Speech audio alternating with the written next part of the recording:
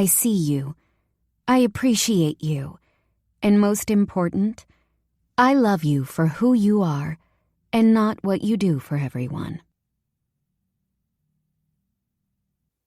Playlist. Art, Tyler. Daydreamin', Ariana Grande. Hostage, Billie Eilish. Let Me Go, Giveon. What Makes You Beautiful, One Direction. End of an Era, Dua Lipa. Marjorie, Taylor Swift. Valentine, Lauve. Never Knock, Kevin Garrett. We Can't Be Friends, Wait for Your Love, Ariana Grande. Girl I've Always Been, Olivia Rodrigo. Don't, Bryson Tiller. Wannabe, Spice Girls. Karma, Taylor Swift. Little Thoughts, Priyana.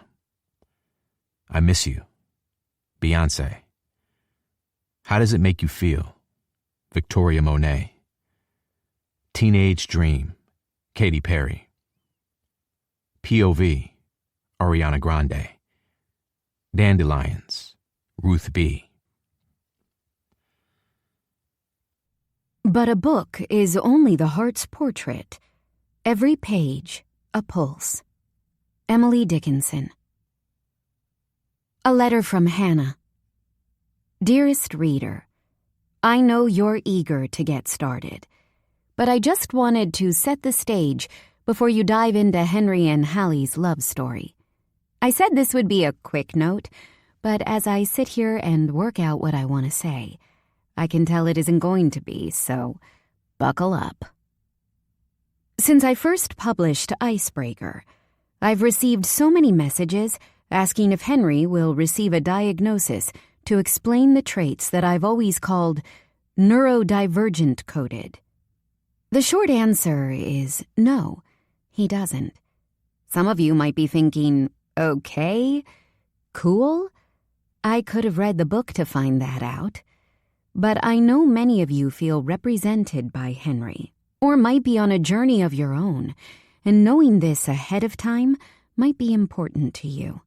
I've always said I wouldn't write a diagnosis storyline, so this shouldn't be a shock to the ones who have followed me for a while. There are so many reasons why, but aside from the real-life obstacles Henry might face in the healthcare system, the main reason is people live fulfilled lives every day without an explanation for why they feel different. It doesn't make anyone, their wants, or their needs less valid to not have a medical diagnosis.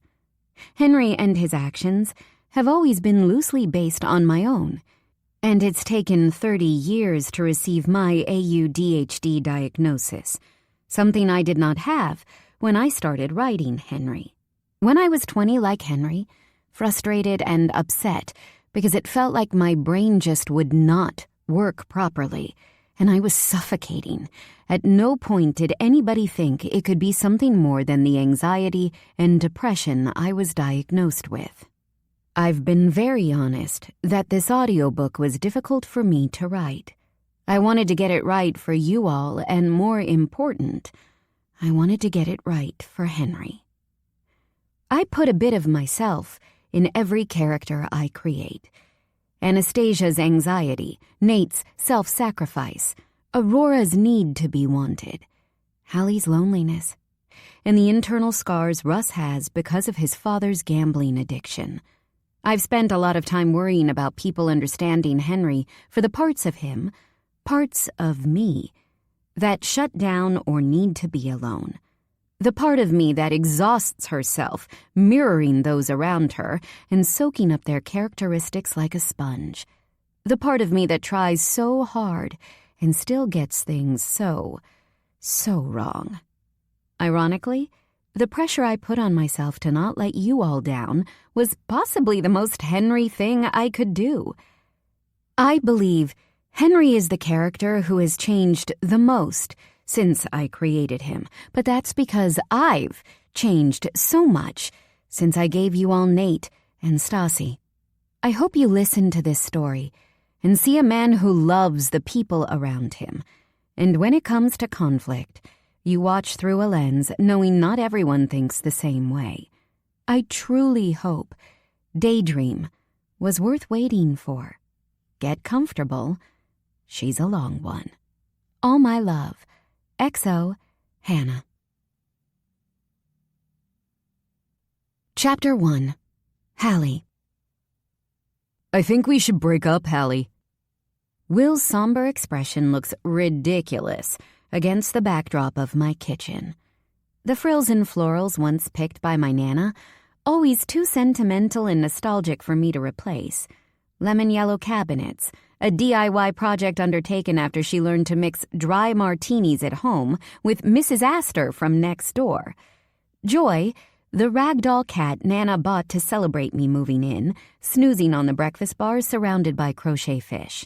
The smell of the second batch of croissants, because I always ruin the first. It's all too domestic, too unserious, too normal to warrant his rigidness. His eyes follow my every move as I remove the "This is me baking" apron he bought me for my birthday, like he's waiting for me to have some kind of dramatic outburst.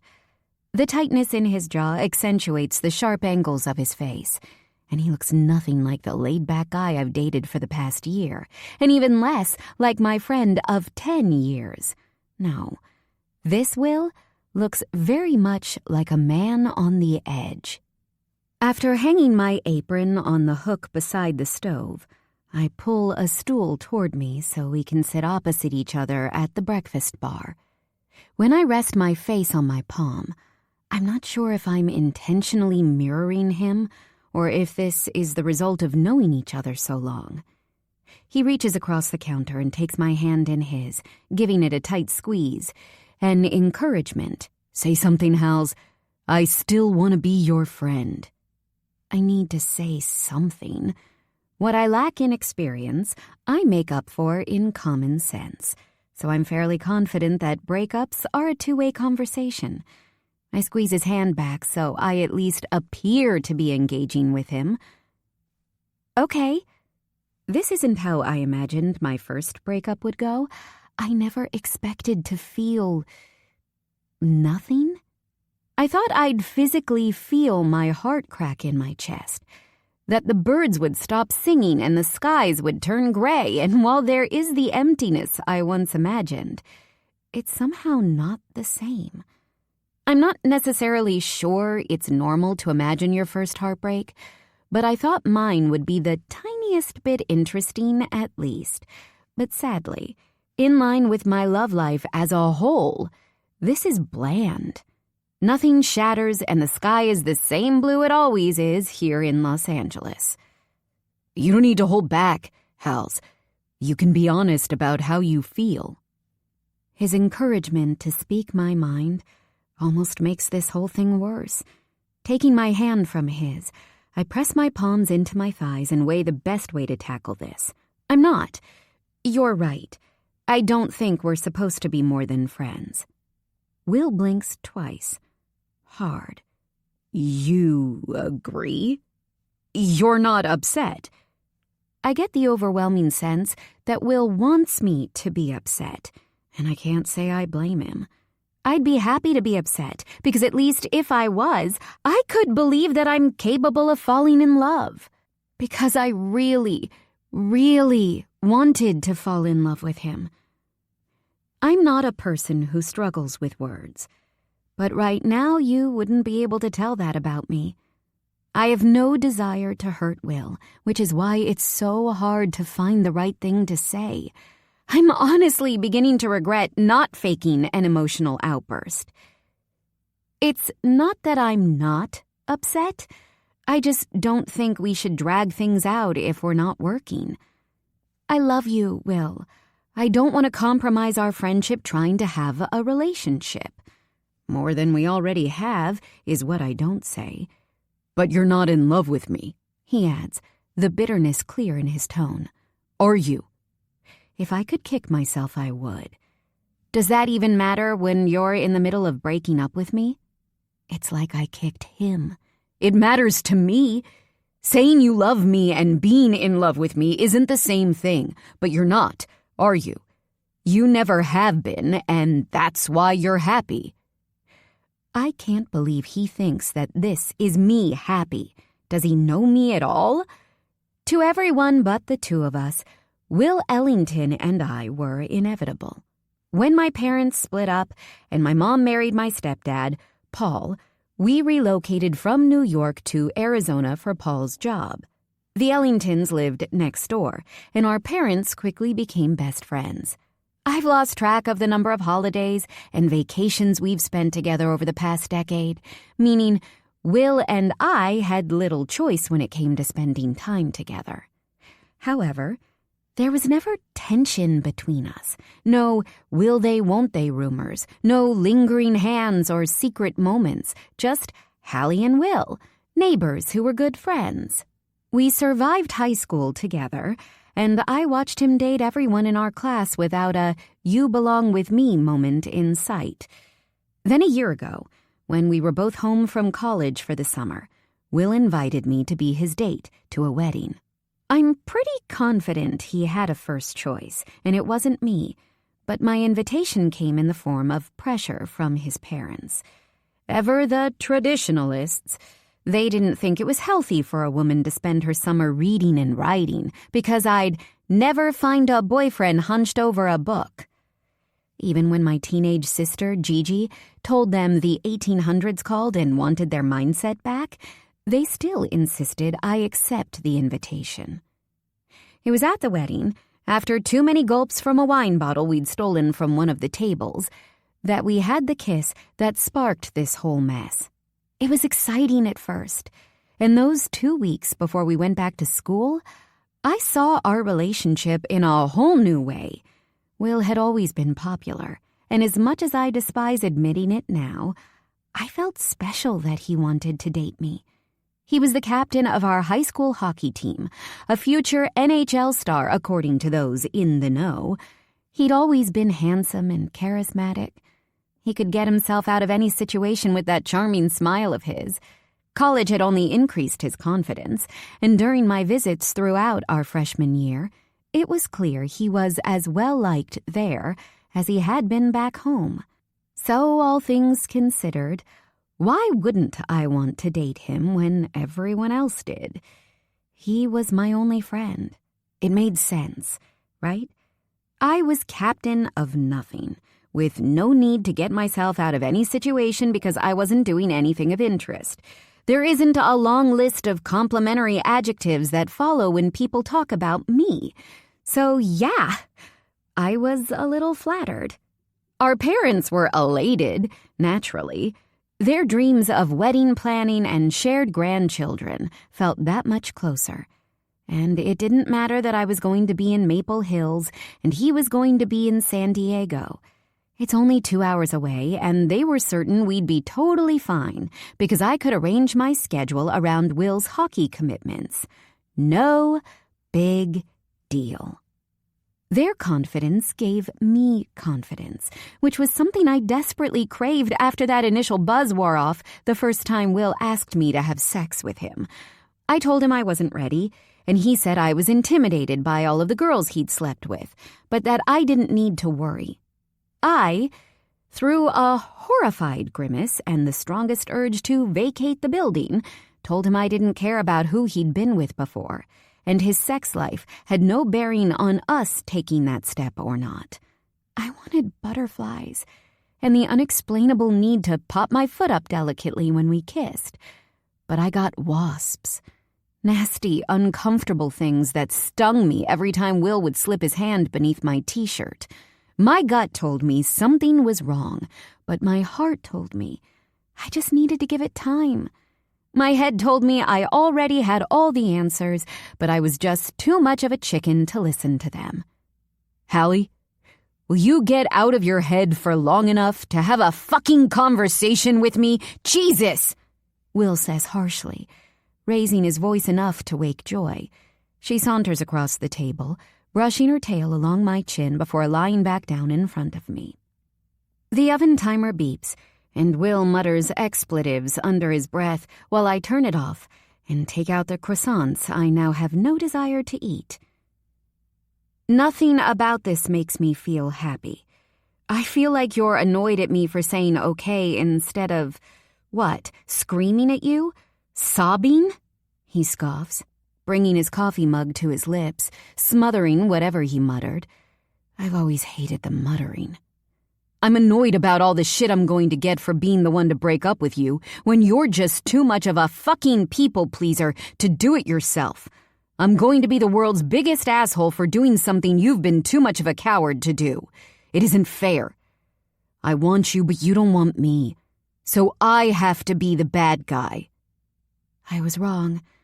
There are adjectives that follow when someone talks about me, just not complimentary ones, I guess. I'm not being a people pleaser. I was trying to give us a chance to work things out. It's not like I wanted to suck at this. I wish you wanted to suck. Maybe that'd solve our problems, he mutters just loud enough for me to hear.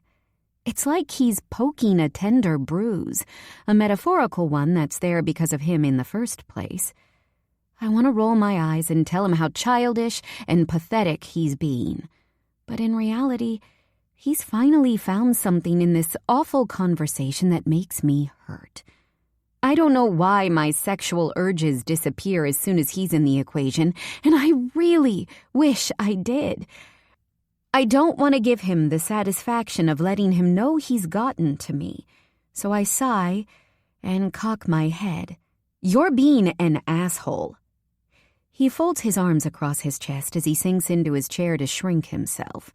Pinching the bridge of his nose between his thumb and forefinger, he lets out a noise that's somewhere between a sigh and a groan. Sorry, that was low. He sits up straight again, his restlessness a contrast to his normal, easygoing nature. Can't help but think things would be better if it actually felt like an adult relationship. I don't know how you can know you hate sex if you won't even try. I've been so patient with you, Hallie, haven't I? More patient than any other guy would be. His need to break up with me right now suddenly makes more sense, given I said I still wasn't ready to have sex with him last night. If patient means stopping when I say stop, then yes, Will has been patient. If patient means repeatedly bringing up sex and interrogating me about my thoughts and feelings but becoming moody when I once again say I'm not ready, then sure, he's been patient. I'm pretty sure neither of those things could be construed as patience, but I don't have the energy to delve into my mostly solo sex life during breakfast. We're two adults in a relationship. That's what makes it an adult relationship, as I've said a million times before. And oh my God, for the last time, I never said I hate sex. I've only said I'm not ready, and we compromised. I did the other stuff. Oh, because calling it a compromise makes me feel really great. Thanks. I want to bash my head on the table. Look, we're getting off topic. We can tell our parents it was a mutual decision. No bad person. Mutual. He shoots me a disbelieving look. Like they'll buy that. What about Thanksgiving, Christmas, the vacation at spring break? You're naive to think they'll drop it. I can't pretend it's a stretch for him to be worried about how our parents might take the news. It's the thing I've been worrying about, too. Maybe he's right. Maybe I am a coward and too much of a people pleaser, and I've forced his hand to save myself. The summer we just shared back home made it very clear that without our hobbies or our family commitments to fill our time, we've outgrown each other. Will wants adventure with his friends until he starts his professional career, and I want to be a published author by the time I'm 25. We're both driven, we're just driving in different directions. When you add the tension caused by my unwillingness to drop my panties on demand, this breakup was the only thing inevitable about us. If I had any friends that I didn't share with Will, I'm sure they'd wonder why we were together in the first place. It's something I've thought about a lot over the past year, and the answer didn't paint me in a very good light.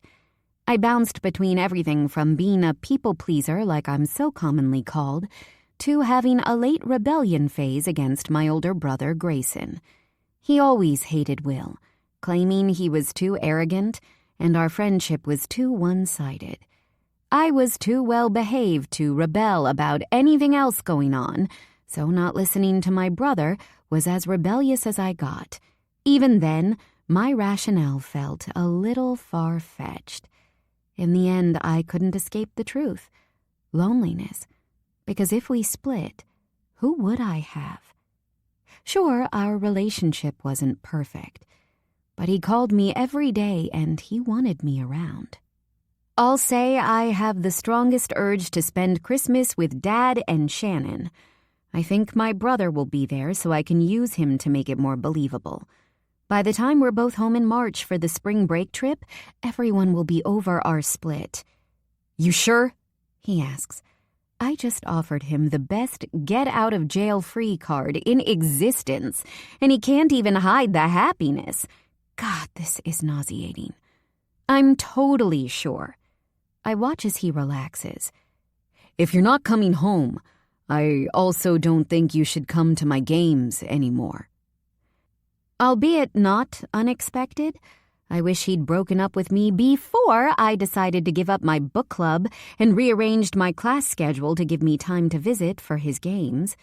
I say decided, but since we're not together now, I guess I don't need to spin things to make Will look better anymore.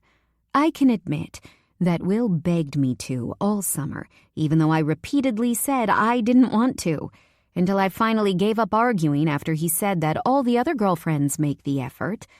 I did it as soon as the school year restarted. I hated letting the bookstore down on such short notice, but they were so sweet about it, and one of their booksellers is excited to take over.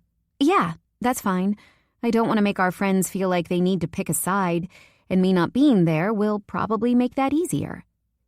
If I didn't know Will as well as I do, I might have missed the way his eyebrows pinched together, and he started to pout.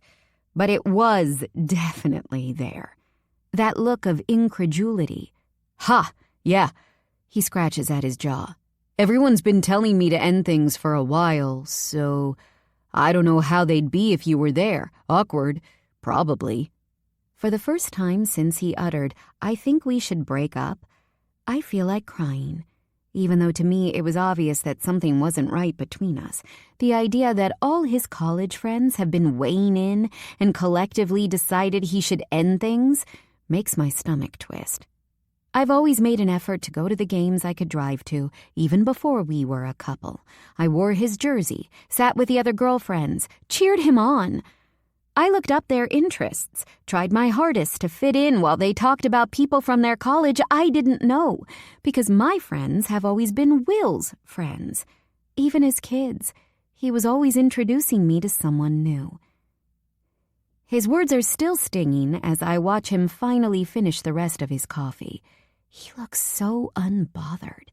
Yet I'm fighting the desire to find the nearest field and bury myself in it. Not my friends anymore. Got it. They were never really your friends in the first place when you think about it. He's staring at me, waiting for me to say something, like he didn't just throw my biggest insecurity in my face as casually as asking for the weather. "Do you ever wonder if you'd have your own friends if you didn't live in a fantasy world?" God, you sound like your parents right now. People can enjoy reading and still maintain a healthy attachment to reality, Will. I drawl. I'm not a social pariah because I like fiction. Nobody has ostracized me from the Maple Hills social calendar because I read romance novels. Maybe if I spent more time in Maple Hills instead of following you around, I'd have my own friend group here. He snorts, and he's one more arrogant action away from getting a croissant launched at his head. Maybe if you were as invested in our relationship as you are in ones that aren't real, I wouldn't have just wasted a year of my life. It's incredible how one conversation can change how someone looks to you. I think you should head home now. Don't be so sensitive, Hals. He stands from his seat and walks to my side. The arm that drops onto my shoulder feels 10 times heavier than it should, and his kiss to the crown of my head burns like acid. I'm just putting myself first. Doing things for me, you know? It's a fresh year and I deserve a fresh start. Hockey is His voice rumbles on in the background, but I can't bring myself to listen properly because it's taking every shred of my self-control not to launch into a rant about how I do know, because I've also been putting him first for as long as I can remember. Putting everyone first, in fact. I've spent my entire life being encumbered by the tasks and responsibilities other people don't want. I make sacrifices without question because that's what I've always done. And at this point, it's hard to know if it's a true desire to help or just habit. As my family blended and grew through my parents divorcing and remarrying other people, my list of people to help grew too. Even though Grayson is the oldest, everything has fallen to me. For as long as I can remember, all I've heard is, "Oh, Hallie won't mind helping." And not once, "Hallie, do you mind?" Or, "Hallie, do you have time?" I don't remember opting in. And I'm tired. I'd love to say my issues with people-pleasing are limited to the people I love, but I know they're not. Whether it's Will, his friends, his parents, neighbors, strangers. It feels like every single person who has ever come into contact with my life has somehow wriggled their way above me on my list of priorities. And look where it's gotten me. Single, no friends, no hobbies, and a schedule perfect for being the ideal hockey girlfriend, but little else, given I now have nothing to fill that time with. I'm tired of being a passenger in my own life. So if Will is going to spend junior year doing things for himself, so am I. Chapter 2. Henry. If time travel were real, I'd use it to go back and convince Neil Faulkner to turn down the opportunity to coach college hockey. Despite my best intentions and 20 long years of practice, I'm not always on the pulse when it comes to understanding people's motivations. I am, however, usually on the pulse of not getting on Coach's bad side, which is why a knot of anxiety appears in my stomach the second I hear my name being yelled in Faulkner's gruff bark. Ooh. Bobby's best attempt at sounding like a cartoon ghost causes a wave of laughter to rip through the half-full locker room. He misses the glare I shoot at him as he pulls his Titans t-shirt over his head. Someone's in trouble. What you done, Cap? No idea, I mutter back as I pull my sweats up my legs. Play hockey, breathe, exist. The possibilities are endless. It's been nice knowing you, brother, Maddie says, patting me on the back as he passes in the direction of the showers. Don't tell the others, but you were always my favorite. Am I a joke to you? Chris shouts, launching what looks like a dirty sock at him. It bounces off the back of Maddie's head, ruffling his jet black hair, and rolls beneath a bench. And just like that, my tolerance for my teammates has reached its limit for the day. I'm sure it's fine, Russ attempts to reassure me, rubbing his towel against his wet hair. If you're not back when I'm ready to go, I'll wait for you at my truck. We're only a few weeks into the new school year, and I already feel like what I imagine being run over is like. During the summer, I spent a lot of time Googling what makes a good captain. And while I don't feel like I have the exact answer, I'm trying to put into practice the few points I picked up. I'm the first one here and the last to leave. I've been making the effort to encourage the new, less confident players. I'm trying to be positive, which means not always saying the first thing that comes to mind. Being open to trying new things when it's in my nature to stick to what I know. I've been doing my full workout instead of letting myself get distracted by the perfect playlist. I don't spend practice daydreaming. I'm doing a lot of things that go against my natural instincts, basically. I didn't even drink at Anastasia and Lola's joint birthday dinner because I fell down an information wormhole about the ties between sports performance and alcohol consumption. So the fact that Faulkner is angry with me about something when I'm trying really hard to do a good job makes me more than a little nauseated. My fist knocking against Coach's office door seems to echo around the room. "Come in," he yells. "Take a seat, Turner." He points toward one of the worn mesh fabric seats opposite him, and I do as I'm told. It's through me trying my hardest to pay attention to this man that I can clearly identify his three main states of being.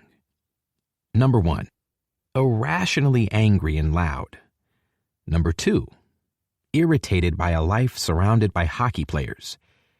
Number 3, whatever the word is to describe the way he's looking at me right now. He taps his pen against the desk repeatedly, the plastic making a sharp clicking noise against the wood. It takes everything in me not to lean across and take it away from him to stop the noise. "Do you know why I called you in here?" "No, Coach." He thankfully puts the pen down and pulls his computer keyboard toward him. "I just received an email requesting a phone call to discuss you because you failed your paper in Professor Thornton's class. And instead of going to Thornton to find a way to fix it, you went to your academic advisor to try and get out of his class. Do you have anything to say for yourself before I dial this number?" Every single word I've ever learned evaporates from my head other than, "Oh, shit." "No, Coach." He runs his hand across the top of his head like he's brushing back a mane of hair. I've always wanted to ask why, considering he's bald, and, according to the game tapes we've watched, has been bald for the past 25 years. Despite encouragement from some of the guys, Nate told me not to ask him that, unless I wanted a world of misery, which I don't. But the question plagues me every time I watch him brush away his non-existent hair. "Okay, then." His chubby fingers practically poke a hole through the handset as he punches in the number and rests the phone between his ear and shoulder. I have no choice but to listen while he introduces himself, then ums and ahs through the call. Nate always told us that Faulkner can smell fear, so you should never show him your weaknesses. Admitting I fucked up the semester before I've properly started it feels a lot like weakness. He puts the phone down and stares at me so intensely, it feels like he's staring at my soul. "Miss Guzman said she reminded you 3 times to schedule your appointment to register for your classes. That's true. And by the time you tried to register, the class you wanted was full. So you picked Thornton's class, thinking you could get on the waiting list for something else and drop him during swap week. Yes, but you didn't add yourself to the waiting list, and you didn't try to drop it during swap week." I intended to. I truly did. But I've been so busy worrying about following Nate and being a good captain that everything else took a mental backseat. Every obstacle let me push things off, and I kept telling myself I'd fix it until it was eventually too late. Also true. "So you mean to tell me," he says, then pauses to take a long sip from his coffee mug just to make me extra miserable, "that despite ample opportunity to rectify the situation yourself, you didn't. And now you're here, disturbing the few sweet hours in a day where I don't have to look at your face, expecting me to help you." I want to point out that he invited me in here, and I went to the advisor who is specifically employed to support student athletes for help. But I suspect he'd take that as well as he's taking me failing one assignment. I guess. "What's your grievance with Thornton?" I think back to what Anastasia and I workshopped ahead of my visiting Miss Guzman. I repeat her words like a parrot. His teaching style and my learning style are incompatible. "You're going to have to give me more than that, Turner." Faulkner sighs, leaning back in his chair. He clicks his mouse and stares at his computer. "You're excelling in everything else, and I know you're a hard worker. So what is it with this class that makes you think you need to quit? I'm trying to remember how I explained it to Anastasia and Aurora the day I came home from my first session with Thornton. I ranted for 5 minutes and then had to lie on the floor and stare at the ceiling for an hour. I need to take a writing intensive class to meet the requirements of my major. Professor Thornton's syllabus is known for being a lot of reading and researching. That's why nobody wants to do it. He essentially teaches world history. It's barely even about the art. I struggle to focus on the material because there's so much that's irrelevant to what he wants, I think. And I don't love reading things I'm not interested in. I struggle to stay focused. I also don't understand what he wants most of the time. I've found myself in information black holes to only end up in the wrong place anyway, and then, of course, failing. Faulkner sighs again. I wonder if he does it at home or if it's something he reserves for this office. I wonder if it gives his family the same sinking feeling it gives me. It says here you have a similar kind of class with Professor Jolly, and you're not trying to drop that. Jolly is a borderline hippie and believes the history of art should be something you learn about and feel in your soul. She hates the idea of grading people on how they interpret and enjoy learning about art. So her class is final exam only, and that's just because the department makes her. It's impossible to fail as long as you show up, and she doesn't have a class cap, meaning I could get in even though I signed up for the classes later than everyone. I love Professor Jolly's class, not only because it's actually interesting, but because I understand what she wants from me. What I learn helps me with my practical work, and I don't leave her class feeling unprepared and lacking direction like I do with Thornton. It would have been the perfect solution, but it doesn't meet the requirement. I work better under the pressure of an exam. Faulkner starts tapping his pen again. Have you talked to Professor Thornton? Professor Thornton is even less interested than you are, I want to say. He was unwilling to hear me out. It's out of my hands, he says, giving me an uninterested shrug. Should have come to me sooner so I could have helped you. Be more organized. Come to me sooner. I don't know how to explain to someone who doesn't live inside my head that they could have physically carried me to the office or glued a laptop down in front of me, and I'd have still found a way to avoid the task. What happens when I fail the class? I'm not even worried about my GPA because I dominate at things I enjoy. And I love everything else on my schedule for the rest of the year, assuming I register for the rest of my classes in time. It's just this class and Faulkner's obsession with team captain academic perfectionism. After his professional career was cut short by an accident that left him unable to play, he's obsessed with us having a backup plan. Yes, as student athletes, we're tied to achieving a certain grade point average to be able to keep that title. But what Faulkner wants is next level. I know there's no point in fighting it, because no person who ever fought it before me won. We're not talking about that. You're the leader of this team, Turner. You don't get to fail your classes and keep your title. Partner with the classmate. Join a study group. Use your academic advisor for something other than quitting. I don't fucking care. You do whatever it takes to make it work. I don't expect to hear about any more bad grades. Nate made it all look so easy. And I'm kind of mad at him for downplaying how much of a hard-ass Faulkner is in private. I've been told so many times that being captain is an honor. But as I drag my feet out of Faulkner's office, it feels more like a weight around my neck. Leadership doesn't come naturally to me. I've always been happier in solitude. But I'm trying as hard as I can. I don't want to let my teammates down, or Nate and Robbie, who convinced Coach I deserved it. Being captain is a lot like Thornton's class. I'm expected to know so much that nobody has ever explained to me, and yet I'm supposed to just smile through it. It's why I said no when I was originally offered the position. I expected it to be given to someone else, and I could carry on living my life. But that didn't happen. Nate and Robbie continued to reason with me. They tried everything from comparing me to everyone I suggested would be a better captain to saying I'd be the first black hockey captain at Maple Hills. They dropped the ladder when I said it was a damning snapshot of opportunities for people of color in hockey and not the win they were making it out to be. The more my teammates pushed, the more others started. My mom's, Anastasia. So many people told me they thought it was amazing and how excited they would be to see what I could do. In the end, even though I still had my doubts, I accepted.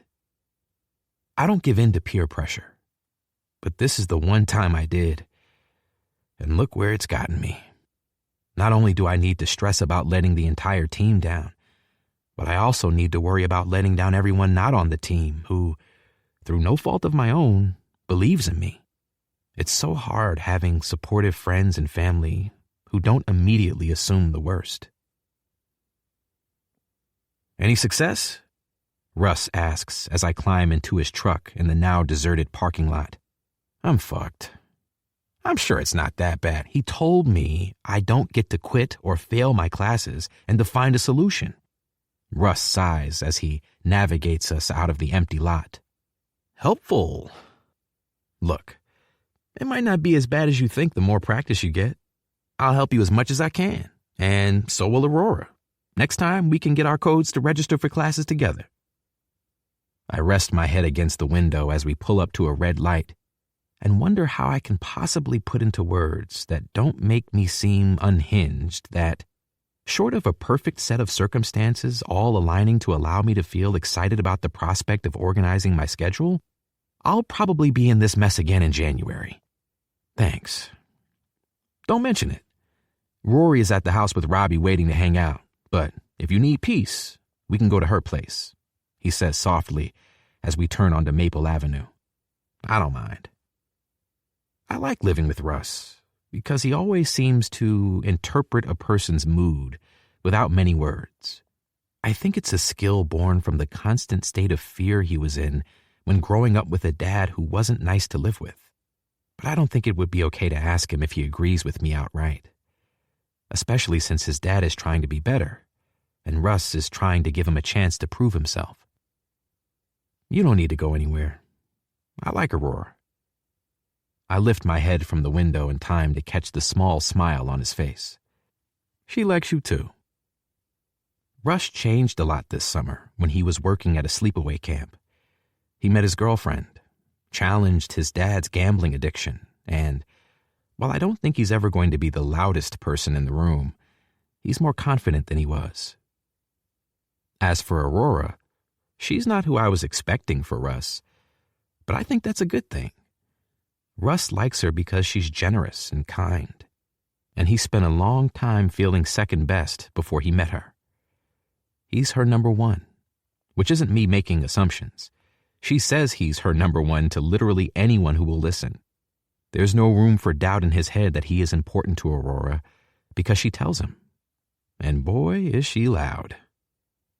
I don't like to compare my friends because they're all different, but she's the only one who doesn't talk to me about hockey, which puts her pretty high up on my list given it feels like the only thing people ever want to ask me about now. Trying to remember the last time someone asked me about one of my other interests makes the trip home quick. Before I realize where we are, Russ is pulling into the drive beside his girlfriend's car. Aurora looks up when I open the front door, but her eyes travel straight past me, and the widest grin spreads across her face when she spots Russ. I feel like we just shipped one lot of girlfriends out and immediately gained more.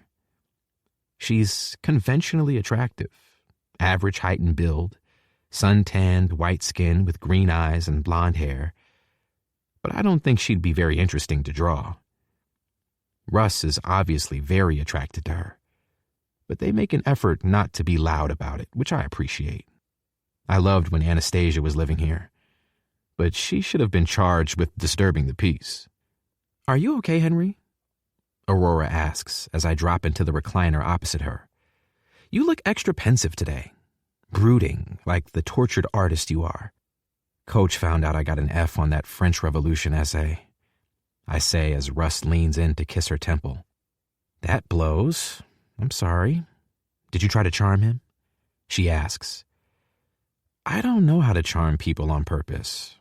And even if I did, he'd be immune just to punish me. He thinks I should have academic superpowers because I picked up a hockey stick 15 years ago. I think you're incredibly charming, she says. Who has superpowers? Robbie asks as he rounds the corner from his bedroom.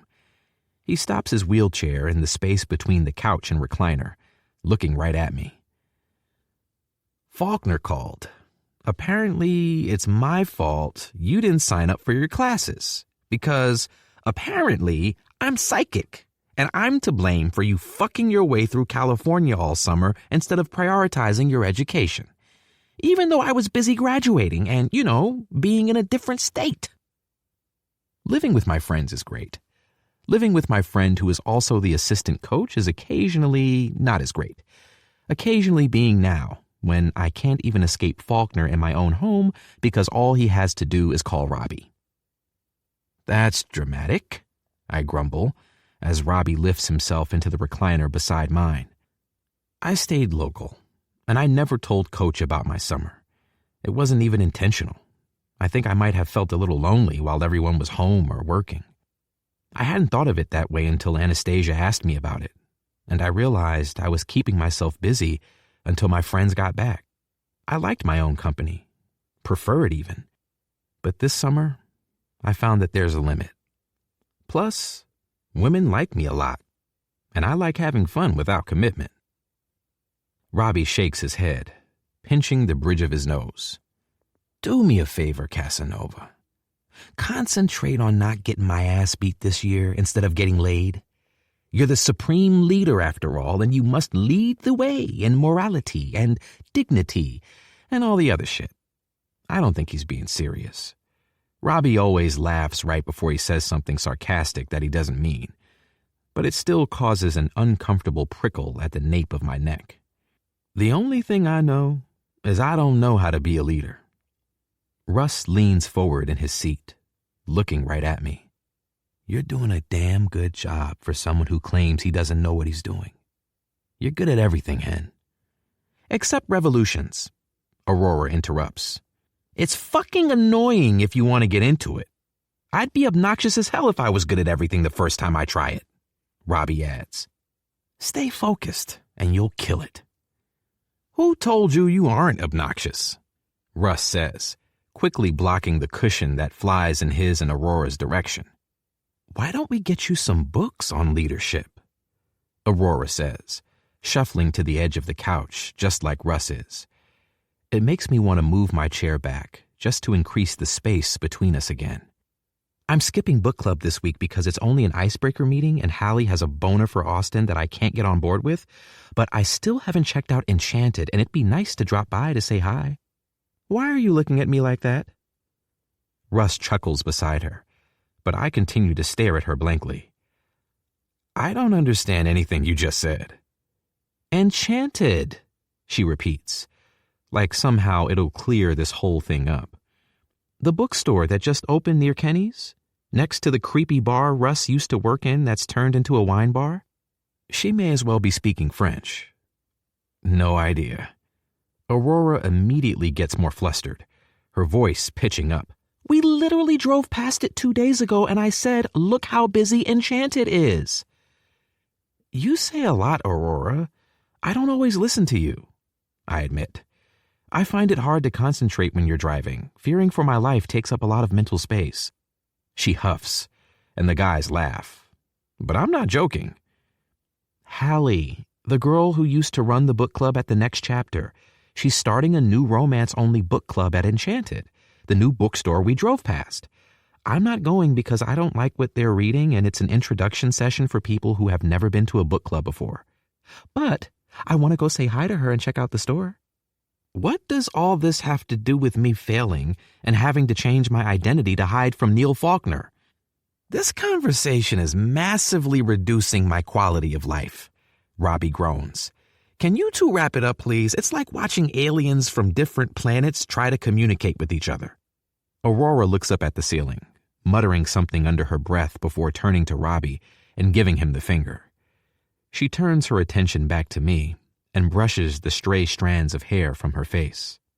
Henry, do you want to come with me to a bookstore and buy books that will help you learn about leadership and thus help you be a better captain? No. Robbie and Russ burst out laughing, and I'm not sure exactly what was funny about that fact. But why? Amelia is at dance and Poppy is busy and I don't want to go on my own. Have you been paying attention? I need to work out how to pull off a miracle. Take Russ. She lightly bops Russ in the ribs and his laughing immediately stops. Russ is having dinner with his parents tonight. This might help. If you come with me and give it a chance, I will buy you a milkshake. No, thank you. And chili fries. Fine, I say, but only because I want to be a good friend to her, not because I actually want to go. But I'm not getting the fake meat this time, and I'm counting down until you can pull away from stop signs. In fact, scratch that. I'm driving. Let's get this over with.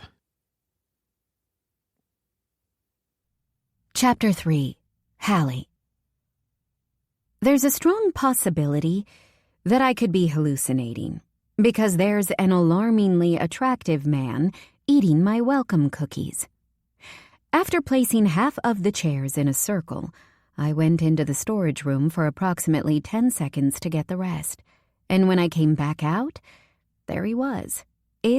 Maybe? Possibly, depending on the hallucination thing. Starting a brand new book club has had my nerves out of control all day, not to mention I've had an excessive amount of caffeine. I'd originally said no when the owner of Enchanted asked me to run her book club last term, because I thought running 2 would be too much work. However, in a slightly frantic, "I'll show you, Will Ellington" type moment, when I saw her at the store's opening night, I told her my schedule had opened up, meaning the 2 weeks since Will and I split have involved me zooming around to try to ensure this venture isn't a flop. The real first session is next week, but when I started posting about the club, many of the prospective members asked for a welcome session to get a feel for what to expect. I picked a book that most people said they'd already read to give us something to talk about. So, under the circumstances, hallucination is not quite as unbelievable as it may have originally sounded. I will admit, though, if I am hallucinating, my imagination has certainly stepped it up. When he takes a seat and picks up a book from the pile beside his chair, I decide, albeit not confidently, that he's real, which brings me to my next predicament, introducing myself. Introductions have always been my least favorite part of book club. I've spent my life relying on Grayson, or as a teen, Will, to make introductions for me. Even Gigi and Maisie, my younger sisters, are better at it than I am. This has always been the one place they haven't been able to pick up the slack socially. It's not that I don't know how to have a conversation with people, I just don't know where to start. Once I have started, I spend the conversation worrying if I'm making a good first impression. I wouldn't call myself shy. I've just spent my life around louder, more dominant personalities, which has never allowed me to properly challenge myself to get confident in these scenarios. However, books are a great equalizer, and I just need to remember that everyone comes here with the same purpose. Thankfully, he's so engrossed in reading the back of his book that he hasn't noticed my minor confidence crisis in the corner of the room. The more I stare, to work out what to say not to be a creep, the more I'm beginning to feel like I know him from somewhere. Right on cue, he leans back in his chair to stretch for another cookie from the table, and the hem of his t-shirt rises enough to reveal a sliver of light brown skin covering his solid, muscular stomach. I know he isn't one of my neighbors, given that I'm surrounded by senior citizens, and he isn't in my major because I would not forget him. I don't go to parties, so I can rule that out. He isn't here with anyone, so he doesn't appear to be someone's boyfriend. Maybe he's a model, and I've seen him on a billboard. He has the bone structure for it. My God. Sharp and yet soft at the same time. An oxymoron, I know, but it makes sense with his face, I swear. Reddish-brown curls cut short. Dark lashes line his brown eyes, fanning against his cheek as he watches me. Full lips settled in a relaxed smile. Wait, as he watches me. As he watches me. It could be my imagination, or the coffee again, but I swear he smirks. I've never broken eye contact so quickly in my life. "Hi!" I choke out as I speed across the hardwood floor toward him. "Welcome to book club." My God, he's even prettier up close. I'm firmly backing my billboard theory. I make the split-second decision as I reach him not to shake his hand, because not only would it mean I had to do it to every other person who comes in here, it's also really weird. What I'm slowly realizing is my brain is coming out of a deep slumber, and it's just remembering that other men exist, and some of them look like models. I give him my most welcoming smile, and God, I really feel like I know him from somewhere. "Hi, I'm Hallie." "Henry." "Hi, you've said that." "Have we met?" "No, I'd remember you," he says. Ironic, because I'd definitely say the same thing about him, but I still can't place him. "Do you want some help with the chairs?" "I'm well practiced doing it by myself, don't worry." Henry ignores me and stands to start repositioning the chairs anyway, so I copy, even though it was my task in the first place. It's so quiet up here, and I feel like this might be the worst I've ever been at welcoming someone to group. Say something, Hallie. "So, big fan of romance?" "Are you asking me out?" he asks. And the chair I'm holding slips out of my hand and crashes to the floor. "What? No," I say, my voice rising a few octaves. "That's a shame. If I wasn't already blushing, I definitely am now. Kinda sounded like you were hitting on me." There are tomatoes that will never be as red as me right now. "Oh, shit. I'm sorry. I was just asking about your reading preferences." He heads toward the storage room to get more chairs and looks back at me over his shoulder. "I don't really have any. I'm more of a hands-on person." "Oh, so you're hoping to get into reading romance?" "No," he says, dragging a stack of chairs like they weigh absolutely nothing. "I see." I don't see, actually. This is probably the least I've seen ever. I take a seat on the chair he vacated and pick up the hardback on the top of the pile beside the chair leg. It's a book about leadership. If you're joining book club to talk about nonfiction, I'm really sorry, but this one is specifically for romance fiction. You could join the club at the next chapter. I don't run that one anymore, but they rotate different genres and themes there. The new person who runs it is really nice. "I'm not joining a book club. My roommate's girlfriend convinced me to come here with her to buy books on how to be a better leader. She thinks it'll solve all my problems. I don't think she's right, but she says things in a way that makes you believe her. I just wanted somewhere to sit until she's done." No wonder he thought I was hitting on him. It seems I've massively misunderstood. Sorry. It's a new club and we're doing an icebreaker session and I assumed. "Icebreakers are one of my least favorite things." He takes the seat beside me and I concentrate on the shiny dust jacket of his book. "But you don't need to apologize." "What are you supposed to be leading?" I ask, picking up the next book from his stack. "To be a better leader for." I recognize this memoir because Will has the same one in his bedroom. I look up at Henry and everything clicks into place. "Hockey," we both say at the same time.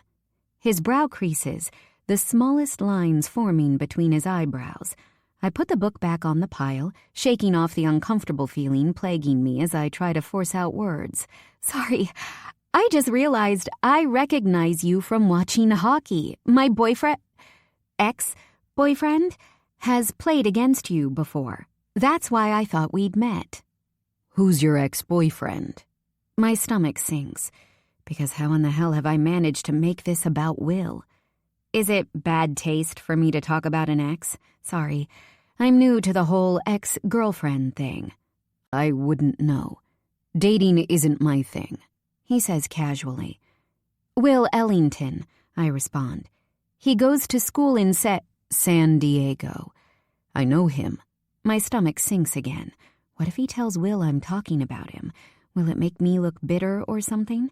This is what happens when I have to socialize unsupervised. He's not as good at hockey as he thinks he is. I snort. Literally. My body clearly didn't know what to do with the shock of that statement. Sorry.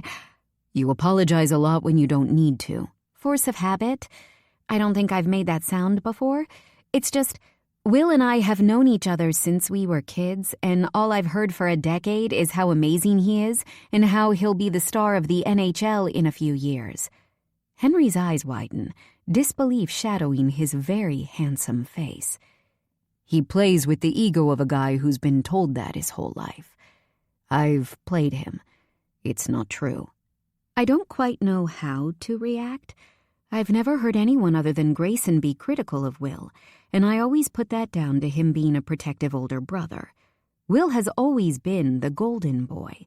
Since we agreed to stay friends after our breakup, I shouldn't feel happy hearing someone talk about him so negatively, but I do.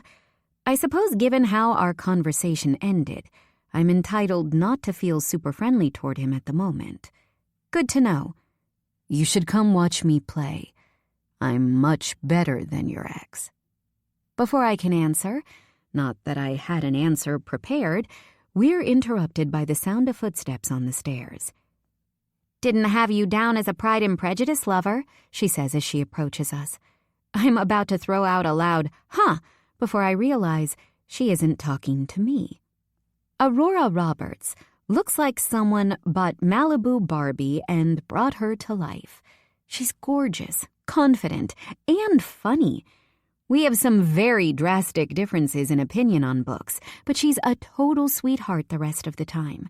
We've had practically the same class schedule since freshman year, and even though I only see her outside of class at book club, she always makes the effort to be kind to me. She sent me a nice message when I posted that I wouldn't be continuing with the next chapter book club, and an even nicer message when I posted that I was starting a romance-only book club here at Enchanted. I've always thought that maybe we could be friends, but Will said rich girls like her want rich friends who can afford to do the things they do. Hey, Hallie, she says cheerfully before putting her hands on her hips and staring at Henry. I genuinely thought you'd just left me here.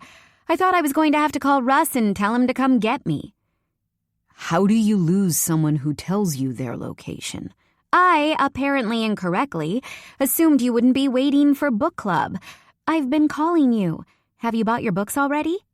I quickly realize that Aurora is the roommate's girlfriend Henry referred to earlier. Not yet, he says, grabbing the remaining books on the floor. He rests his arms on top of the pile and smiles as I hand the two in my lap back to him. Do you want to hang out with us? Aurora bribed me with chili fries and milkshakes, so we're heading to Blaze's diner. It takes everything in me to not ask him to repeat himself. Blaze's diner is popular with students because it's cheap, the food is great, and it's fairly close to campus. Will and I went there for lunch sometimes when he visited, and it's usually full of big groups of friends hanging out. This is my 3rd year at Maple Hills, and not once has someone asked me to hang out within an hour of meeting. I don't think anyone's asked me to hang out, period. That's really sweet of you, but I sort of have to host a welcome meeting in 15 minutes. He tisks. Oh yeah. After? After book club, I'm starting a new job. I need someone to remind me why I'm starting a new job. Pronto. Sorry. New book club and new job on the same day? Aurora says. I don't know where you find the time. You're like Superwoman. Yeah, my schedule opened up. I explain coyly, hoping she doesn't make me delve in deeper. Henry doesn't look happy or sad at my refusal, just neutral. Another time. Bye, Hallie. Aurora says as they both turn to leave. "See you in class, and good luck. I promise I'll be here when you do a romance book that's actually a romance book." "You survived!" Inaya shouts as I descend the stairs to the main store. "How did it go?" "I wanted to come up, but I got an influx of moms who just dropped their kids off at Simone's for ice skating lessons.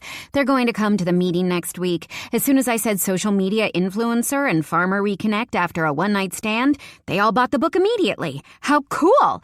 I didn't even think about the rink for potential members." Even though the past few weeks have been a rush of recruiting members, planning my life, getting back into the swing of college, and resisting the urge to check my phone for messages from Will 10 million times a day, it's truly worth it to be a part of someone living their dream. When the Enchanted page first followed me, and I saw it was going to be opening in Maple Hills, I immediately messaged to share my excitement. Inaya introduced herself and told me it was a lifelong goal of hers to open her own bookstore. This building had sat empty for a couple of years, probably because of the fights that used to happen outside the bar next door before it was shut down. It's full of charm, with high ceilings and tons of light, and now that the building next door is being renovated, Inaya thought that this store would be the perfect place for her. When I came for the grand opening, I fell in love immediately when I walked through the soft lilac-painted door. In reality, even without Will taking up my time, I don't really have the time for a book club. Junior year is for sure going to kick my ass. But I'm the eldest daughter, and nobody taught me how to say no.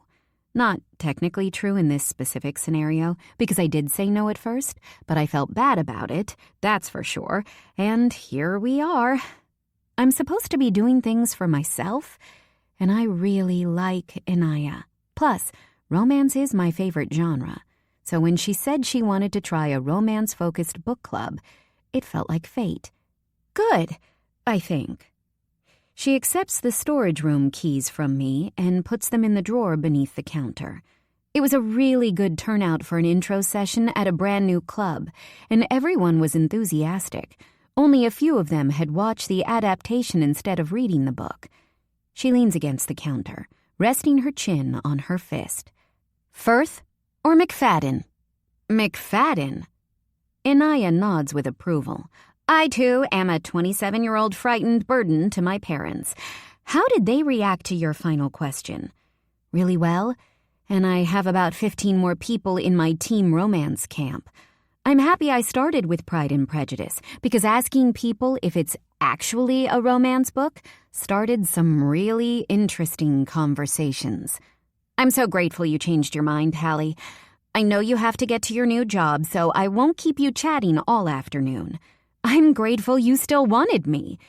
Do you have those flyers you mentioned earlier? I'll put them up around college." Sliding off her stool, she dips behind the desk, only the top of her glossy black hair visible as she rummages around before reappearing with a stack of flyers and pot of pins. She begins to separate them into piles, dashing beneath the desk again when she realizes she's missing some. "Do you want one about the writing competition?" I feel like a dog that was just told she's going on a walk. My ears all but prick up. "Writing competition?" "Yeah," she says, putting an extra flyer on the pile. "Calliope Publishing is hosting it. Their indie team reached out to me about advertising to customers. You have to submit a novel of at least 70,000 words, and the winner gets a place in some fancy creative writing course in New York City during the summer. I think the deadline is around spring break, but double-check the flyer. It sounds cool, but with the exception of some questionable fan fiction when I was 15, I'm definitely not author material." I feel like my eyes are about to pop out of my head like a cartoon character as I skim the glossy paper. This couldn't be more perfect, and I have no shortage of ideas, and I have all this free time now, and I need to go to work. I'll take a look. Thanks, Inaya. I should get going. Good luck. The drive to the hotel takes half the time I'd planned, and I spend 15 minutes sitting in the parking lot, debating with myself if it's rude or conscientious to arrive 30 minutes early. In my defense, I'd imagined every possible thing that could go wrong and planned for it. It's not my fault that I returned to my car in the parking lot of Enchanted and still had all 4 of my tires. The writing competition flyer is staring at me from my passenger seat, but I've already read it 10 times to confirm that yes, I am 100% going to submit something.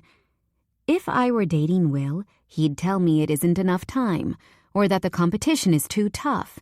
He'd convince me that it was selfish to spend time I could be with him working on something I'm excited about, since I already have so many commitments.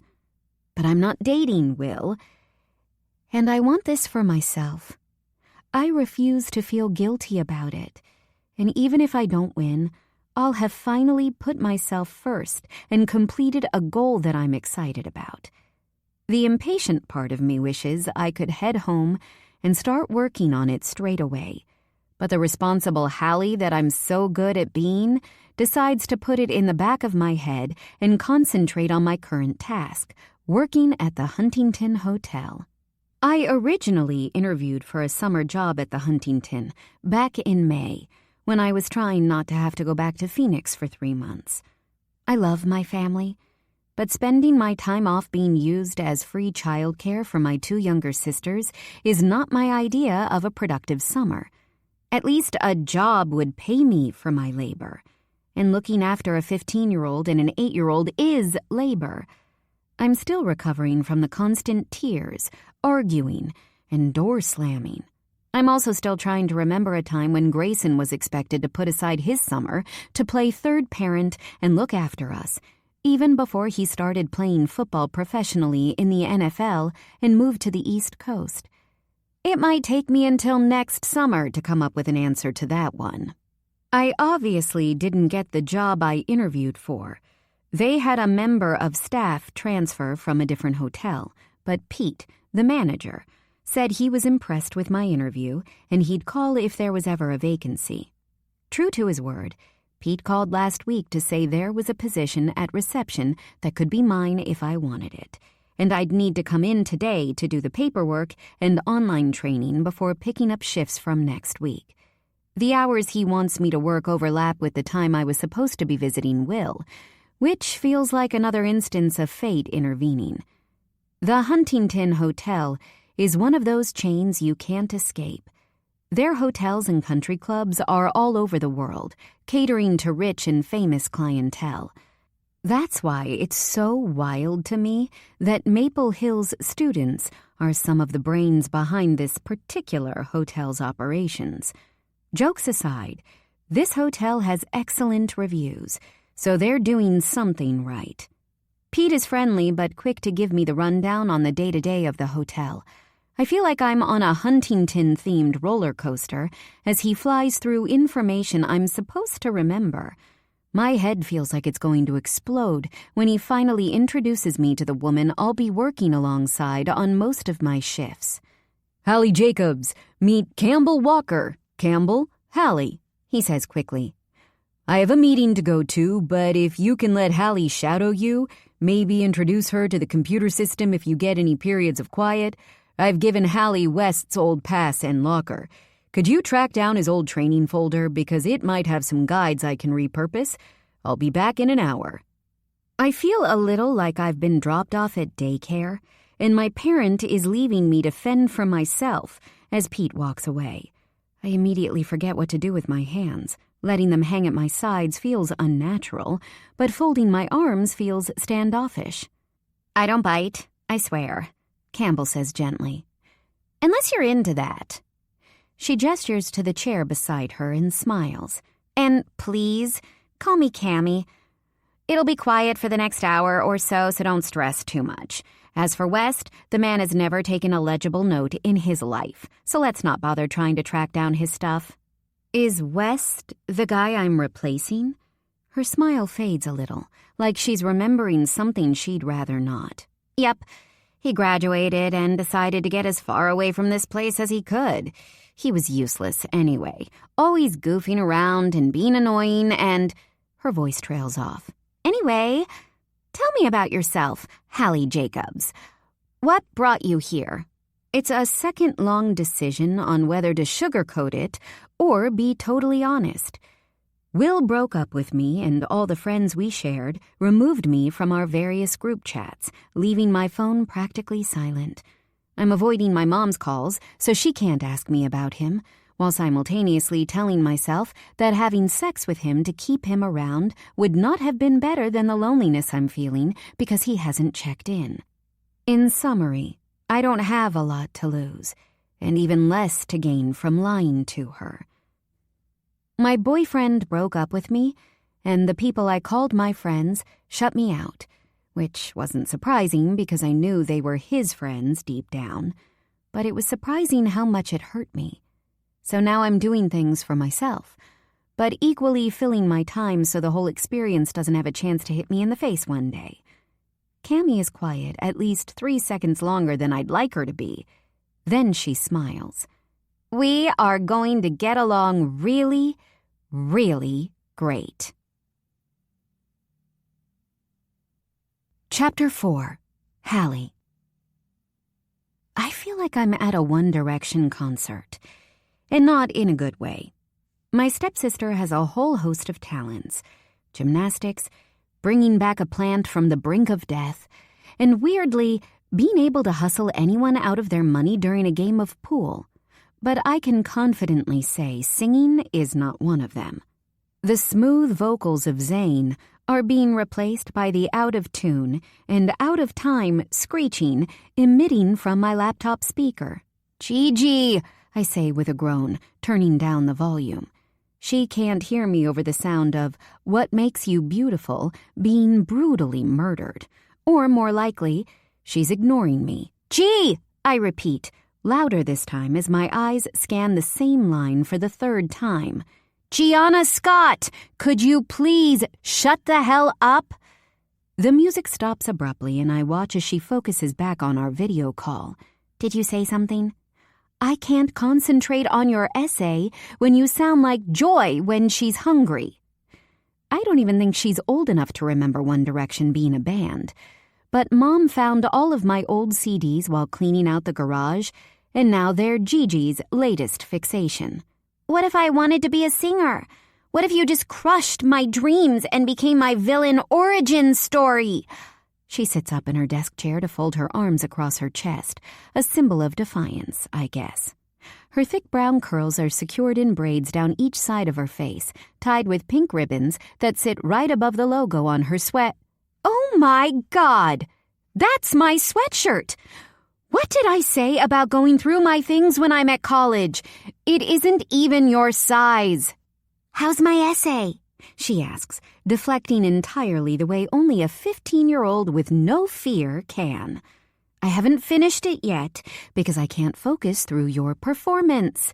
Just be quiet for 5 minutes and then I'll be done and you can go back to your concert. Gigi pinches her thumb and forefinger together, sliding them across her lips like a zipper, and I get back to reading about Orwell's 1984. Thank you. I get 2 lines in before her fingers drum against the desk as she hums what sounds like the tune of Best Song Ever. Sighing dramatically so she knows how annoying she is, I mute her. Getting Gigi to listen to the audiobook this summer was practically a full-time job, so I'm quietly proud of her for finishing her essay on time. I've been helping her with her schoolwork since our parents got married when she was 5. I was the one who originally suspected she was dyslexic and had ADHD, and the one who worked with her for hours, practicing dictation until she mastered it. Now I'm her unqualified tutor because, according to my mom and Paul, her dad, I'm the only person Gigi listens to, which, as I unmute her and immediately hear her blasting Midnight Memories, I can confirm is a lie. They claim she needs academic reassurance, as well as all the assurances I give when they call me begging for me to talk some sense into her. Paul has full-time custody of Gigi because Lucia, Gigi's mom, gets posted overseas often and it isn't guaranteed Gigi would get the academic support she needs if she moved to different schools. As nice as he is, Paul has no idea how to handle a teenage girl, and my mom wants an easy life. which teen me gave her, so it's easier for her to send Gigi in my direction. Maisie, our shared half-sister, is too quiet to be any kind of threat to Mom's peace. Grayson was a nightmare teenager, always fighting and getting into trouble, but my mom looks back on it with rose-tinted glasses because he's her golden boy. It's great, G. Good job, Jana. Of all the things I need to do in a week, getting through this video call with a child who clearly is less interested in it than I am is the most stressful. Jana, for God's sake! The music stops again. You're very stressy today, Halle Bear. Whatever happened to gentle parenting? Well, I'm not your parent, for starters, and you may find this surprising, but reading about how Orwell's vision of a dystopian future written in 1949 stands against the reality of today is not my idea of a fun Wednesday night. Why? She asks, spinning around on her desk chair. What other options do you have? I saw Will pre-gaming a party on his story, so I know he's not with you. The casual mentioning of my ex knocks me for a moment, and it's a sad reminder that I haven't had the courage to tell my family we broke up yet. I love my sister, and ordinarily I'd share my life with her, but I know as soon as she needs to divert my mom's attention, she'll throw my breakup to her like throwing a dog a bone.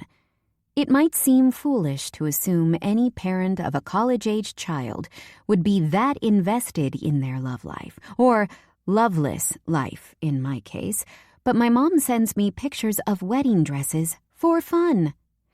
In the theme of keeping secrets, I also haven't told Gigi about the writing competition. That's less about her snitching to my mom, though, and more about the fact I have no freaking clue where to start. All I've ever wanted to be is an author, and I can't even decide on what story to write for the competition. I have so many ideas that I genuinely thought it would be easy, but nothing feels right. It doesn't exactly fill me full of hope about my chances of winning a place in that course. Every single resource I've looked at says, write what you know, and, as it turns out, I happen to know very little. I was invited to a party. I don't know why it sounds like I'm lying when I'm not, but there's a hint of I can't quite believe it in my voice. It's enough to stop Gigi's incessant chair spinning and for her to dramatically plant her hands on her desk and drop her jaw in shock. And I think I'm going to go. Since when do you go to parties without Will? She picks up her laptop and carries it with her as she drops onto her bed, tilting it onto its side as she lies against her pillows. Who are you going with? Where are you going? Is it a book club thing? Cammie, the girl I work with, invited me. It isn't a book club thing. I think it's the basketball team or something. I can't remember. Can't remember being code for the fact Cammie said the name of the guy who's throwing the party, and I have no idea who it is. So I'm guessing from the basketball emoji she sent. So, yeah, more interesting than high school English homework. Her surprise isn't even that insulting, because it's very un-me. What are you going to wear? This is the thing I love about Gigi. She doesn't dwell on things. Once she's processed it, she rushes on to the next thing. The next thing being telling me I can't wear what I wanted to wear because it makes me look like an elementary school teacher. Maybe I want to look like an elementary school teacher. I do not. And maybe you watched Matilda too much in your formative years. Can you borrow something from your friend? I don't really know if she's my friend, so I don't know if it's okay to ask to share her stuff. Plus, she's really slim. So, realistically, no. One of Gigi's eyebrows creeps up to allude to her confusion.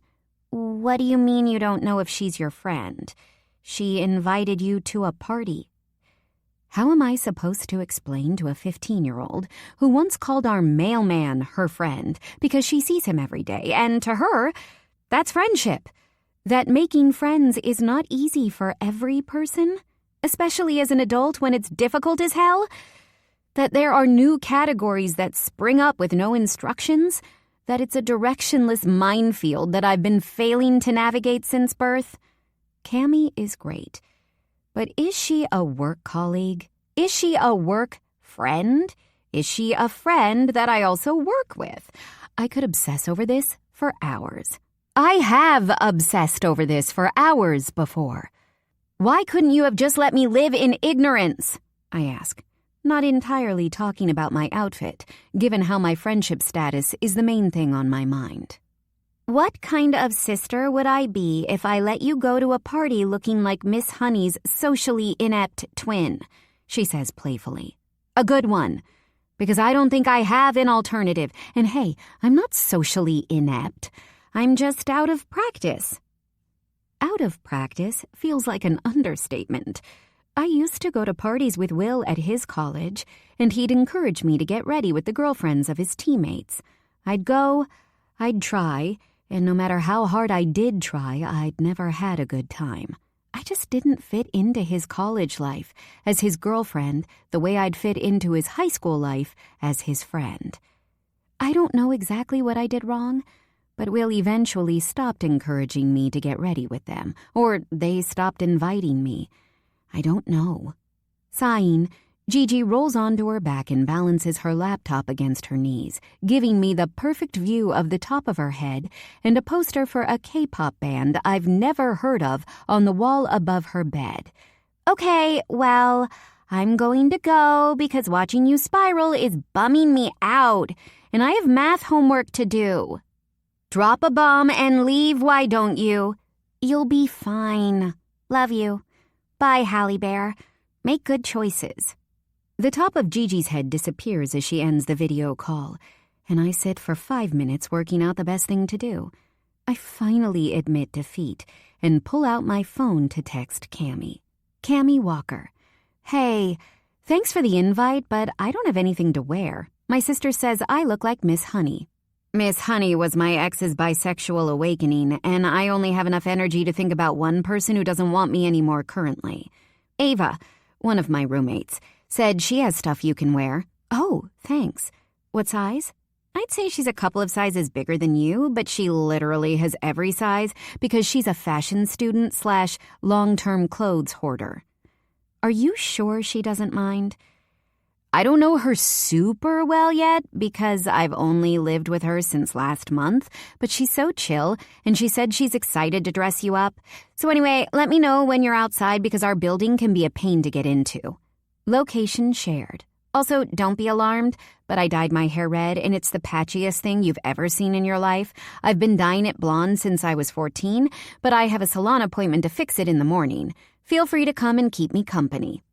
My trust issues have me sprinting to see which Avas Cammy follows because I've been stung by the, oh, you're basically the same size so many times in my life, and it's always by someone significantly smaller than I am.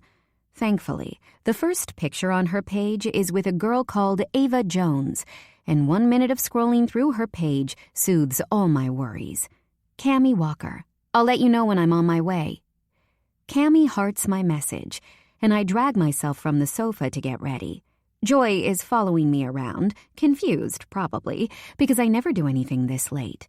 She's easily distracted by the food in her dish, and I use the freedom from her weaving around my feet to check every closet for an emergency outfit just in case Ava doesn't have anything I like. When I come up with nothing, I admit that maybe something new might be a good thing. On the drive to the party, there was a split second, honestly just a tiny blip, where I had the urge to call Will. It caught me off guard more than anything because I've done my best to push him to the back of my mind since I had my new starts last week at book club and work. Rationalizing with some encouragement from Cammy that if he wants to say we can still be friends, he needs to put the effort in to be my friend. As it goes, I haven't heard from him at all, and I've adjusted to not reaching for my phone to text him when I wake up. In that blip, I think I wanted his reassurance that I was going to have fun. As the car moved through familiar-looking streets and Cammy talked about people I don't know with her roommates, I began to feel like I did going to all those parties in San Diego. It's funny that with a different house, different people, different school entirely, I still managed to feel like the outsider. Until we stepped out of the car and Cammy linked her arm with mine, reassuring me that she wouldn't leave my side unless I decided to make some poor life choices with someone from the basketball team. She said it was a shame we only met now because her favorite player just graduated. Her intuitiveness about how I'm feeling soothes me. Earlier, when Ava suggested I wear something that was so far from what I'd normally wear, Cammy sensed my hesitation and was the one to suggest something different. Having a group of women to get ready with, ones who seemed to want me there in the first place, is what I've always wanted. Maybe I watched too much TV growing up, but it always seemed like the pinnacle of girlhood, and I've always felt like I've missed out. The party is like others I've been to, hot, overcrowded, and full of drunk college students. Kaya and Poppy, Cammy's other roommates, put themselves in charge of drinks and fun. The second we walked through the door, which roughly translates to more liquor than is smart and games that make me laugh so hard my sides hurt. 3, 2, 1, drink! Poppy blinks rapidly and grimaces as she struggles to swallow the contents of her cup for failing to find a basketball quicker than Ava. Hallie and Cammy, Kaya says, scanning the room. Your quest is... Oh, so they're quests now? Cammy says, pushing her, sort of blonde but sort of red, hair over her shoulder as she laughs. I mean, quest sounds more noble and honorable than calling it a dare, Kaya argues. Roll with it. Your quest is go get someone's phone number. 3, 2, 1, go, go, go! I'm taking a sip of my drink when Cammy immediately runs into the crowd of people. Shit! Is the only thing I managed to say as I run off in a different direction. It's not until I take a second to take in the guys in the room that I realize what I'm doing. I've literally never asked for a guy's number in my life. And that's when I spot him. Henry, staring at his phone in the corner of the room alone. Considering he's the only other person at this party whose name I know, I suspect it'll be so much easier to explain to him why I need his number. But as I'm about to head over, a girl approaches and hands him a solo cup. She's much shorter than my 5'10" height. I'd guess half a foot smaller. She has long brown hair and a gorgeous smile. He leans in to whisper something into her ear and she laughs, and for some unknown reason, I feel a tiny bit put out. Hi, you look lost. Turning to my left, I immediately spot the guy talking to me, much taller than me, probably about the same difference as Henry and the girl he's with. I'm Mason. I don't know whether it's the alcohol. No, that's a lie. It's definitely the alcohol that gives me the confidence. Can I have your number? I ask. He holds out his hand. Sure. Do I get your name before I give you my number? It's Hallie. Pretty name, he says, as he types his digits into my cell phone.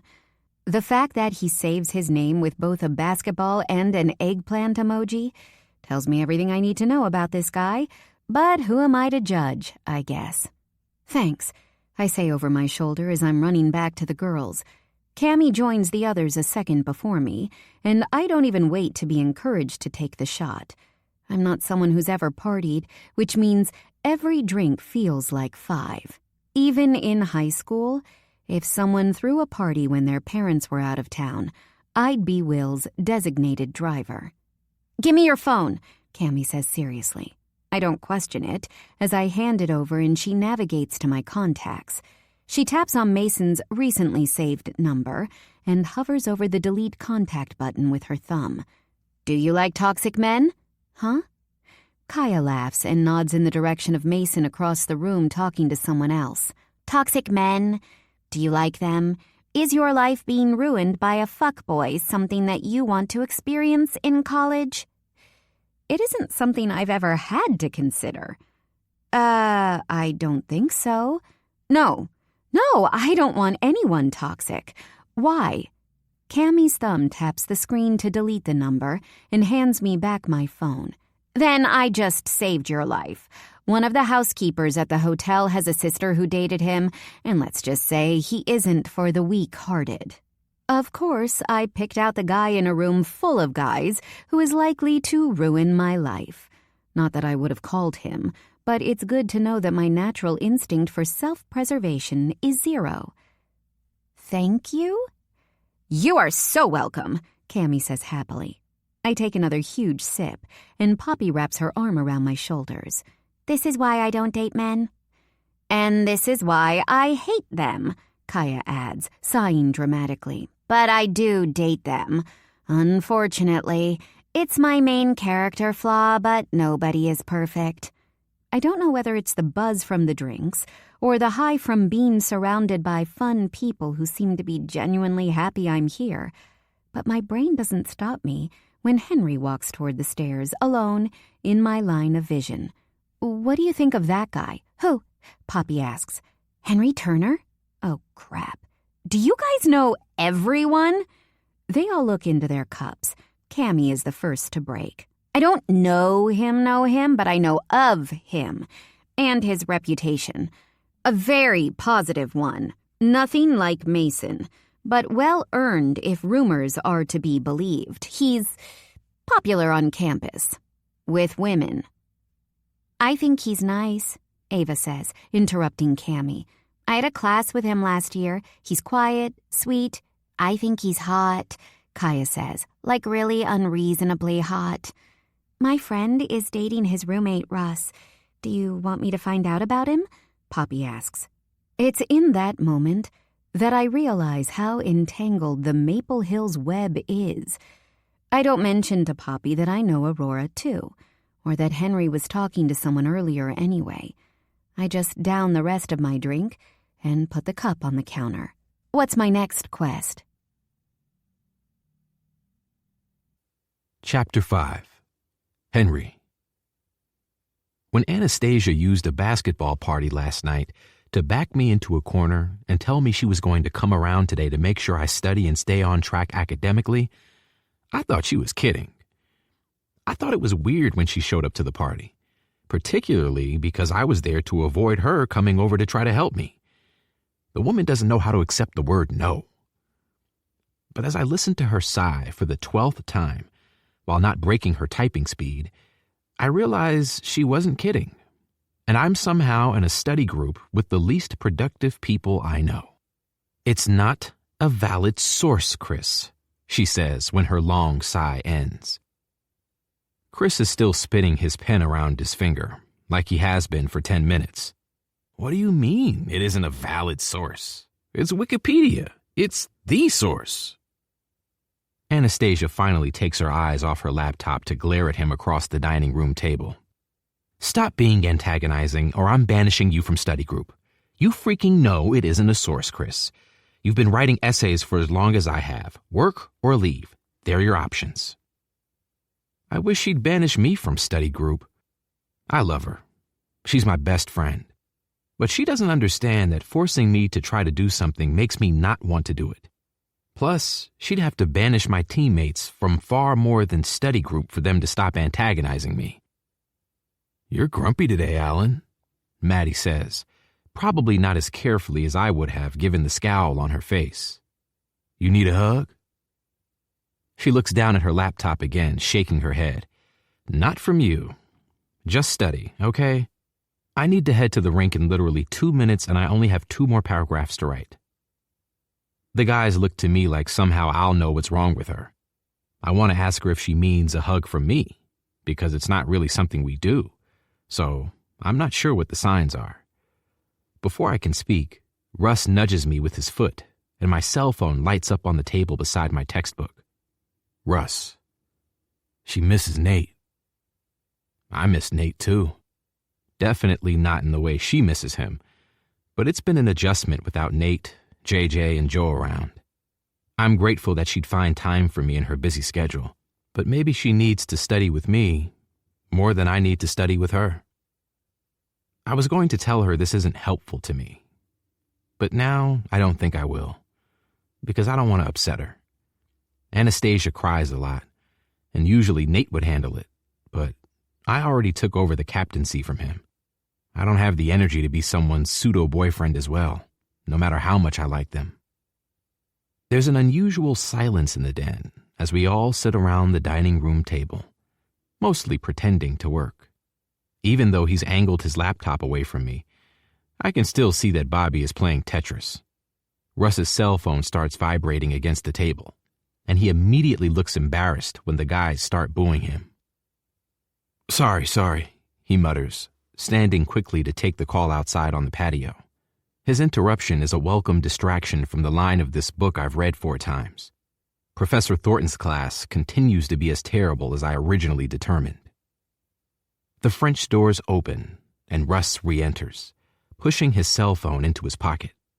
Rory is coming to study with us, if that's all right with everyone. You know you live here and we don't, right? Bobby asks, looking up from his game. You don't need our permission for your girlfriend to come over? I thought she was going to book club, I say, wishing I'd asked her to get me some cookies.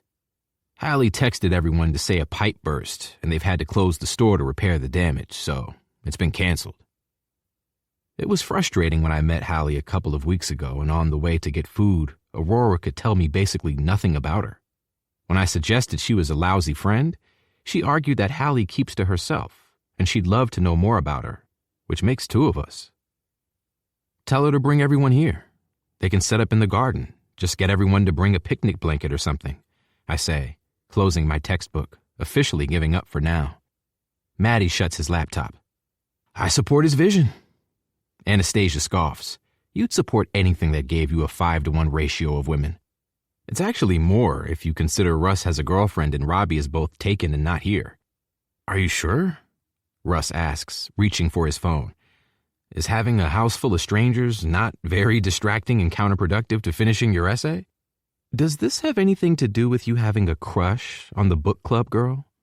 Anastasia asks, causing overdramatic gasps from my friends. I roll my eyes at how childish they all are. I don't have a crush on her. Rory said you were flirting with her. She counters, shutting her own laptop and tucking it into her bag. Chris leans forward to get a better look at Anastasia. Did Aurora say exactly how he was flirting? Because I've been trying to get eyes and ears on that situation for over 2 years now. I wasn't flirting. I was talking to her. She's hot, so I would have flirted with her, but she was flustered, and it sounded like she'd just gone through a breakup. Didn't seem like the right time. Ah, Maddie groans. A conversation first. That's where I'm going wrong. Aurora said they're going to head over now. When we look at Russ, the tips of his ears have gone pink. She also says, thank you. Looks like she said more than thank you, you big old beat, Chris teases. Right. What was the book they read this week?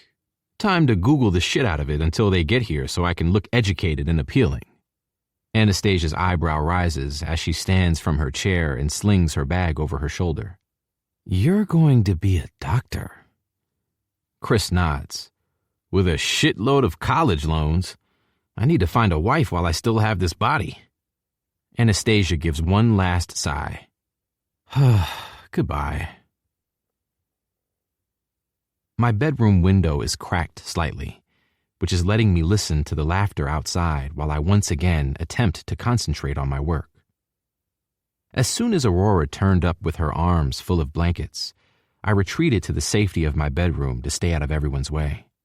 The noise outside eventually dies down, and I hear the front door open and close, signaling the end of the meeting. 5 minutes pass, and there's a light tapping at my door.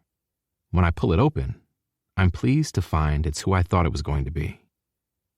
You cut your hair off, I say. What? Hallie responds, instinctively running her hand down the now shorter length of her brown hair. Oh yeah, the girl I work with encouraged me to when I went to the salon with her this morning. Nicely, not forcefully or anything. I've just wanted to cut my hair for a long time and someone stopped me doing it. The blunt ends sit right on her collarbone, dragging my focus across the area and up the column of her neck before I meet her eyes again. I like it. You look really good. She's flustered instantly, but I don't think I said anything weird. It was just a compliment, a tame one at that. I step out of the doorway, holding out an arm to usher her in. She complies immediately, sitting on the bottom corner of my bed when I throw myself down onto my normal spot. Maybe she's not used to hearing compliments, although that seems unlikely, because she's beautiful. Maybe Will Ellington is as shit at being a boyfriend as he is at playing hockey. "Thank you," she eventually chokes out. "That's sweet of you to say. And sweet of you to let us use your house. I brought you something to say thank you. I made double in case you happened to show up again. Then the pipe happened and, well, here." She holds out a glass container lined with paper towels, and when I open the lid, the smell of fresh cookies fills my room. I take a bite, and they're just as good as I remember. I'm glad she brought them up here so I don't have to share with the guys. "Thank you. Want one?" She holds up her hand in protest. "No, thank you. I'm a little sick." Now that she's mentioned it, her skin is a little paler than the last time I saw her during the day, and there's clearly makeup under her eyes trying to cover dark bags. "What's wrong?" "I went to a party last night, and I'm not that experienced when it comes to drinking, so I feel like I've been hit by a car." "I know. I saw you.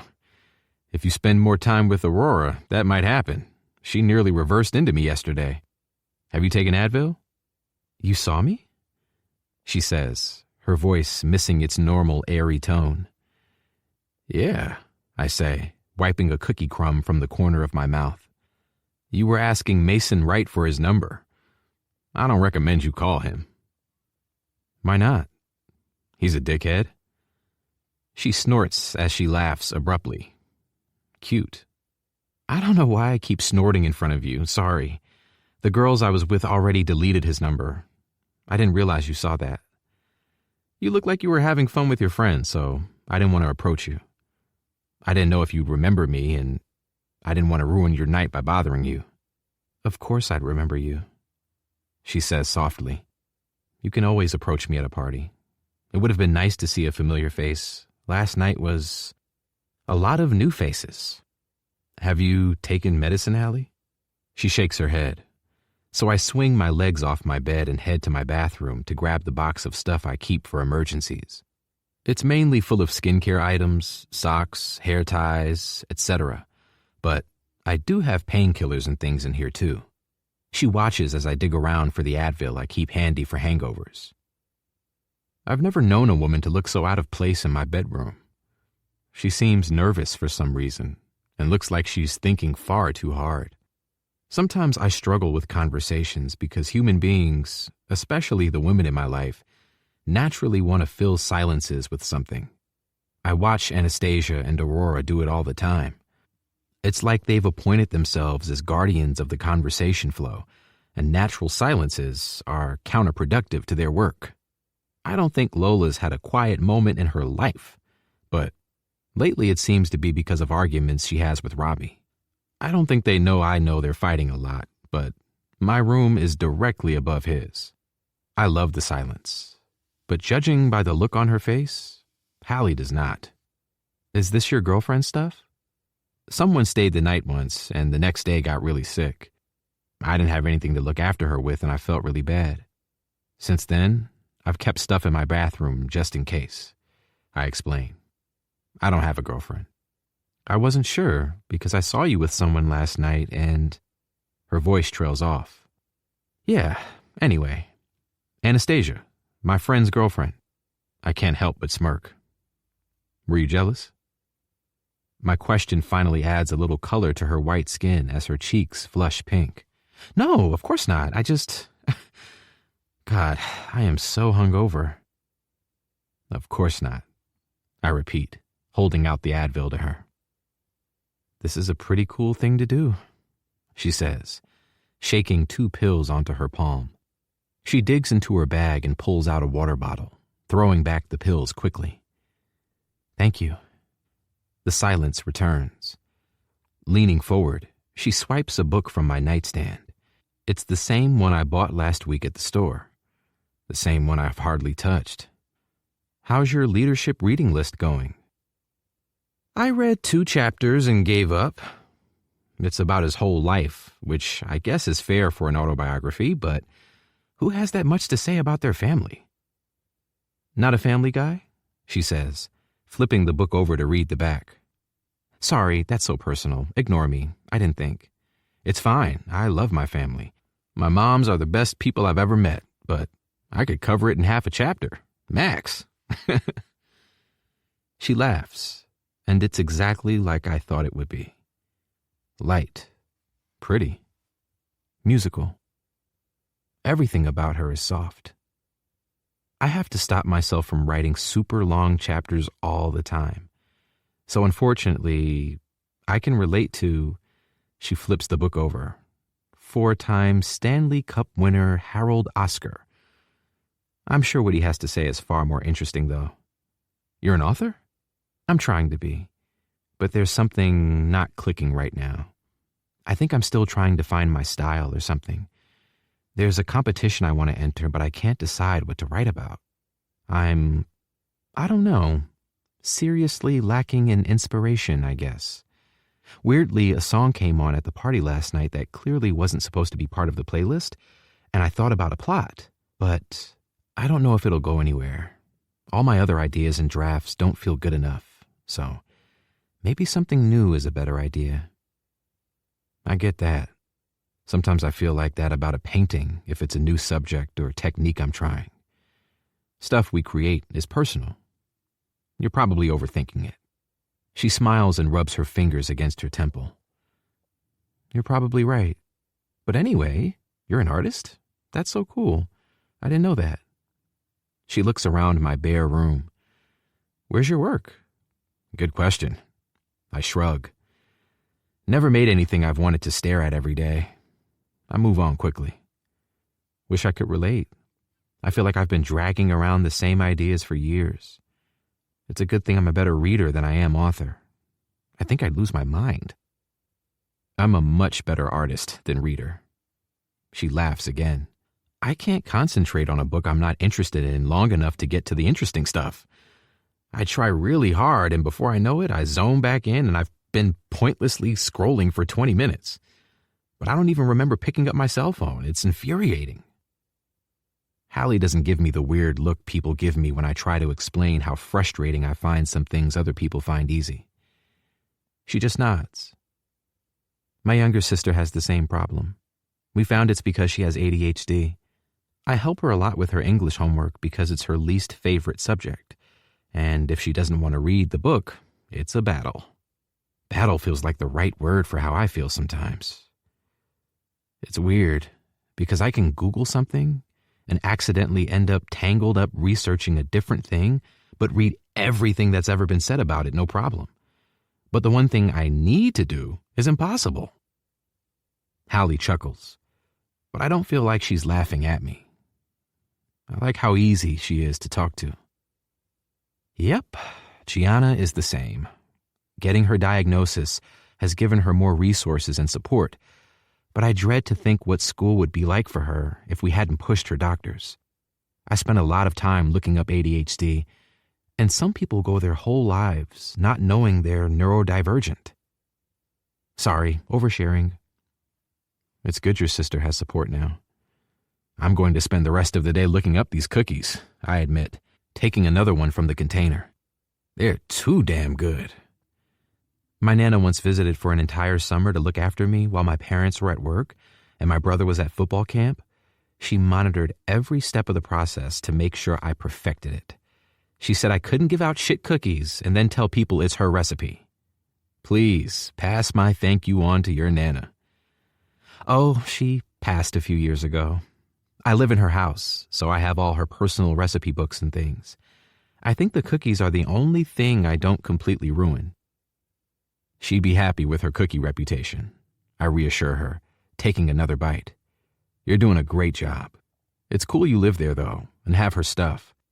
My grandma was a fancy restaurant kind of lady, so I don't have recipes, but I do have a list of approved places to eat across the world.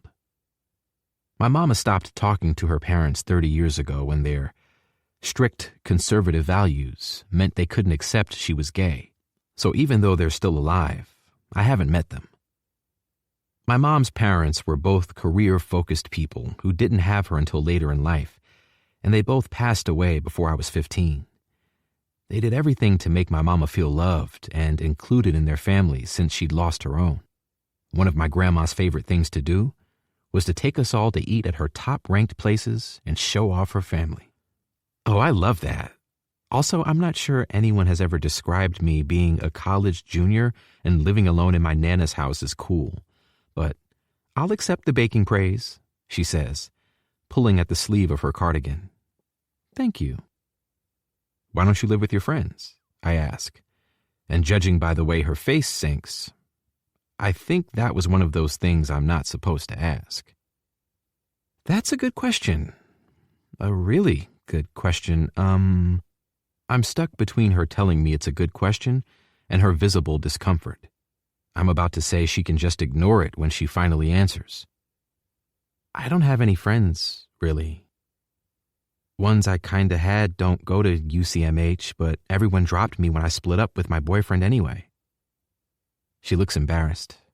But only a couple of years ago, I didn't have friends either. Now, if anything, I might have too many. They're hard to keep track of, but I think adding one more won't hurt. I'm your friend. Her eyebrow tweaks up. It's an expression I'm used to. It means I've caught her off guard. I seem to be forever catching people off guard. You're not. Yeah, I am. I say a little harder. That's not how people make friends, she insists. How would you know? You just said you don't have any. The way she visibly flinches guts me. I move on quickly. We're friends, Hallie. Friends do nice things together. I let you use my house for a book club and you brought me food. I'm not saying you should live with me or anything, but you're not friendless. Okay, we can be friends then, she says, her shoulders dropping an inch as she relaxes a little. I don't want her to be uncomfortable around me, and I do want to be her friend. Good. This weekend is our annual preseason party that my roommate said he was too old and mature to throw, so it's obviously happening anyway. You should come, so I know you mean it when you say we can be friends. I think Russ and I are the only people not alarmed about Robbie wanting to party less. The rest of the team, however, particularly the ones who Nate wouldn't let in and are now older, all feel like they're missing out on some kind of rite of passage. Robbie didn't say he'd never throw another party. He said he wants to focus on showing Faulkner what he's capable of and being more responsible. But obviously nobody listens to anything properly, as I discover every practice, and they just heard, less parties. Before Nate and JJ moved out, Robbie viewed multiple places to live on his own this year. He said he wanted to create some distance between Robbie, our friend, and Robbie, the man hoping to get a faculty position once he's finished his studies. Robbie said the only reason he didn't move out when he wanted was because none of the places that were available were built with disabled people in mind. He said the stress he would have experienced trying to get a landlord to do the bare minimum, like improve the building accessibility and safety, wasn't worth it, and he'd look again in a year. Hallie rolls her eyes at my offer, tucking Harold Oscar's book under her arm as she stands from my bed. I don't think so. It'd be weird to go to a party alone, and I have stuff to do. Assignments, my writing project, book club stuff, you know. You won't be alone. I'll be there. You'll be busy with your friends. We just established you're my friend. She sighs, but it's different from when Anastasia sighed earlier. Are you always this persistent, convincing, dare I say slightly stubborn? I don't know, I admit honestly. I never need to work this hard usually. Most women want to be my friend. I'm sure they do, Henry. I'm going to go. I have to work soon, but I'm going to borrow this book if that's okay. I shrug. Sure, I'm not reading it anyway. Thanks again for the garden. Thanks again for the cookies. She turns to leave, and right before the door closes, I call her. Hallie? Her face peeks through the small gap. Yes? I really do like your hair. Chapter 6. Hallie. Found anything? I look up from my tablet screen and give Cammy an unenthusiastic thumbs down. Sadly, they don't seem to stock happy, healthy kids or to live long enough to see my children get married online. Maybe a fruit basket? Fruit basket is good. It'll help with the long life thing, Cammy says, taking the seat beside me in the break room. She leans over to look at the options on the 5th department store gifts for her section I've scoured since my brother texted our sibling group chat, asking what we were getting Mom for her birthday next week. Could you maybe promise to take her to a spa when you go home for Thanksgiving? I decide to avoid explaining how, in a misguided attempt to negotiate with my ex-boyfriend, I committed to not going home for the holidays this year. That's a great idea, but I'm kind of in charge of making sure my siblings have something to give her too. I thought your brother was older than you, she says, and I can't help but sigh in eldest daughter. He is, but like my stepdad, he's incompetent, which means if I don't arrange a gift, Mom won't be getting a gift on her birthday. It's totally fine. I'm used to being the family manager.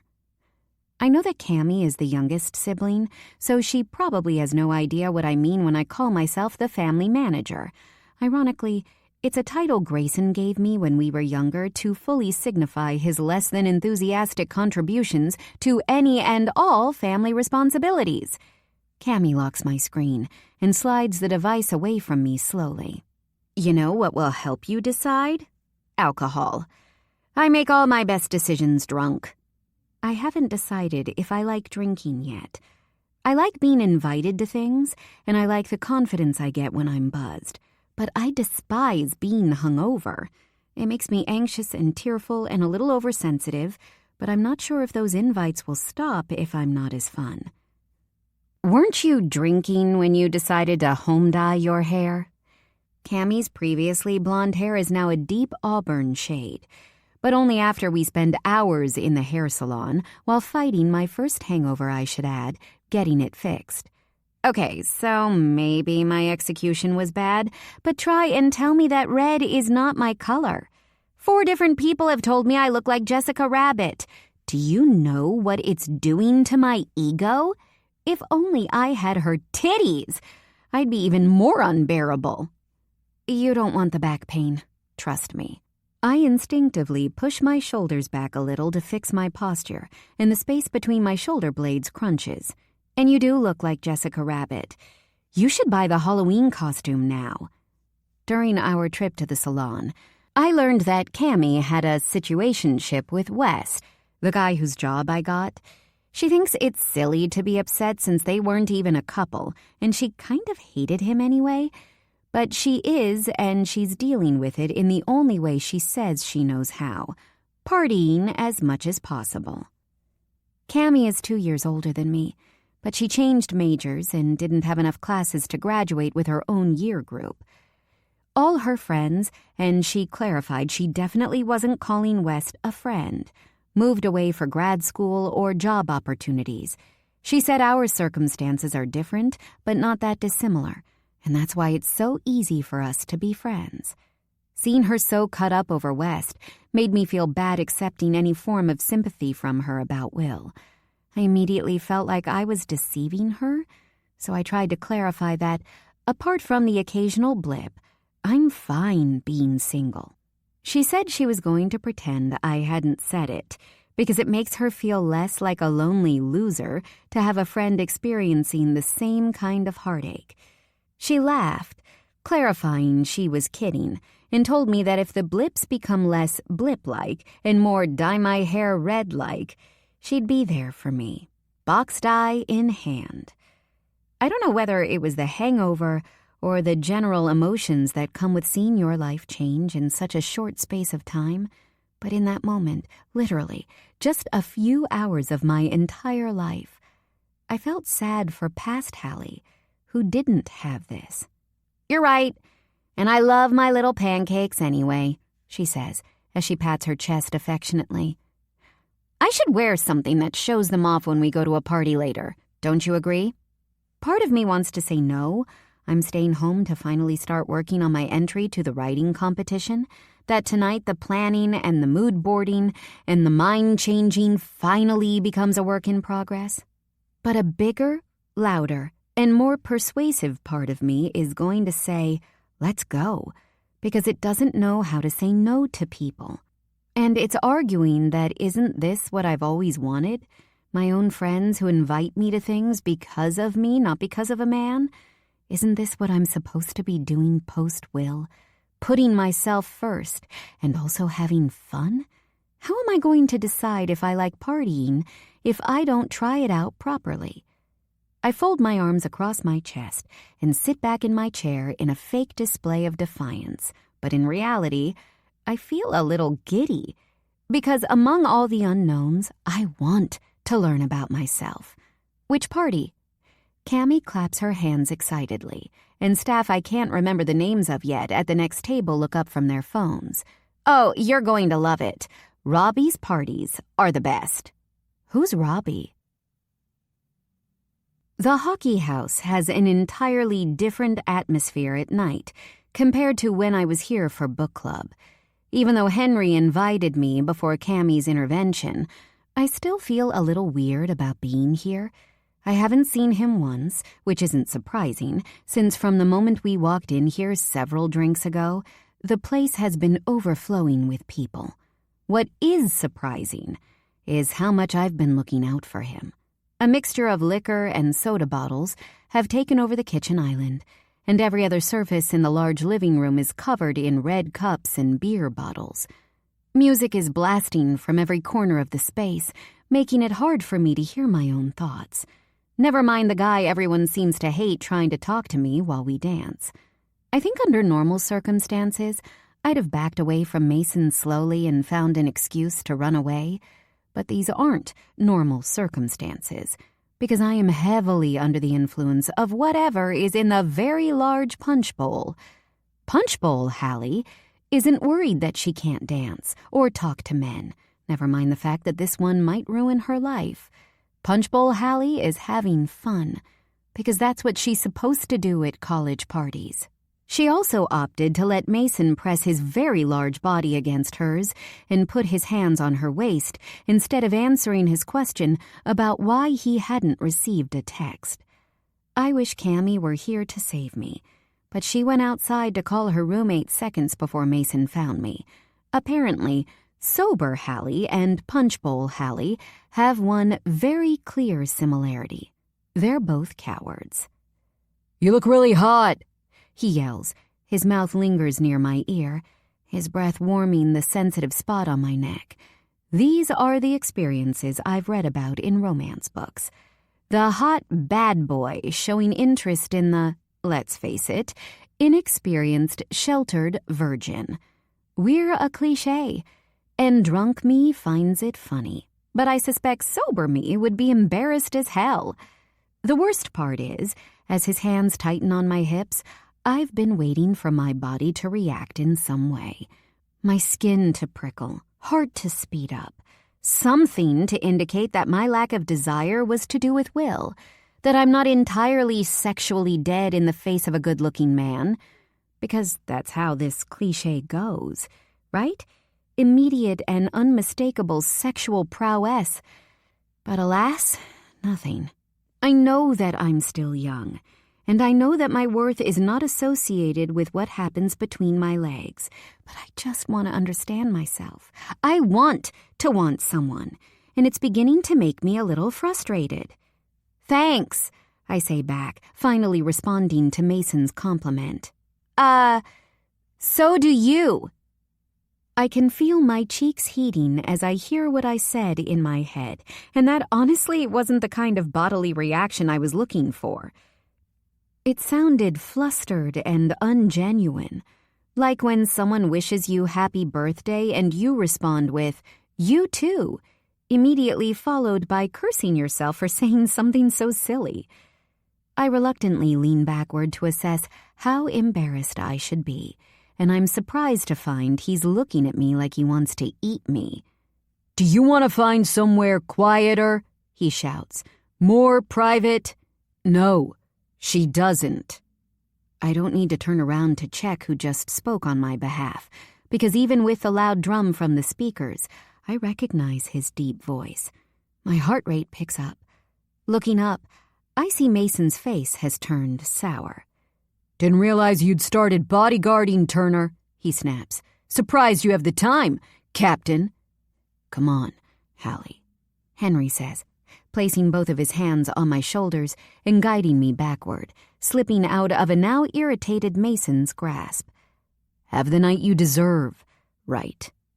I'm basically a puppet.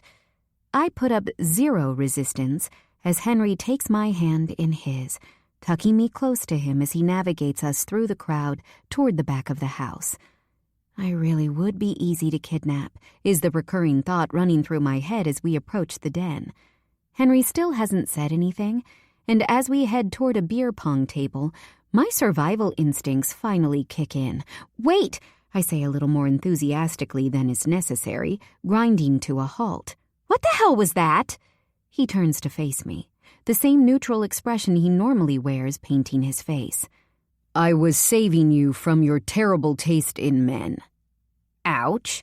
It's like a sobering slap to the face. That felt personal.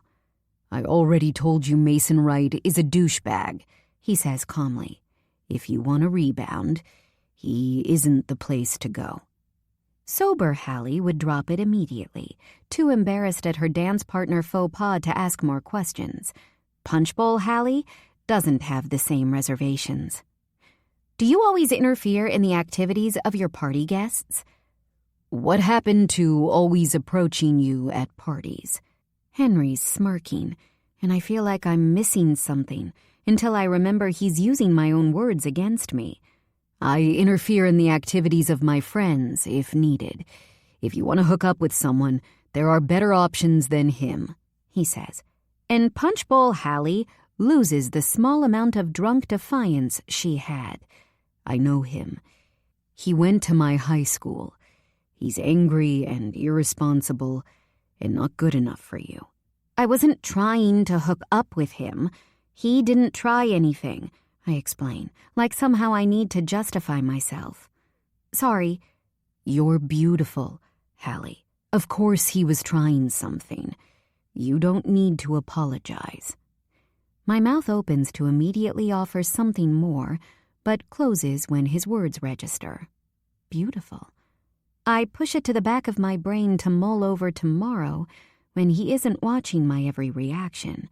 I just wanted to get drunk and dance with a guy at a party. Have the experience. Or whatever. It's silly. Nothing you say is silly. You're starting to look sad, and I think I've caused it when I didn't mean to. Can we start again? I nod, grateful for the chance to start over. "Hi," he smiles. "Hi. I'm happy you're here." "I'm happy you invited me." "It's my turn to apologize to you," he says, moving to my right to walk beside me toward where his friends are now waiting. "I'm about to make you play beer pong against Aurora. And she's really annoying and competitive, and she's going to spend the rest of the night telling you how much she hates Mason too, because she's the one who spotted you." I feel a little like I'm walking into the lion's den as we reach the table, and I would really benefit from more punch right now. Henry picks up the ball and bounces it against the table once, catching it in his palm and holding it out to me. Tucking my concerning lack of coordination in the back of my mind, I scoop the ball from his hand. I've spent the last 2 years hearing about how much Aurora hates poetry. This will be easy. More of Henry's friends appear from the garden, including Aurora, who immediately beelines for me and traps me in a tight hug. "I'm so happy you're here." "Are you with me?" she asks, looking between me and Henry.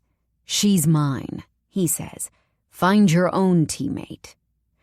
Before I have a chance to speak for myself, I'm beaten to it by one of Henry's friends walking through the doors dragging a chair behind him. "There was a minor incident," he says. Maddie, Chris, or Bobby, he's called. From height and build to ethnicity and hair color, they all look totally different, as well as having accents clearly from different states. But when I first met them at book club, they introduced themselves almost at the same time, and now I can't remember who is who. "I can see that," Henry drawls as we look at the crushed camping chair on the ground. "We were trying to play musical chairs, and the indestructible chair was apparently destructible when jumped on. My bad," Maddie, Chris, or Bobby says. "Hi, Hallie." It takes a second to realize he's talking directly to me, and now everyone is looking at me. Henry is crouching on the floor, looking to see if the chair is salvageable, but stands up quickly when he also hears my name. "Hi. Oh my God, what's his name?" "There." "You can't remember my name. I'm hurt. After we enjoyed that book together," he says, tutting dramatically. "Hen, you clearly don't talk about me enough." That book we read together is a very creative way of saying the book he Googled before book club started. As much as I love a trip to Inglewild, if he read it before my impromptu book club meeting in this very house and wasn't just trying to impress the members, I'll give him my next paycheck. "I never talk about you, Chris." Henry shrugs in the nonchalant way he does. "It's only important that she remembers my name." My God. Concentrate, Hallie. 6 foot, dark-haired white guy with a sort of hybrid accent that I can't place, big shoulders and back. Huge, in fact. Chris. Only 2 more to remember. Plus all his other friends who also still seem to be looking at me. "Do you hear yourself?" Aurora asks Henry. "Usually. I can only drown one of us out at a time, and I always pick you. Are we playing?" Aurora bursts out laughing and gives him the finger. But I get what she means. There's something about what he says and how he delivers it that's just hard to pinpoint why it sounds so good. She bumps him in the arm playfully. "I see you've been taking notes from my dad. Amelia and Poppy will be here in 1 minute. Can we just wait for them to arrive?" "Sure." He turns to me. "Are you good at beer pong?" Oh boy. "Do you want the truth that will make you feel bad now, or a lie that might make you feel good in the short term, but bad when you discover it's a lie?" "I always want you to tell me the truth."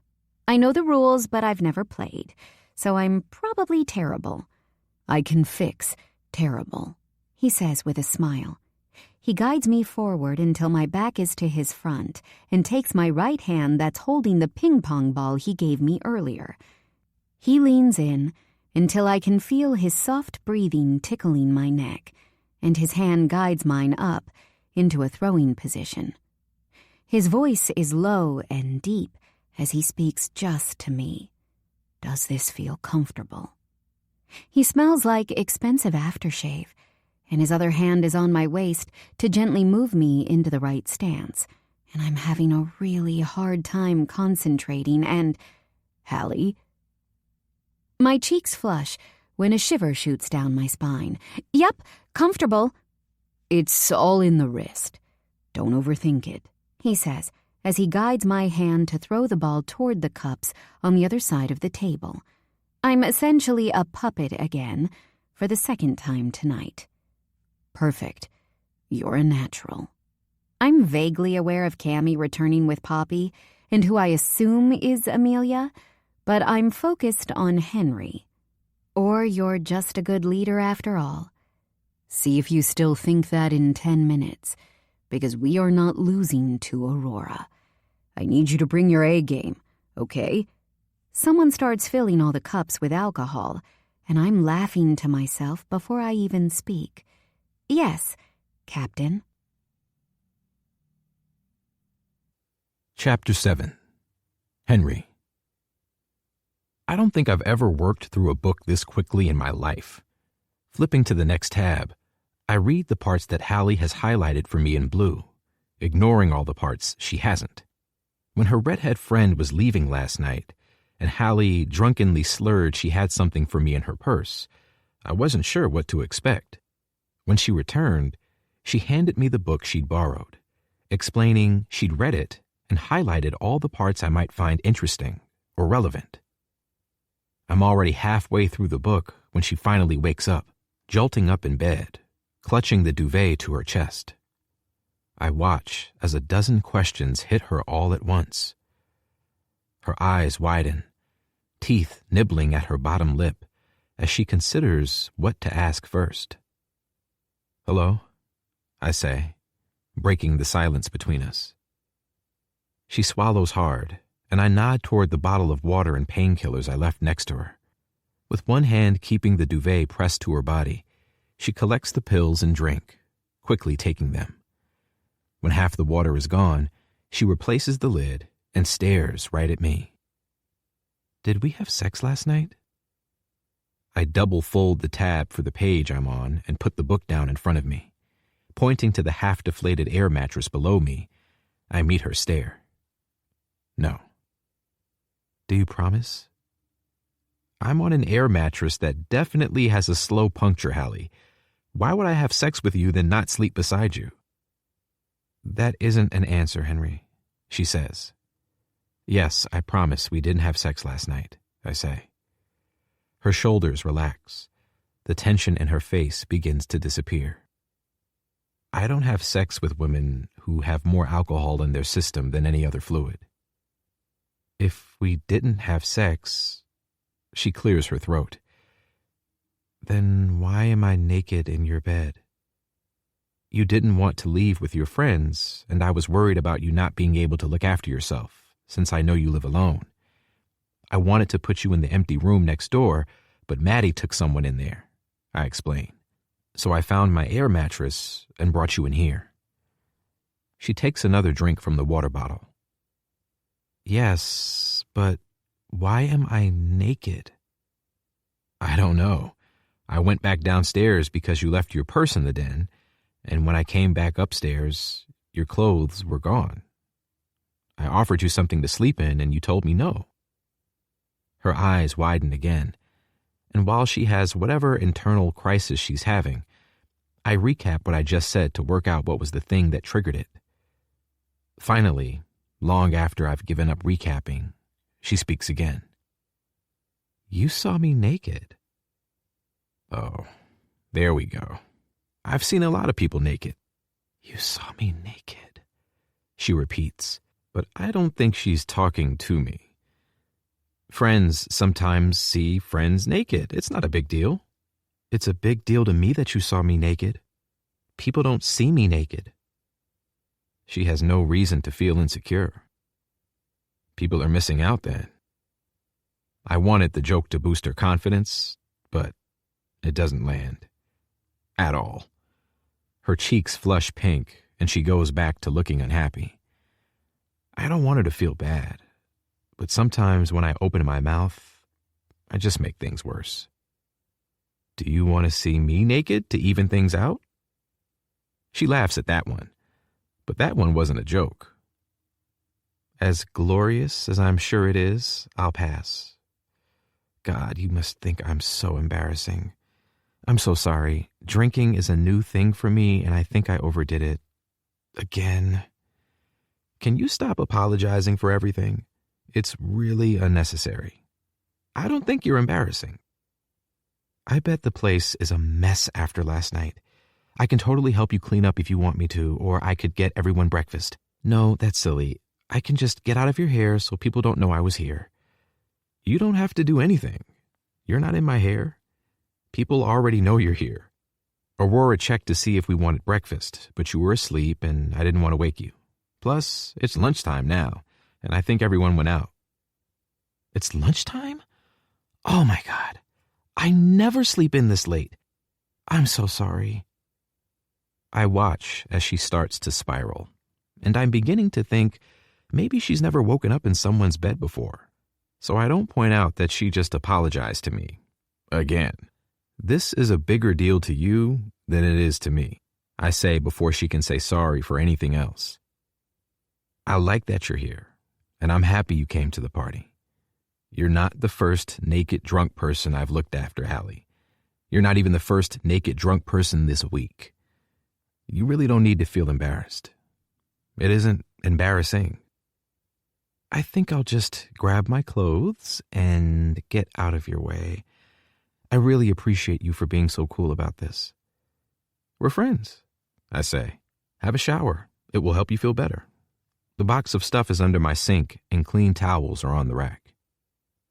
She nods, but doesn't move. When nothing happens, she smiles properly for the first time since she woke up. Could you maybe, cover your eyes or something? I know you've already seen it, but I might die if I have to do this sober.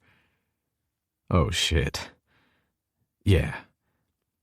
I lean back against my near-empty mattress and press the pillow to my face. As soon as I hear the shower turn on, I get back to my book. Henry? Yeah? Could you pass me my dress, please? Do you want to wear something of mine? You seem to be pretty against nudity, and your dress doesn't do much to combat that. I'm not exaggerating. I nearly choked on my drink when I saw her in her tiny, shimmery mini dress. I'm used to the floral dresses and the cardigans. I overheard her tell Aurora that she borrowed it from Cammie's roommate. It seems like she's made more friends recently, which makes me happy. Judging from the groan that comes from the bathroom, I think she's embarrassed again. I'm a big fan of the dress and you in it, I add. You just might be more comfortable in my clothes. She goes quiet for a moment. If that's okay. I grab her some sweatpants and a t-shirt from my clean laundry basket and pass them through the gap in the door. Thank you. When she finally reappears, fiddling with the band of my sweatpants, she looks much better than she did when she woke up. Let me help, I say, waving her over to where I'm sitting on the bed. Putting my feet on the floor, I move her between my legs, taking the sweatpant string and attempting to unknot it. She's patting the ends of her hair with a microfiber towel, and the whole scene feels unusually domestic. You smell really good. She chuckles. Thanks. You're incredibly prepared. I've only ever slept over at Will's house, and even he didn't have toiletries for when I visited. Bad hockey player, bad boyfriend. Figures, I say, finally getting the last knot. I pull it tight so the waistband clings to her hips and tie a bow to keep it in place. He wasn't a bad boyfriend.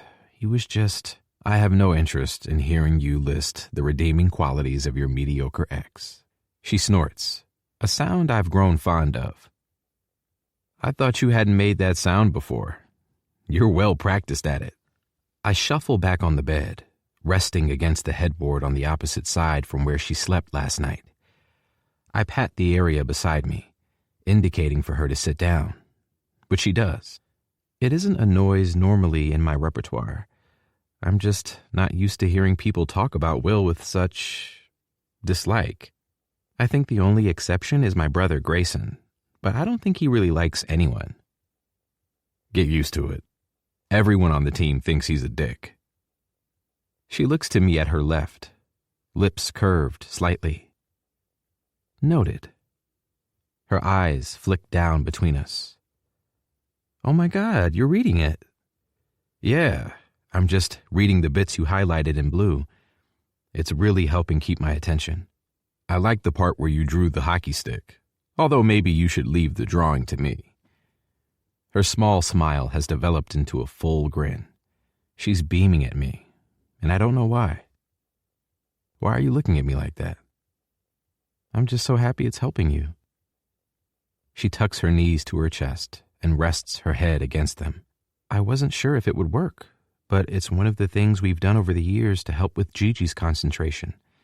We found that when the irrelevant bits were stripped away, she was able to process the important ones a lot better. She prefers using audio now, but I thought this might help you. Gigi is my 15-year-old stepsister, by the way. I remember. And got it, I say, taking the book back and running my fingers across the colored tabs poking out the side. She left a Post-it note on the first page with the key to her tabs. Yellow for his struggles and mistakes, pink for his victories, orange for things he'd do differently if he had time again, and green for advice he'd give to players of the future. Not everything in the book was about hockey, not unexpected given it was an autobiography. He talked a lot about his family and things he's done since he retired that I guess wouldn't interest you. I wish all the stuff I don't want to read was filtered like this. Maybe then I'd be able to pass Thornton's class this semester. Oh, I love Professor Thornton. I was supposed to be taking How History Shaped Art with him, but Will asked me to change my class schedule to free up my Fridays for hockey, and I couldn't get Thornton's class to fit. I'm so confused, and I guess it shows on my face because she adds, I've done at least one with him since freshman year. I don't know what's wilder to me. You being asked to change your education for hockey? Or the fact that you like Professor Thornton? Or that if you hadn't changed your schedule, we'd have met a month earlier because that's the one I'm in. I like the idea that we might have still become friends in another reality. She says quietly. I can see why you're struggling with him if you're not a fan of reading widely. His classes are super intense on the front. But honestly, he's a teddy bear. He acts mean, but once you know how to write the way he likes and which academic sources he favors, he's easy. I'm going to take Sex and Sensuality in the 18th Century with him in spring. How have your essays gone so far? I've only submitted one. He said it lacked proper research and attention to detail. She frowns, and 2 faint lines appear between her eyebrows. That's harsh for your first essay. Did you talk to him about it? Yes, I didn't have much of a defense. I wrote about the wrong revolution. She lets her knees drop into a cross-legged position, and her fingers play with the bottom of my sweatpants that are too long for her legs. It's weird seeing a woman wearing my clothes, but in a comfortable kind of way. You just need to know what to look for with Thornton. When's your next assignment due? Tuesday. 2 days. How many words do you have so far? 14. My name in the title. She buries her head in her hands and laughs before looking at me again. You don't make it easy for yourself, do you? I'm only like this for this class, I swear. I'm anxious I'll get it wrong, so I don't know where to start. Let me help you. You're struggling with the research material, right? I can just highlight the relevant parts and you can reference them. Won't that be really boring for you? I ask. I know I want to take her up on her offer immediately. I'm so lost with this work, and I'm not being dramatic when I say I don't know where to start. I was planning to let the panic fuel me tomorrow after I get home from the gym. And do you even have the time to help me? Hallie shrugs. I don't mind. I don't have anything else to do today. I was just going to work on my novel, but that isn't urgent. How is your novel going? Have you found your style yet? I feel bad for not asking her that yesterday. That's something I should have remembered. It's going about as well as your essay, except your word count is higher. I was supposed to work on it last night, but, well, I was talked into coming here by Cammie. But as embarrassed as I feel today, stop feeling embarrassed. It actually makes me feel super inspired. I want to write about people who have all these experiences and are a bit messy. But I think I can't start because I don't actually have any experience of my own. I never do anything, she explains. But maybe by doing stuff, it'll clear the creative rubble, even if I did expose myself to you and also dance with your enemy, which I'm still very sorry for. There are other ways to get experiences than putting yourself in Mason's path, and we can have a friendship ground rule that means you're allowed to get naked in front of me whenever you like, if that helps with your misplaced guilt. There are worse ground rules to have with someone who looks like Hallie. Her cheeks flush pink, but she doesn't look uncomfortable like she did earlier. Do you have a tablet? Yes, why? She climbs off my bed, my sweatpants hanging low on her hips. Because you're delaying us starting your essay by distracting me. I'm going to use the bathroom. You get your tablet, and we'll start, okay? Yes, Captain. I ordered lunch while Hallie read my outline, and by the time the food arrived, she'd already downloaded a dozen PDFs and had started highlighting relevant sections for me to work with. She's lying on her stomach beside me, feet crossed in the air behind her, leaning against her hand, speed reading each thing she's downloaded while I type on my laptop. She makes me stop writing after 25 minutes and take a 5-minute break. At first, I didn't understand and thought maybe she was bored and wanted to chat. But she happily lets me sit in silence if I want to. I don't want to. I've been using my 5 minutes to ask her more about the book she's writing. I won't be reading it unless she highlights the important bits for me, but I really like listening to her talk about stuff. Maybe I will join her book club. It takes us a couple of hours to find the right rhythm, but when we do, everything becomes so much easier. She's intelligent and knowledgeable, and the questions she asks me make me think harder before I answer her. Then she makes me write it all down before I lose my train of thought. When I finally shut my laptop, I feel like a weight has been lifted off my shoulders. Thank you. I couldn't have done it without you. You're amazing. You did the work. I just highlighted stuff. I'm happy I could help you. I really should stop overstaying my welcome now and head home. You're not overstaying your welcome, I argue. I'd tell you if you were. You would? I would tell you to leave if I didn't want you here. You're not a prisoner and you can go if you want to, but if you want to watch a movie with me, you should stay. Hallie sits up on the bed to sit opposite me, and I can't tell if she's about to move beside me to settle or run for the door. What kind of movie? She eventually asks. Horror. My friend JJ's mom texted me a new recommendation last week. I was going to watch that. Not a rom-com then? I sigh. You're just like the others. When my friends' girlfriends lived here last year, they were relentless. I watched so many shit movies. How about we rock, paper, scissors for it? She suggests, holding out her fist. I win, we watch How to Lose a Guy in 10 Days. But if you win, we watch JJ's mom's suggestion, and we both pretend that I'm not crying the entire time. Ready? I hold out my own fist, shaking it 3 times and choosing paper, knowing statistically she'll choose rock, which she does. My hand wraps around her fist, and she pouts up at me. Best of 3? Nope, sorry. We didn't agree on that ahead of time. I reach for the remotes to roll down my blackout blinds and turn on my TV. Are you really not going to play me again? She's still a little pouty. Cute. Distracting. That isn't very sportsmanlike. No. You snooze, you lose. Do you need extra pillows? Blankets? Protective weapon?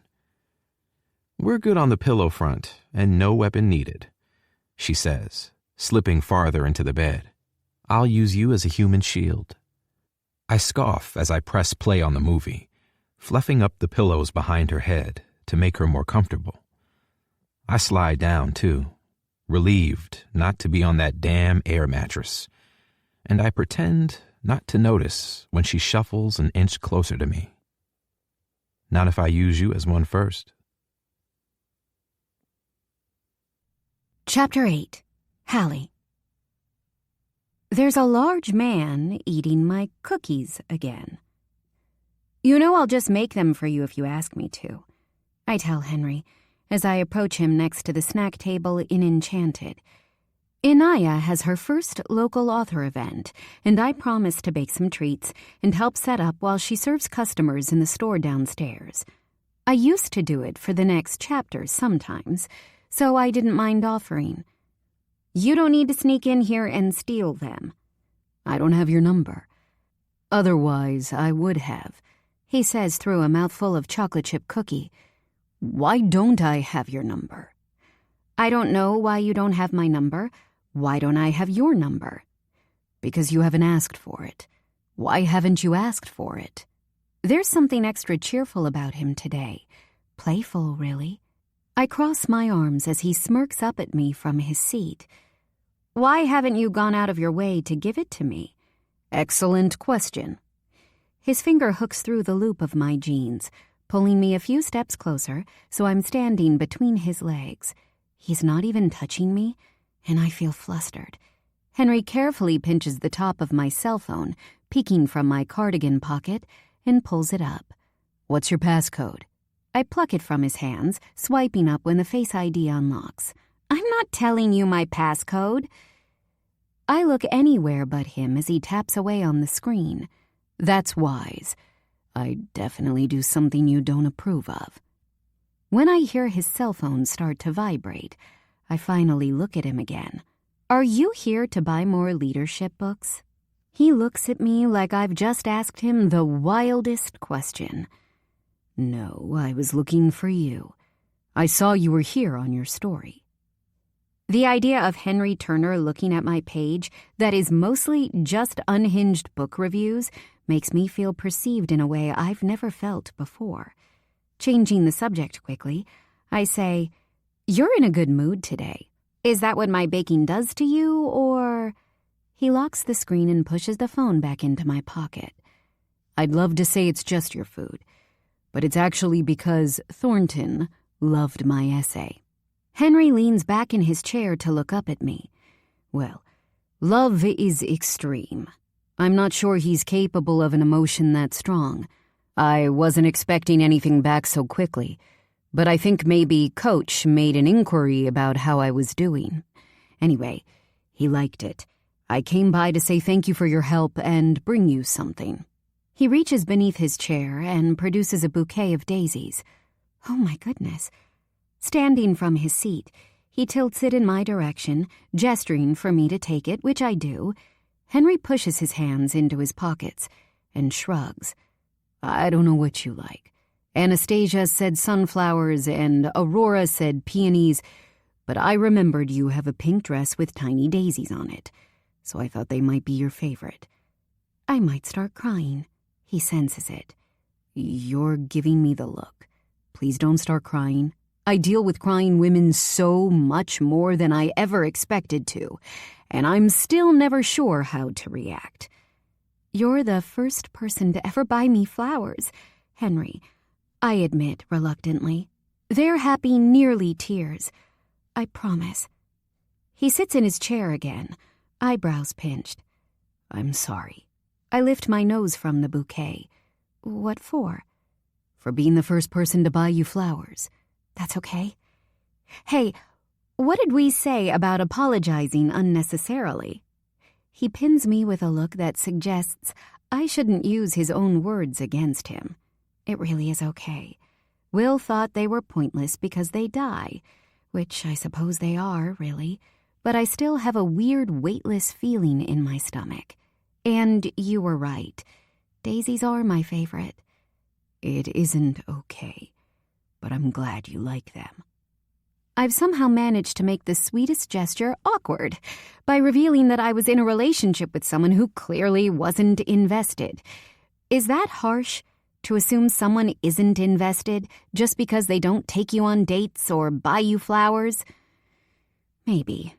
I really like them, and I'm proud of you for getting on Thornton's good side. For now. He's already given the next assignment. I can't help but laugh at the unimpressed expression decorating his face. You look enthralled already. He huffs and sits back in his chair, reaching across to pull the one next to him closer, gesturing for me to sit. Do you want me to help you again? No flowers required if you pass. I take a seat, resting the bouquet between my knees while he considers my offer. Do you have the time? The honest answer is no. Probably not.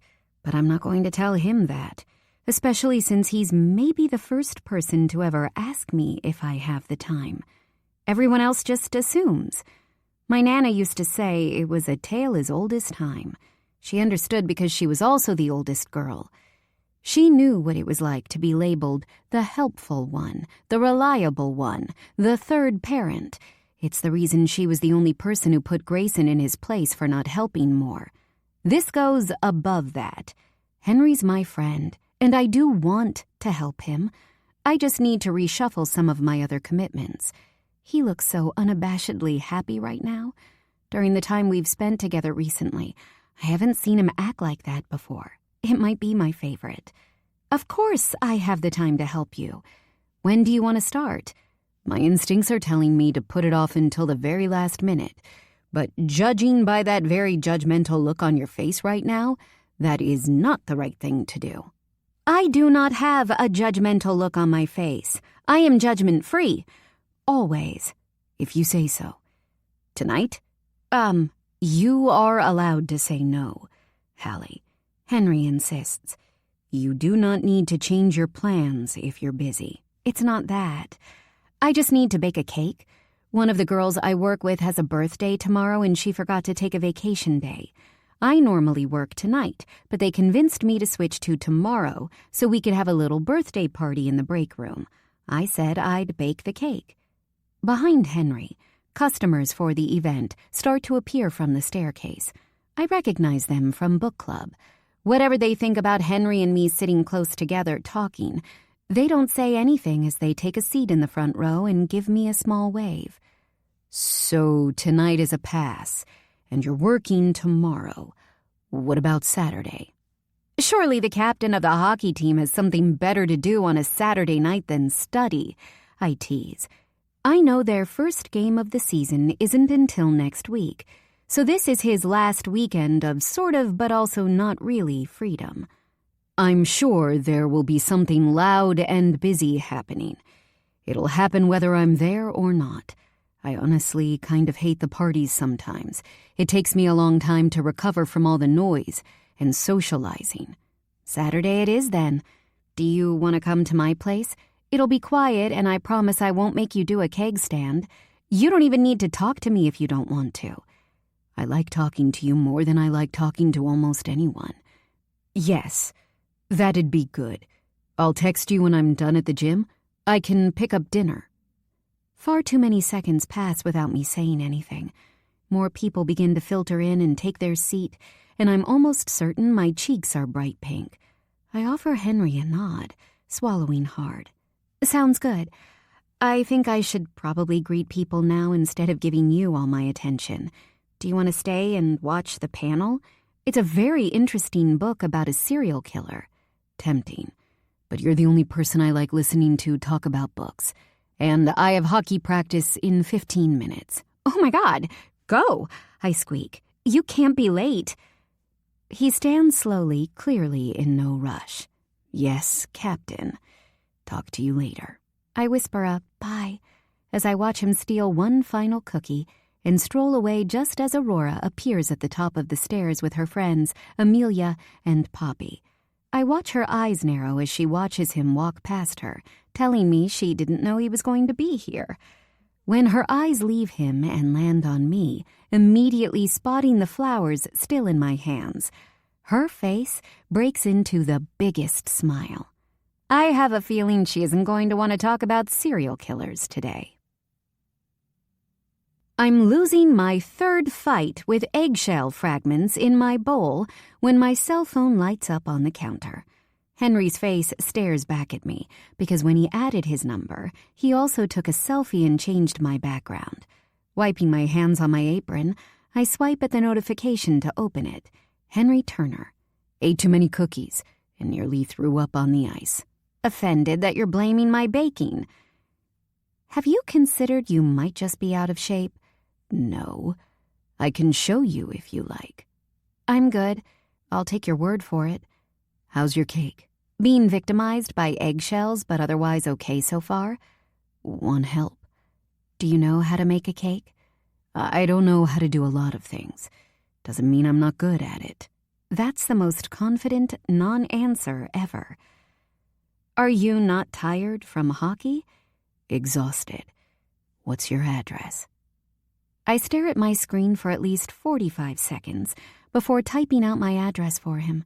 As soon as I hit send, I immediately start to panic, scanning the chaos I've created in the kitchen and mentally recapping the mess in the rest of the house. It was fine when he was coming over in 2 days because I had 2 days to make this place look presentable, and now I have, 15 minutes at most? It's not a total disaster, but I'm not confident there isn't a bra or a pair of panties somewhere they shouldn't be. It takes me 7 minutes to sprint around the house, scanning for stray items, and a further 4 to clear up the random Tupperware littering my counters. It would have taken me less, but Joy followed me into every single room. I don't blame her. She's probably never seen me move so quickly. When Henry knocks on the door a minute later, I'm still wondering if I've done enough. He looks me up and down lazily as I pull the door open. "You're very sweaty," is the only thing he says. I want to tell him it's because I've been running around my house like a woman possessed, trying to ensure he isn't going to be hit by an errant piece of lace when he walks into a room, while also trying not to fall over a cat. But I don't. "The kitchen is hot with the oven on," I say. "Come in." I notice the sketchbook tucked under his arm before I notice the gray sweatpants, and for that, I feel like I deserve some sort of praise. I follow him through the doorway and he takes a seat at the breakfast bar, opposite where I've set out all of the ingredients. Joy looks up from her bed in the kitchen and immediately makes a beeline for Henry. "You're not allergic to cats, are you?" I ask, instantly relieved when he shakes his head. "Good, because she loves affection." She looks so tiny when he picks her up, and she rests her head against his chest. I watch as he takes in the room, eyes scanning shelves and surfaces as he strokes her. "I'm glad I knew your grandmother lived here before you. Otherwise, I'd be seriously questioning your interior design skills," he says casually, turning his attention back to me. Oh, I don't mean to say it out loud, but his tone just caught me off guard. I've always known the house is dated, so it shouldn't be a surprise, but I guess I'm not used to having new visitors. My mom brings it up every time she visits, but I'm reluctant to erase Nana's choices.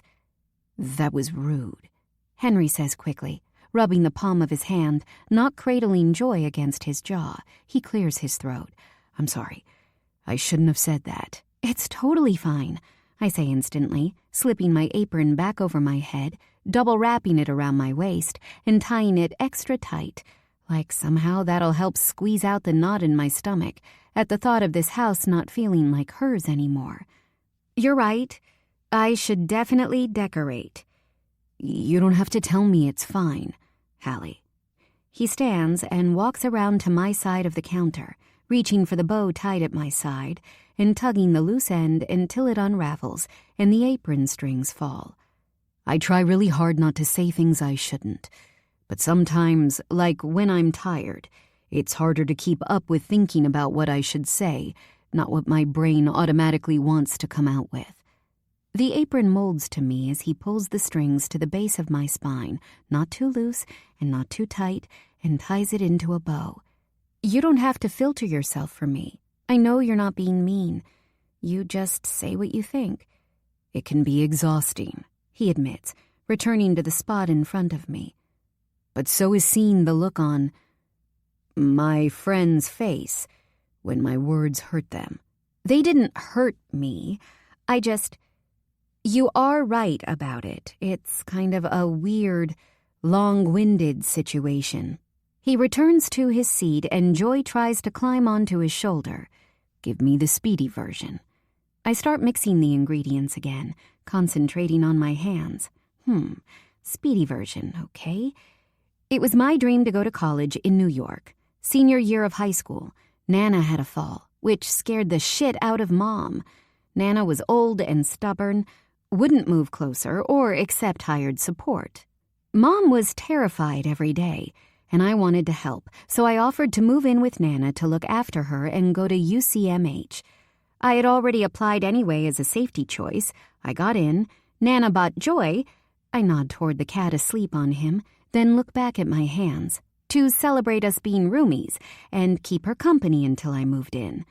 She got really sick and died right before I graduated high school. That's sad. Hallie, why didn't you go to New York if it was your dream? I shrug, wondering how I can avoid mentioning that there was a part of me that wanted to stay closer to Will.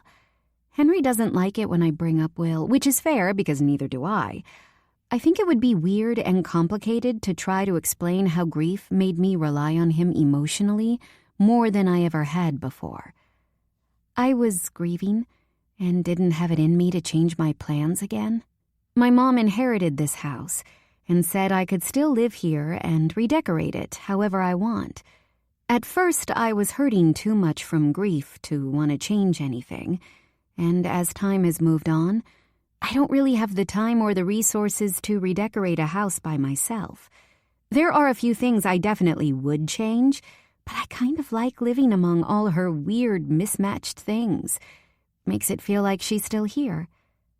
I'm sorry I was rude, he says, and I wish you didn't have to put everyone before yourself. If you ever decide you want to change those few things, I'll help you. I'm very good at painting. I don't think you were rude. I don't put everyone before myself. She was probably my best friend. Living with her would have been fun. Although at the time I did worry about her wanting to go to frat parties. Would have absolutely annihilated everyone at beer pong, I bet. I just miss her, Henry. I'm not sad because of what you said. Promise. He nods and is quiet for a little while. The silence of the kitchen feels peaceful, not awkward, and I almost jump when he talks again. Do you have an apron for me? The idea of watching Henry putter around my kitchen in a floral apron, edged with frills, immediately replaces all other thoughts in my head. On the back of the door, and wash your hands, please. The corners of his mouth tug up. Yes, Cap. He kicks his sneakers off and places them neatly next to the back door before returning Joy to her cat bed. After he's washed his hands, he grabs the apron. I divert my attention from watching him to scanning the recipe book in front of me. My Nana's familiar cursive sweeps from left to right, and out of all the things in this house, this old falling-apart recipe book is my favorite. I think it's only fair I tell you I've never baked anything before, Henry says, leaning against the counter beside me. But I'm confident that my ability to be good at most things will also apply here. Most things? What are you bad at? I'm not telling you that, he says instantly, mainly because I can't think of anything. I was trying to be humble. I appreciate the honesty, but I don't think we can mess this up. We just need to stick to the rules and follow the recipe, and all should be well. He scoops some buttercream I've mixed with his thumb, licking it off slowly. Following rules might be on the list of things I'm not great at. Well, you're lucky I'm a habitual rule keeper. He sighs, but he's smiling at me. I'm smiling back, trying not to start laughing, and I don't even know why. Weird use of the word lucky. Chapter 9. Henry. Turner, my office! Coach yells into the locker room. There's a chorus of, ooh, from my teammates, which I ignore as I walk past them all in the direction of Faulkner's office. Take a seat, he says, not looking up from whatever he's writing. I watch his untidy scribble mark the page over and over before he eventually stops and sits back in his seat to look at me. That's the thing with Faulkner. He couldn't make it clearer that he does not give a shit about anyone's time but his own. How do you think things are going? He asks casually. I think I wish JJ and Joe were still here, I say honestly. But I think we're in a much better place than we were. Matthews and Garcia are working hard. I've talked to both of them. I think we'll be okay next week. Okay or great? Because I need you to be great, Turner. I want to let out a loud, tired groan, but I don't. I hate this side of things. Of course I want us to be great. The entire team wants us to be great. It's almost like if I don't hit the buzzwords, then I'm not doing things right. Why does it matter if I say okay or great? I want us to win, and so does everyone else. I think we will be great, I say back, apparently hitting whatever benchmark of enthusiasm I'm supposed to. Happy to hear it. How are you getting on with your classes? Did Nate have to answer these questions? Probably not. I doubt Nate's ever failed a class in his life. He made balancing hockey, studying, and having a relationship all at the same time look easy. Great, I respond, remembering that okay doesn't cut it. Rocky start, but I listened when you said to do whatever it takes, and someone is helping me now. That's what I'm doing tomorrow after I do my workout. I have an assignment due on Tuesday. He runs his hand through his non-existent hair, not picking up on my hint that I want to leave. You're paying a tutor? I think Hallie would make a great tutor. She's so patient and soft-spoken. I can't imagine her ever getting irritated when someone can't work something out. Not quite. She's a friend. From your class? I've seen her doodles. I'm not sure she'd make it through a fine art BA. No, she studies English. I'm confused. You and me both, big guy. How can she help you? She's done Professor Thornton's classes before, so she knows what he's looking for, and she makes the research material more accessible for me, making it less overwhelming to face, I explain, repeating how Hallie worded it to me when we talked about it again while making the cake. And what are you doing for her? Faulkner asks. I don't know what he means, and whatever expression my face has twisted into is telling him that. If she's doing all this work for you, and she isn't a paid tutor, what are you doing for her? I think about it for a little while before finally answering him. Nothing. I bought her flowers to say thank you when I received good feedback on my essay. We're friends. She's a nice person. He says. And that little noise maybe guts me more than him barking my name. It's the noise people make when they're about to say something I haven't considered. Then I spend the rest of my day mad that I didn't consider it. Make sure you're not abusing her kindness. You don't want to lose your friend.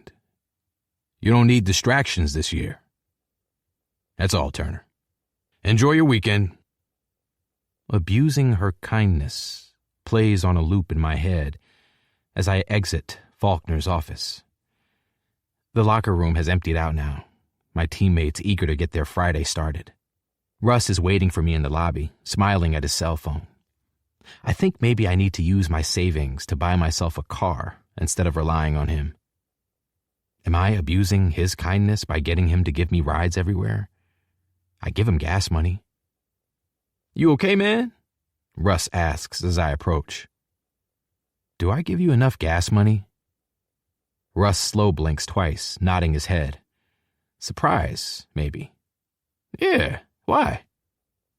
I don't want to abuse your kindness. He stands from the bench, his eyes narrowed as he stares at me. You're not, at all. Where's this coming from? Faulkner. Do you think I'm abusing Hallie's kindness by letting her help me and doing nothing for her in return? He rubs the back of his neck awkwardly. I honestly don't, since she offered to help you. She seems like that type of girl, you know? Rory has been borrowing her notes for years, apparently, and she runs the book club and other stuff. I think she's just one of those people who is generous with their time. She's your friend, right? Friends help each other. You're still doing 99% of the work, dude. I don't see how it's any different from if you joined a study group and you guys shared stuff. Don't let Faulkner get in your head. She is my friend. I really like her. I just don't want to take advantage of her. I hadn't even thought about it until he mentioned that she was getting nothing in return. I should have thought more about her when she offered. I was just so relieved to have one less thing to worry about this year that I didn't take the time to think about it. We climb into Russ's truck, and he rolls his eyes at me as he slips the key into the ignition. I really don't think you need to take advice about friendship from Faulkner. Try talking to her when you get there. Maybe there is something you can help her with, and then you both win. I just want to be a good friend to her, I admit. You like her? As more than a friend? Russ asks carefully. I like being around her. There's something about her that I'm drawn to. Something about her that makes sense to me. She's so calm. Being with her doesn't drain me. Does that make sense? Russ nods, pulling out of the parking lot. It does. Talk to her. At least she'll know you're thinking about her, even if there isn't anything she wants from you. I rehearse what I'm going to say in my head for the rest of the drive. It's not until I'm standing at Hallie's front door with a bag filled with Chinese food that I forget everything I've been rehearsing since I saw Faulkner yesterday. Hi, she says softly as she pulls the door open. That smells good. I immediately notice something is off about her as I follow her into the living room, dropping the bag of food onto the coffee table and putting my tablet, sketchbook, and laptop next to it. She looks the same as usual. Glossy lips, thick, dark eyelashes lined with black, a glow to her cheeks. Loose blue jeans, a white camisole with buttons up the middle, the lace of her bra peeking out at the top, finished with the thick, oversized cream-knitted cardigan with stars on the elbows I've seen her wear a few times. The cow slippers are new, but still feel oddly appropriate for her. But there's something not right. Hallie knocks her laptop closed as she passes it, throwing herself onto the couch on the opposite side of the room. The device snaps as the lid closes, making her cat jump up and move to circle my feet. I catch Hallie force a smile when she spots me watching her. That was aggressive, I say, taking the seat beside her, trying not to fall overjoy. Wait, she says, interrupting herself. I'm not apologizing. It was aggressive. You're right. It wasn't intentional. I don't believe that it wasn't intentional. Are you hangry? I didn't mean to be so long. I've been trying to actually complete my workouts this year instead of goofing off at the gym. She twists on the couch to look at me, pulling her knees to her chest with her head resting against the cushion. That's okay. I'm not hangry, but maybe we should eat before we start working. That way it doesn't go cold. Hallie is good at diverting conversations like Russ is, which is why I think there is actually something wrong.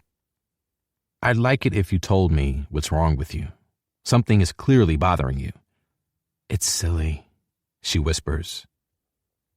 I don't think anything you say is silly, I whisper back. She rests her head on the top of her knees. Do you have siblings? I shake my head. Only child. You're lucky. No, I don't mean that.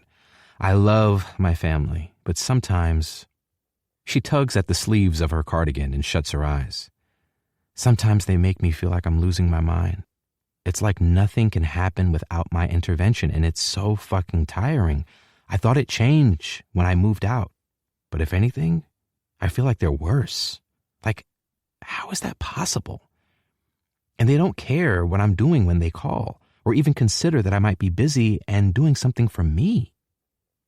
When her eyes reopen and she looks right at me, I don't know what to say to make her feel better.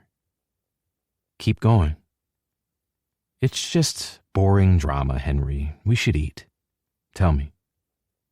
When Will broke up with me, I promised myself I was going to do things for myself. This writing competition was supposed to be that thing, and I was so excited. And I feel like a broken record, but I'm not getting anywhere with it, and it's making me frustrated because all I've ever wanted to do is write books.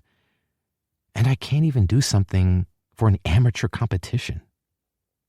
I'm going around in circles, and then my stepsister calls because she's had a fight with my mom.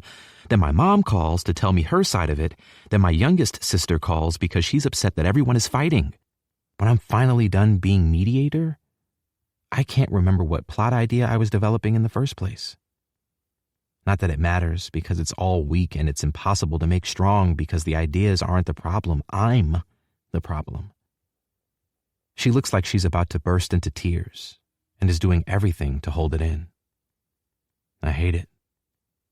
How are you the problem? 5 words that cause her face to sink. Because I haven't lived, Henry. Oh. I want to write about a relationship and experiences that I've never had, and it shows. I have these moments of clarity, and it's like the sun finally poking through the clouds after a storm, and I feel unstoppable. I write something, then I get to something simple that shouldn't be hard, and it's like I don't even speak English anymore, and I delete it all. I stare at my screen, and nothing happens. Because nothing happens in my life. Experiences. Hallie talked about having the experience when I interrupted her with Mason, but I didn't think much of it. But Will, she huffs, and I regret saying his name instantly. Our relationship made sense on paper, but not in reality. I was never in love with him. We didn't even go on a date in the whole year we were together. We just hung out with his friends or our families. Our relationship changed in title, but it never felt like anything progressed romantically. I'll take you on a date. Henry, no, she says, panic seeping into her voice. I wasn't hinting that I wanted you to take me on a date. I was just venting. Ignore me. I'll get through it. Honestly, it's totally fine. Let me take you on a date. You need the experience to write it in your book, right? I say calmly. Let me help. I can't ask that of you, she says quietly. Technically, I'm asking, I argue. You want experiences, and I want to pass Thornton's class. So let's help each other. I don't want to take advantage of your kindness, Hallie. Let's make things even. You're not taking advantage. I like helping you, she argues back. And I'm going to like taking you on a date. I've been on a few dates before, and I've never had the strong desire to go on more, but something tells me that this will be different. The pink flush of her cheeks returns. What will people think? I want to say that I'm sure my friends already have bets running on what's happening, but I don't, because I don't think she'd take it very well. She feels embarrassed about the smallest things, and I think that would be one of them.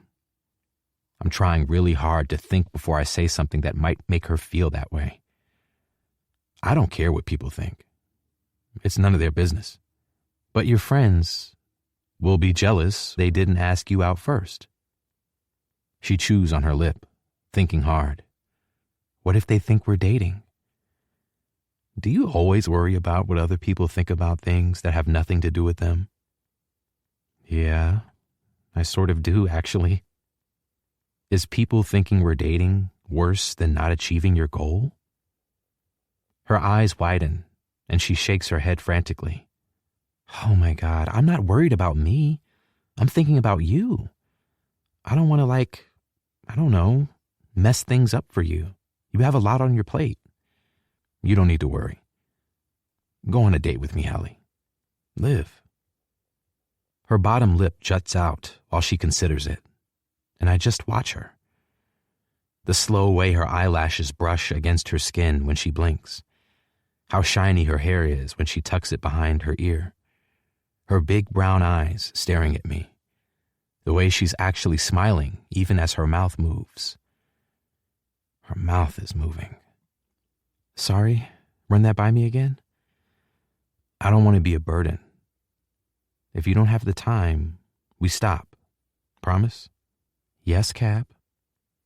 She rolls her eyes, but I sense her begin to relax. She lets go of the death grip she's had on her legs and removes her chin from her knees. letting her legs cross in front of her. I slide a little closer as she pulls out her phone, tilting it so I can see her open a Notes app. I fight the urge to point out that she hasn't changed her phone background from the picture of me in the bookstore. I watch her type "rule book" in bold letters along the top. Okay, what do I need to write down? Nothing. We don't need a rule book. Of course we do. Number 1, you have to be honest with me if you're too busy. Hockey and school are more important than inspiration for my silly book. I take the phone from her hands and huff. New number 1. We have to be honest with each other about how busy we are, and you have to stop belittling things that are important to you by calling them silly. She reaches to take the phone out of my hand, but I move it out of the way. And number 2, you have to stop being embarrassed around me. You won't be able to tell me what you need for inspiration if you're embarrassed about everything. I've seen 4 of my friends naked since you, by the way. This time, she snatches the phone out of my hand, typing frantically. Number 2 continued. We are not allowed to talk about the fact you've seen me naked ever again. I try to take the phone back, but she holds it in the air out of my reach. Number 3. If you want to date someone and our arrangement is uncomfortable for them, we can end it straight away. I don't want to ruin your chances with someone. Delete number 3, I say before she's even finished typing. People who don't understand our friendship don't get to stick around. I have the same rule for people who have an issue with my other friends, so you can't argue. New number 3. Since this is for my benefit, I pay for everything, she says, squeaking when I snatch the phone from her hands. Delete, I grumble, tapping at the delete key aggressively. Hallie moves onto her knees, leaning across, mumbling my name in a disgruntled fashion. My arms are longer than hers, so all her attempts fail. New number 3, I say as she admits defeat and sits back on her legs. Finance is reviewed on a case-by-case basis. I'm paying for our dates and other stuff.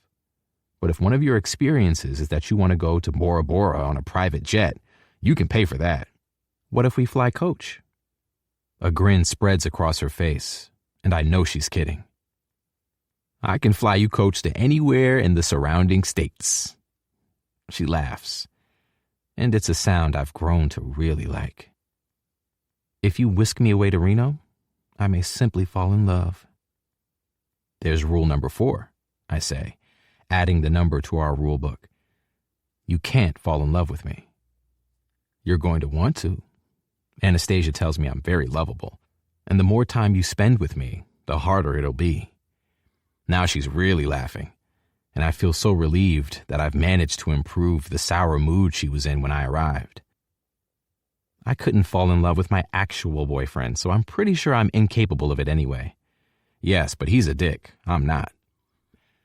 She pins me with a look that I can't decipher. She looks both annoyed and amused. As bad as Will Ellington is, I bet it's hard for him to know she never loved him. Like I said, very lovable. Okay, Mr. Very Lovable, she sighs, gently taking the phone out of my hand. She maneuvers onto her butt, her body pressed up against mine as we sit side by side. I watch her fingers as she types number 5. Our final rule. Henry must break Hallie's heart if she falls in love with him. Hey, it'll even double as a new experience. Give me plenty to write about. You sound unusually happy at the prospect of heartbreak.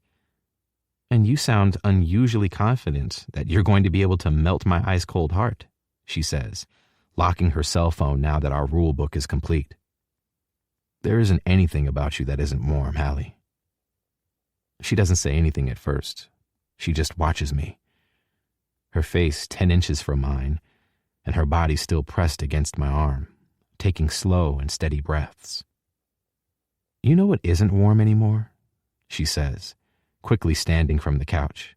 Our food. I'm going to go and heat it up for us. And with that, she disappears into the kitchen, takeout bag in hand, leaving me to wonder what exactly it was about Will that she couldn't love. Chapter 10. Hallie. It takes one Google search to confirm with certainty that misogyny is alive and well in the world. My first date, experience with Henry will be starting any minute, and it suddenly occurred to me as I waited in my living room, possibly looking like Miss Honey, that I don't have any idea how to go on a date.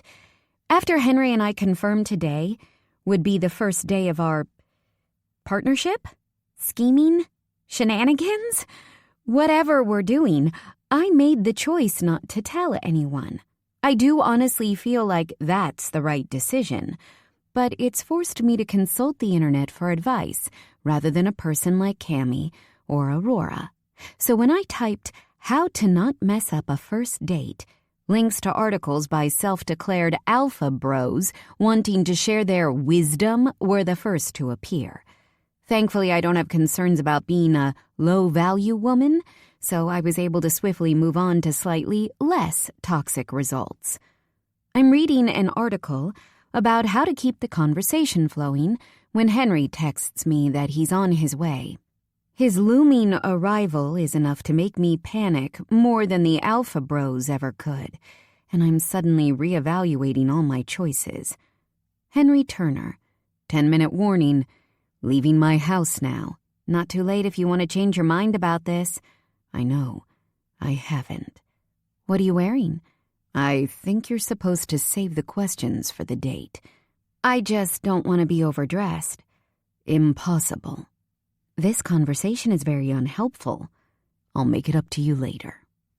There's a ridiculous grin on my face when I lock my phone and catch my reflection in the screen. My phone buzzes again, and I swipe up automatically, not realizing it isn't Henry until I read the message. Will Ellington. Have fun on your date. I choke on air so loudly that joy jumps. I haven't heard from Will since we broke up a month ago, and this is not the first message I was expecting to get from him.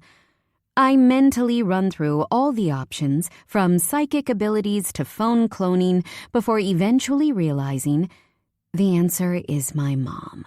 When she called earlier to talk to me about Thanksgiving next month, I was desperate to get her off the phone so I didn't have to tell her I wouldn't be coming home.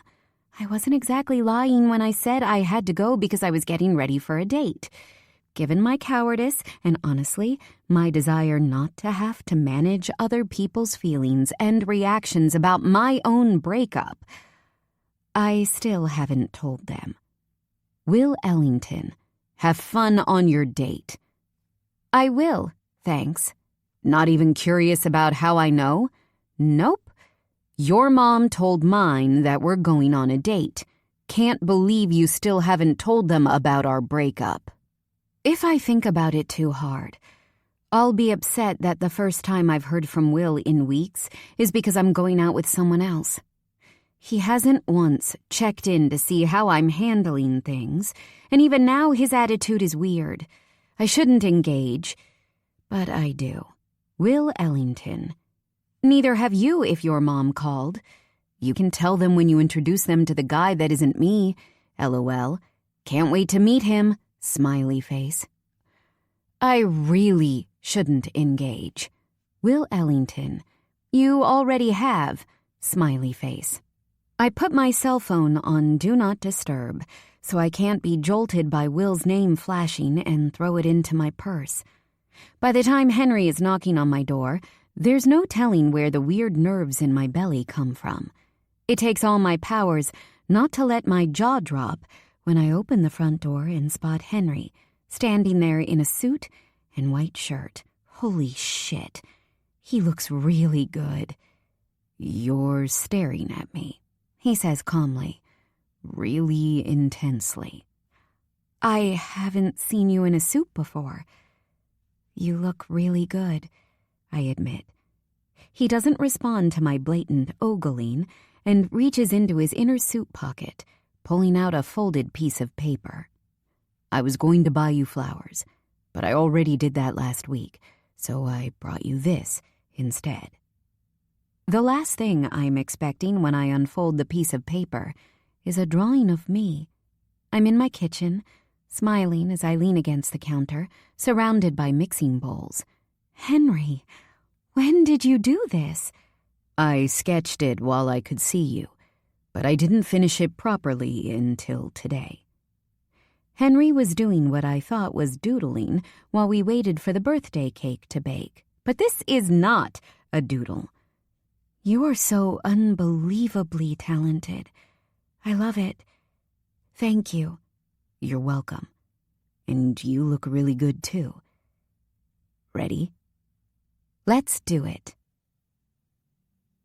If Henry noticed my restlessness on the drive to the restaurant, he didn't mention it, which makes me think he didn't notice, because I definitely feel like he would mention it. The second I saw the suit, I realized we weren't going to somewhere like Blaze's Diner, and I was right, because I can't even pronounce the name of the restaurant we're in.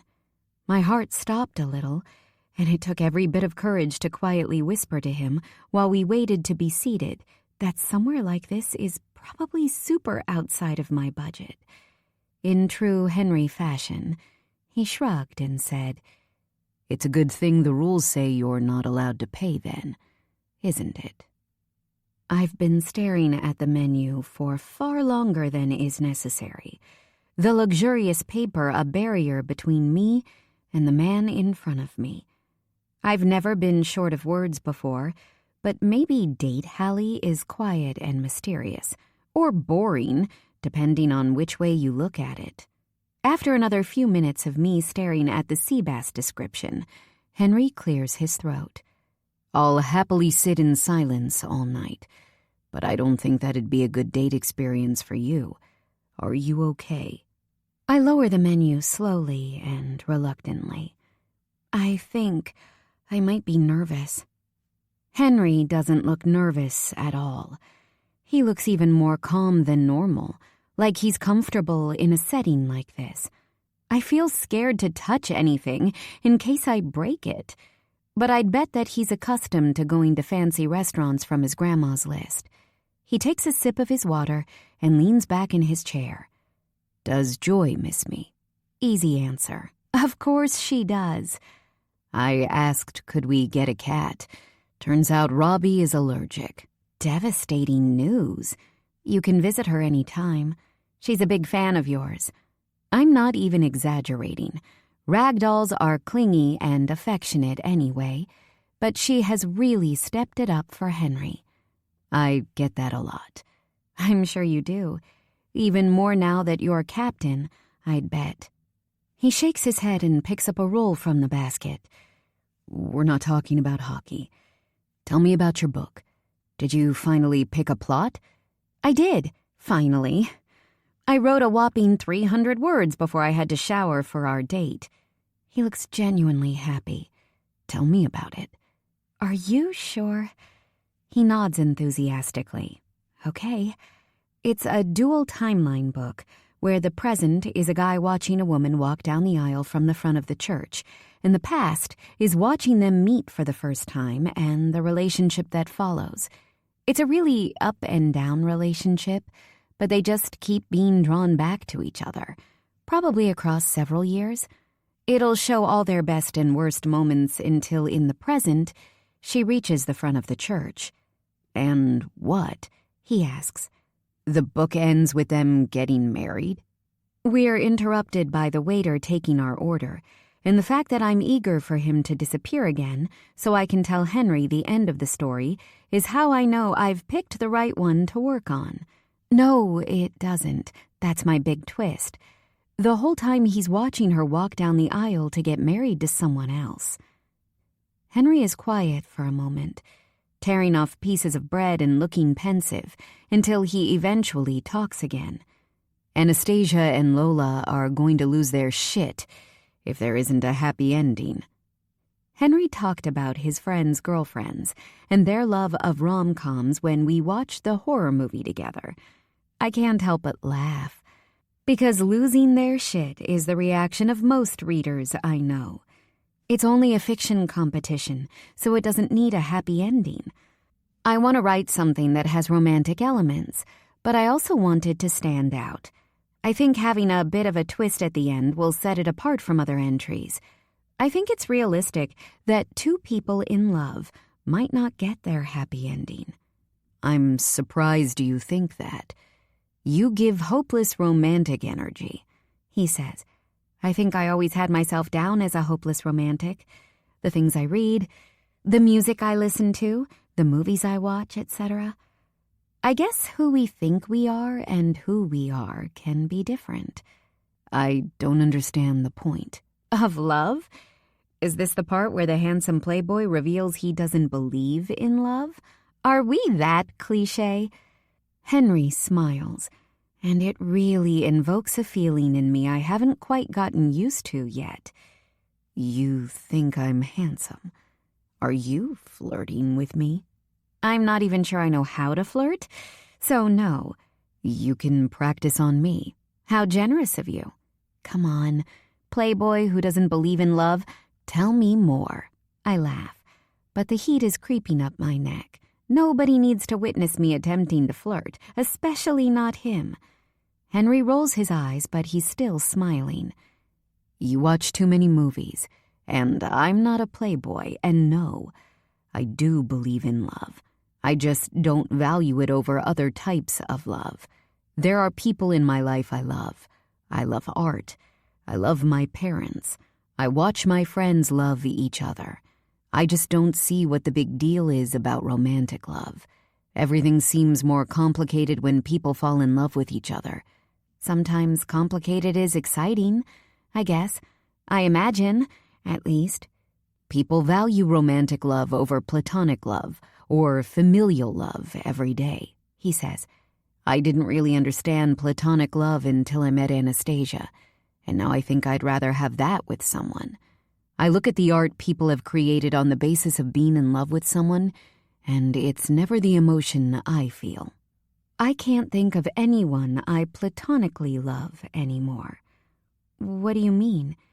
If you made a piece of art, a picture, I'd look at your choice of medium, the colors you chose, your personal style, your skill level. I'd see a landscape, or a person, an event, or whatever you wanted to create, but I'd feel something else. People paint people they're in love with, and I feel the lust, the longing, the joy, the sadness. It's a physical manifestation of someone going, look at how in love I am. But I don't believe people can look at a painting and see love. I can see friendship, though. It's hard to explain. Remind me not to paint you anything. I have a feeling you're a harsh critic. Our food arrives, and we fill the silence with a mix of questions about my book, life, and family while we eat. By the time our desserts, plural because Henry ordered multiple when we couldn't decide, arrive, I realize all I've done is talk about myself. Are you avoiding talking about yourself on purpose, or, I ask, taking my first bite of cheesecake? He leans over with his fork, stealing the top corner. I like listening to you talk. Well, I like listening to you talk. Where are you from? Where did you go to high school? When did you realize you could draw? Did you have any pets growing up? What's your favorite color? Where would you have studied if you didn't choose UCMH? I don't know. Tell me something, mystery man. At no point in any of the articles I looked at did it say, start interrogating your date at the dinner table. But I feel totally self-absorbed right now, so we're going off script. I grew up in Maple Hills, and I went to Maple Hills Academy from kindergarten to senior year. I don't know exactly, but I'm told my kindergarten finger paintings rivaled Picasso. My parents put me in a creative kids program after school. We did different things, and I learned I liked basically everything. No pets, because my nanny was allergic to almost everything. I don't have a favorite color. I'm trying not to visually react to the idea of Henry in a Maple Hills Academy uniform. It's a private school not far from the hotel, and I see the kids after school sometimes when I'm driving to work. Little Henry in a blazer and tie sounds adorable. I don't believe you don't have a favorite color. You're an artist, for God's sake. Adults don't have favorite colors, Hallie, he says, stealing another piece of my cheesecake. I push the plate slightly closer to him, but he pushes it back and stands up. Saying nothing, he moves his chair beside me and sits back down, moving the plate between us. And Parsons. But everyone told me I'd regret not playing hockey if I didn't go to UCMH. I wouldn't have, but I was scared of moving to the other side of the country and trying to make friends. But you make friends so easily. I wish I'd said it in a calm, normal way, especially since he's close enough to me that his leg is resting against mine. But no, it comes out all high and scratchy. Sorry. I just mean, you have so many people around you now, and you befriended me. I had no friends freshman year, and I didn't have close friends in high school. People were nice to me, and I had acquaintances and teammates, but I preferred to be by myself. I sometimes mirror new people by accident, but I can't maintain it. He pushes the final bite of cheesecake toward me on the plate. Being around so many new people is overwhelming. I stayed with my parents a lot because the guy I shared a dorm room with used to watch his TV, laptop, and phone at the same time. There would be different sounds blasting constantly, and I felt like I was going to lose my mind. What changed? Nate and Robbie. They're like an old married couple, and they treat everyone like they're their children. They grew up together, and Robbie had a serious accident and Nate's mom died. So I think they trauma bonded. Now they act like they're everyone's dads. They let me live with them, and it gave me space to adjust and learn how to process college. He reaches for the next dessert. And JJ too. But I guess he's more like an irresponsible uncle than a dad. That's really nice, Henry. I'm happy you found your feet. He pushes the strawberry on top of the tort to my side of the plate, a gesture born from me telling him strawberries are my favorite fruit. I told you, platonic love is more effective. My fork sinks into the strawberry. I think you might be right. The car ride home is the same comfortable quiet as the one there. He tells me he's thinking about getting his own car, so he doesn't abuse Russ's or Aurora's kindness by borrowing one of theirs. I tell him I doubt they would ever think that about him. When I'm finally home, Henry hovers close behind me as I rummage around in my clutch for my keys. When I finally find them, unlock the door, and take a step inside, he doesn't move. Are you not coming in? He shakes his head. I'm being a gentleman. Do you not want to be a gentleman inside? I want to, but you should send the guy home at the end of a first date. A date and advice. I'm getting the full Henry Turner treatment tonight. Henry looks like he's about to say something, but stops himself. Not quite. He leans forward, and my heart stops. His lips press against my cheek gently, and I'm not confident I'm breathing fully. He moves back, the hot sear still present on my skin. Good night, Hallie. Good night, I say as he walks away. But it once again comes out as a whisper. When he's climbed back into the car and driven off, I lock the door behind me and take a look at the drawing of me propped against a photo frame in the hallway as I pass it. After getting ready for bed, I climb under the duvet with my laptop. With the Great British Baking Show playing on my TV, I create a new chapter and start typing. Chapter 11. Henry. When the first thing I saw this morning was Lola in my kitchen wearing a hockey jersey inside out, I thought it was a bad omen. I've never understood athletes and sports fans with their superstitions. Maybe it's because I was raised by people who don't believe in them. I've always raised an eyebrow at the team's various habits, specific underwear, only certain playlists, the need to drive a precise way to the rink, to name a few. But when Lola stood in front of me pouring coffee into 2 mugs, not even aware I was at the bottom of the stairs, I thought, oh, fuck. We're going to lose today. The thought made me want to be sick, and I realized quite how nervous I'd been pretending I wasn't for our first game of the season.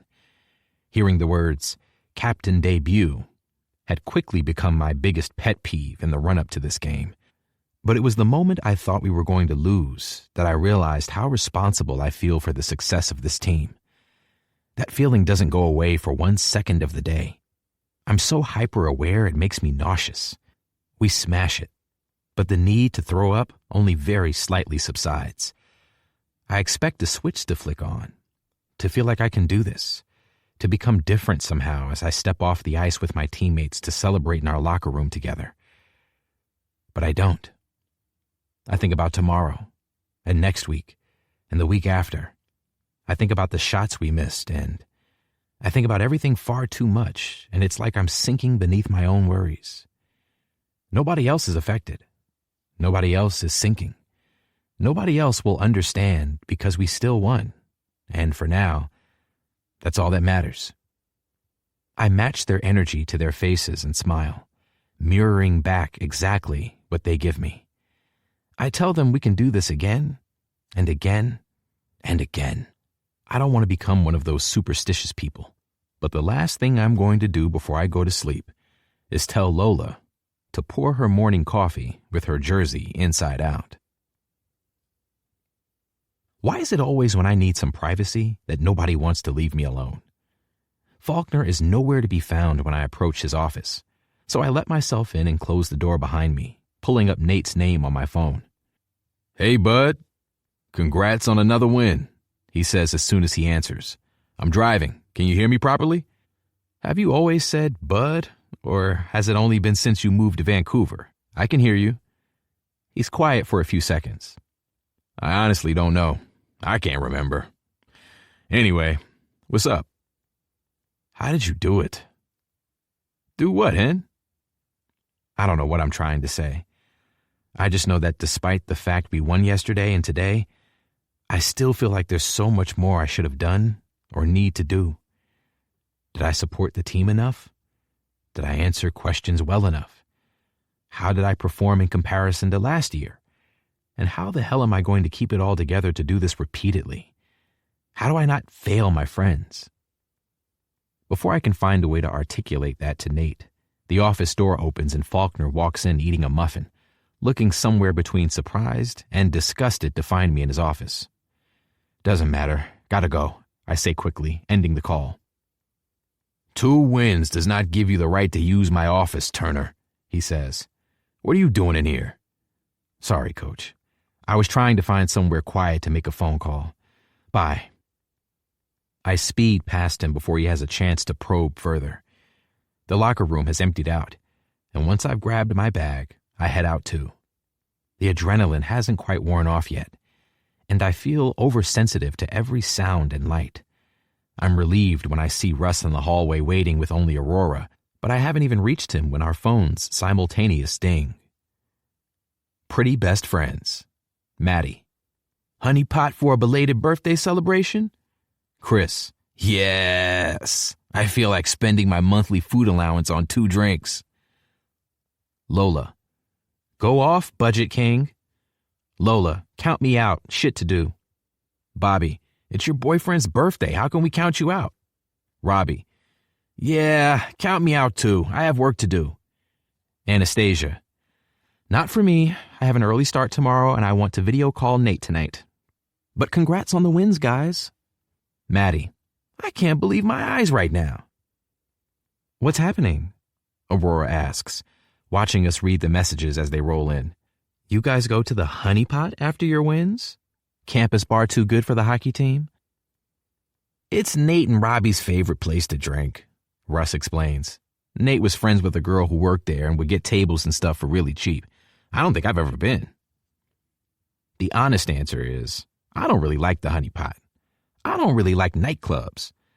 But Nate went through so much effort to make sure I could go with him last year, even though I'm underage, that I didn't know how to say I was fine hanging out at home alone. I've been there so many times that now I don't know how to tell the people who love it that I don't have a great time. It's fine, I guess, I say. I knew either way people would want to party tonight, and I'd need to be there. But I was secretly hoping that maybe this weekend would be the one where everyone collectively decided to go home. I don't often give in to pressure, but I feel like I need to be there to celebrate with the team. I was going to see if Hallie wanted to hang out. You could probably catch her, Aurora says, nodding to the exit. She was shuffling toward the parking lot in the crowd when I came in here. She was with Cammie Walker and Ava Jones. I'd suspect they're still outside somewhere. Wait, she's here? Aurora nods slowly. Yeah, did she not mention it? No. Did you ask? She says, looking at me knowingly.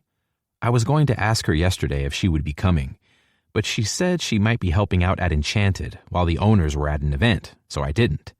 I intended to text her back and ask if she could come today, but I was so stressed by the Lola jersey situation that I got distracted by Russ putting on a brand new pair of socks and forgot. Text her, Russ says. Maybe don't tell her you forgot about her. Hallie, where are you? Hey, I'm on my way home. You were great. Are you drunk? She doesn't send me an answer, just a picture of joy, which, as far as I'm aware, means yes. Hallie, what are you doing tonight? Going to that new bar next to Enchanted that just opened? I'm not 21 yet, but Ava says it'll be fine. Hallie's going to the new bar that has replaced the place Russ worked at. She said she isn't 21 yet. I've gone from not wanting to be anywhere near a busy, crowded place to wanting to check out the new bar. Tell her she can use Amelia's fake ID, Aurora says. They look similar enough. No one will care if Hallie's boobs are on show. I bring up the chat with my friends and see the conversation has continued in the form of a debate about what to do tonight. Pretty best friends. Henry, what about the replacement sketchy bar? Henry, Hallie is going with her friends and is going to use Amelia's ID. Lola, how? Russ, Aurora said they look similar enough and no one will care if Hallie's boobs are on show. Bobby, no one say anything. Muffin is setting up a trap. Maddie, I didn't even know she had any, hen. Promise. Anastasia, why are you guys like this? Lola, let's hope they don't pay too much attention to height, LOL. Chris, it'll be fine. What's 7 inches between friends? Jaden, that's what Henry said to her last night. Jaden, boom. Jaden, good evening. Jaden, who's Hallie? Lola, jump scare. Yuck. Jaden, now that isn't very nice, is it? Bobby, Hallie is Henry's new friend, who he wants to spend all his time with, but definitely isn't hooking up with. Maddie, I'm down to give Sketchy Bar 2.0 a chance. Chris, same. Anastasia, it gorgeous there. Isn't anything sketchy about it now? Russ is trying to hide his laugh at the same time as hiding his phone from Aurora. I switch back to Hallie. Hallie, we're going too. Aurora is bringing you a fake ID. Thank you. See you later. I incredibly reluctantly switch back to my friends. Pretty best friends. Anastasia, of course they can be friends and not hook up, JJ. Chris, are you really the person to champion that as a possibility? Lola, she's so gorgeous I sort of want to bow at her feet. Robbie, I'd like to see how she'd react if you did that. Maddie, no, I get what you mean in a very platonic and not at all triggering to Henry way. Russ, I think she's a nice person. Bobby, that's the spirit, Muffin. Henry, please don't be weird to her. She's my friend. Chris, we're just playing, Cap. She's great, and we'll stop. Bobby, message received, mon capitaine. Robbie, fuck it, maybe one drink. Maddie, normality at last. I think every single person in LA decided to try to come to this bar tonight, and I haven't even seen Hallie yet. 4 people have hit on me according to the guys, who take great enjoyment in keeping count, but I hadn't noticed. I don't know how many times I've checked my cell phone, but I now receive punches to the arm every time I tap my screen. I keep looking at the time, but I can't actually remember what time it is. It's too hot, it's too busy, it's too loud. My clothes feel too tight and scratchy, and it's like I can feel my hair too much. But I need to be here for the team, and I do really want to see Hallie. We were lucky to grab a few tables next to the wall when another big group left as we arrived. But even with more privacy than standing at the bar, it still feels too busy. I didn't notice Aurora was gone until she reappears, tailed by Hallie and her friends. Hallie immediately makes a beeline for me, grinning broadly. As she gets closer to where I'm sitting, her smile dulls and eyebrows pucker. What's wrong? How do you tell another person that you can feel parts of your body too much? And if whoever is in control of music puts on one more squeaky, repetitive, poorly remixed track, that you might scream? Not a fan of the noise. She nods and puts her purse down on the table beside my phone. Can I touch your head? Just your ears and temples? Anyone else, I'd have immediately said no. But I nod. She steps closer, positioning herself between my legs. The bar stool I'm sitting on puts us face to face, and she really is even more beautiful up close. Hallie's palms flatten over my ears, and she applies pressure gently. Her thumbs find my temples, and to anyone else she probably looks like she's about to kiss me. But she's muffling the noise.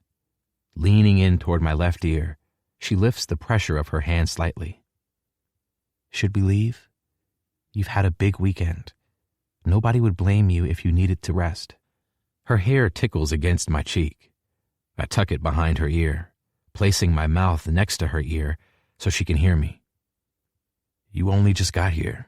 You're friends. We've been together for hours and they won't mind. Let's go. Before I can object, she's picking up her bag and walking toward Cammie and Ava. She leans in and they both nod and smile, seemingly unbothered that I'm stealing her away. The guys all give me a look as I let them know I'm leaving, and I don't have it in me to argue that we're not leaving together in the way they think. Hallie slides her hand into mine as we navigate out of the bar, and as soon as the fresh air hits me, the tightness in my chest slowly begins to ease a little. Sorry for ruining your night, I say, as I summon a car on my phone. Has anyone ever told you you apologize a lot? Never. I slide off my jacket and place it over her shoulders. Here, you're not wearing a lot and you might get cold. Thank you. I've sobered up a lot after the game and I'm not as protected from my own, well, Ava's outfit choices. She pulls it tighter. You haven't ruined my night, by the way.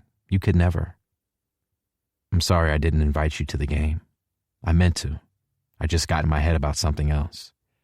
I'm happy you were there. I did feel a little weird going at first, but Cammie convinced me it wasn't a big deal because it's a sports game. I guess it's just I would only go to Will's games because I was invited, so I didn't want you to think I don't even know, but you don't need to be sorry. We talk about Will far more than I'd like. She bursts out laughing, and the soft sound only helps to soothe me. He responded to my story earlier.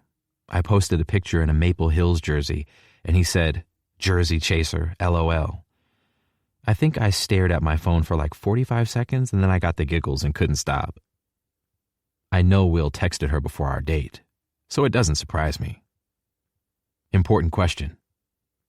Whose name was on your jersey? It doesn't have a name. It wasn't actually mine. I borrowed it from Ava.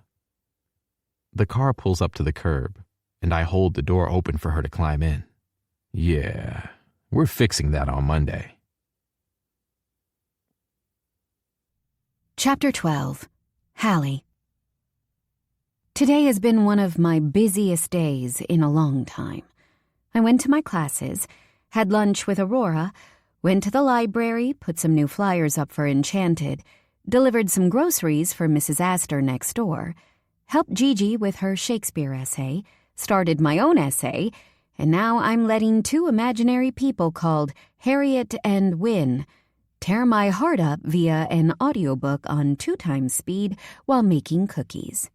I'm exhausted and somehow still falling behind, but that's an issue for another day. And yet, despite all of those things to keep my mind very, very busy, I can't stop thinking about the fact I had a sex dream about the man sitting on my couch. When we got home on Saturday after the club, Henry was clearly overstimulated mentally and physically.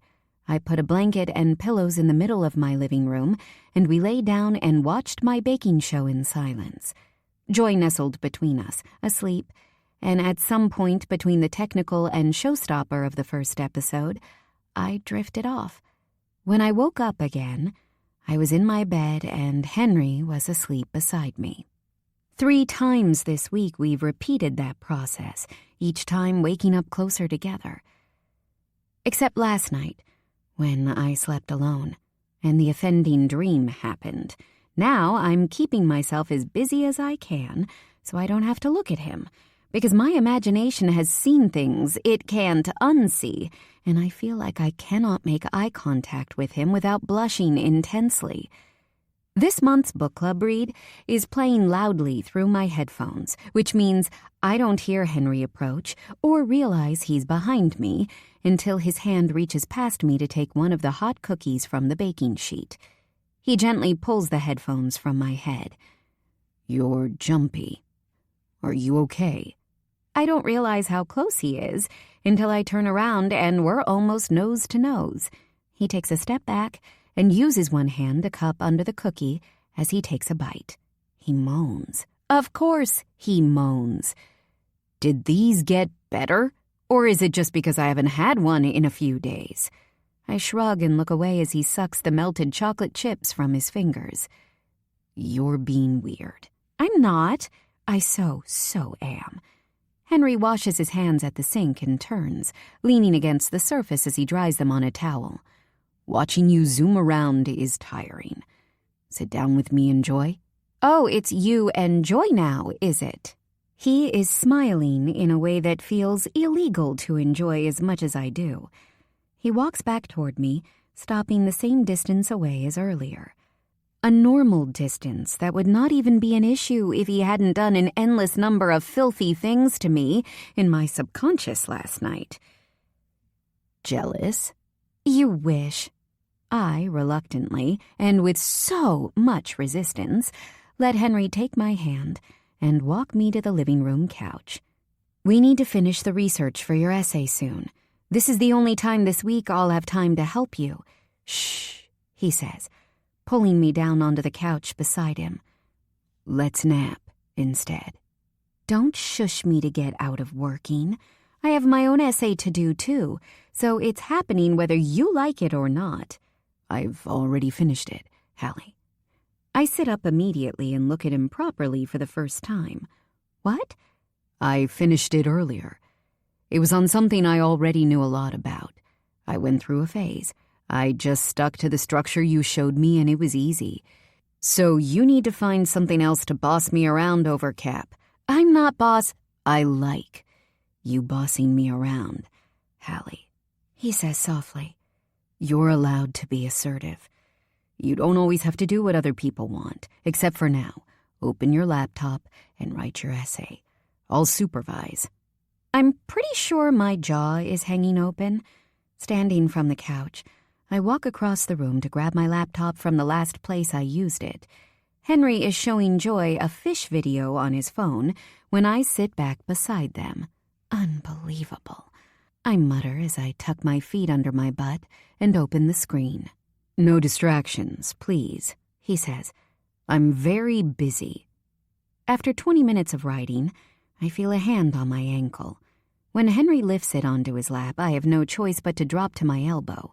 When he grabs the other one and repeats I'm basically lying down on my side, making it impossible to work on my laptop. Can I help you with something, Henry? No.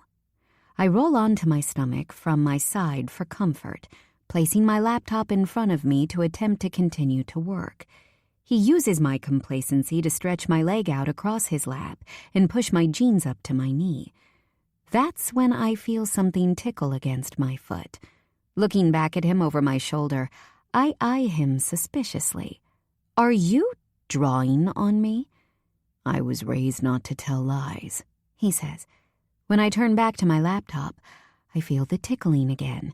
It continues, progressing over my ankle and up my calf. I'm convinced it takes twice as long to finish my work because I might be strong, but I'm not strong enough to be able to block out Henry's soft touch against my skin. This is the worst possible timing after my dream last night, after what feels like forever.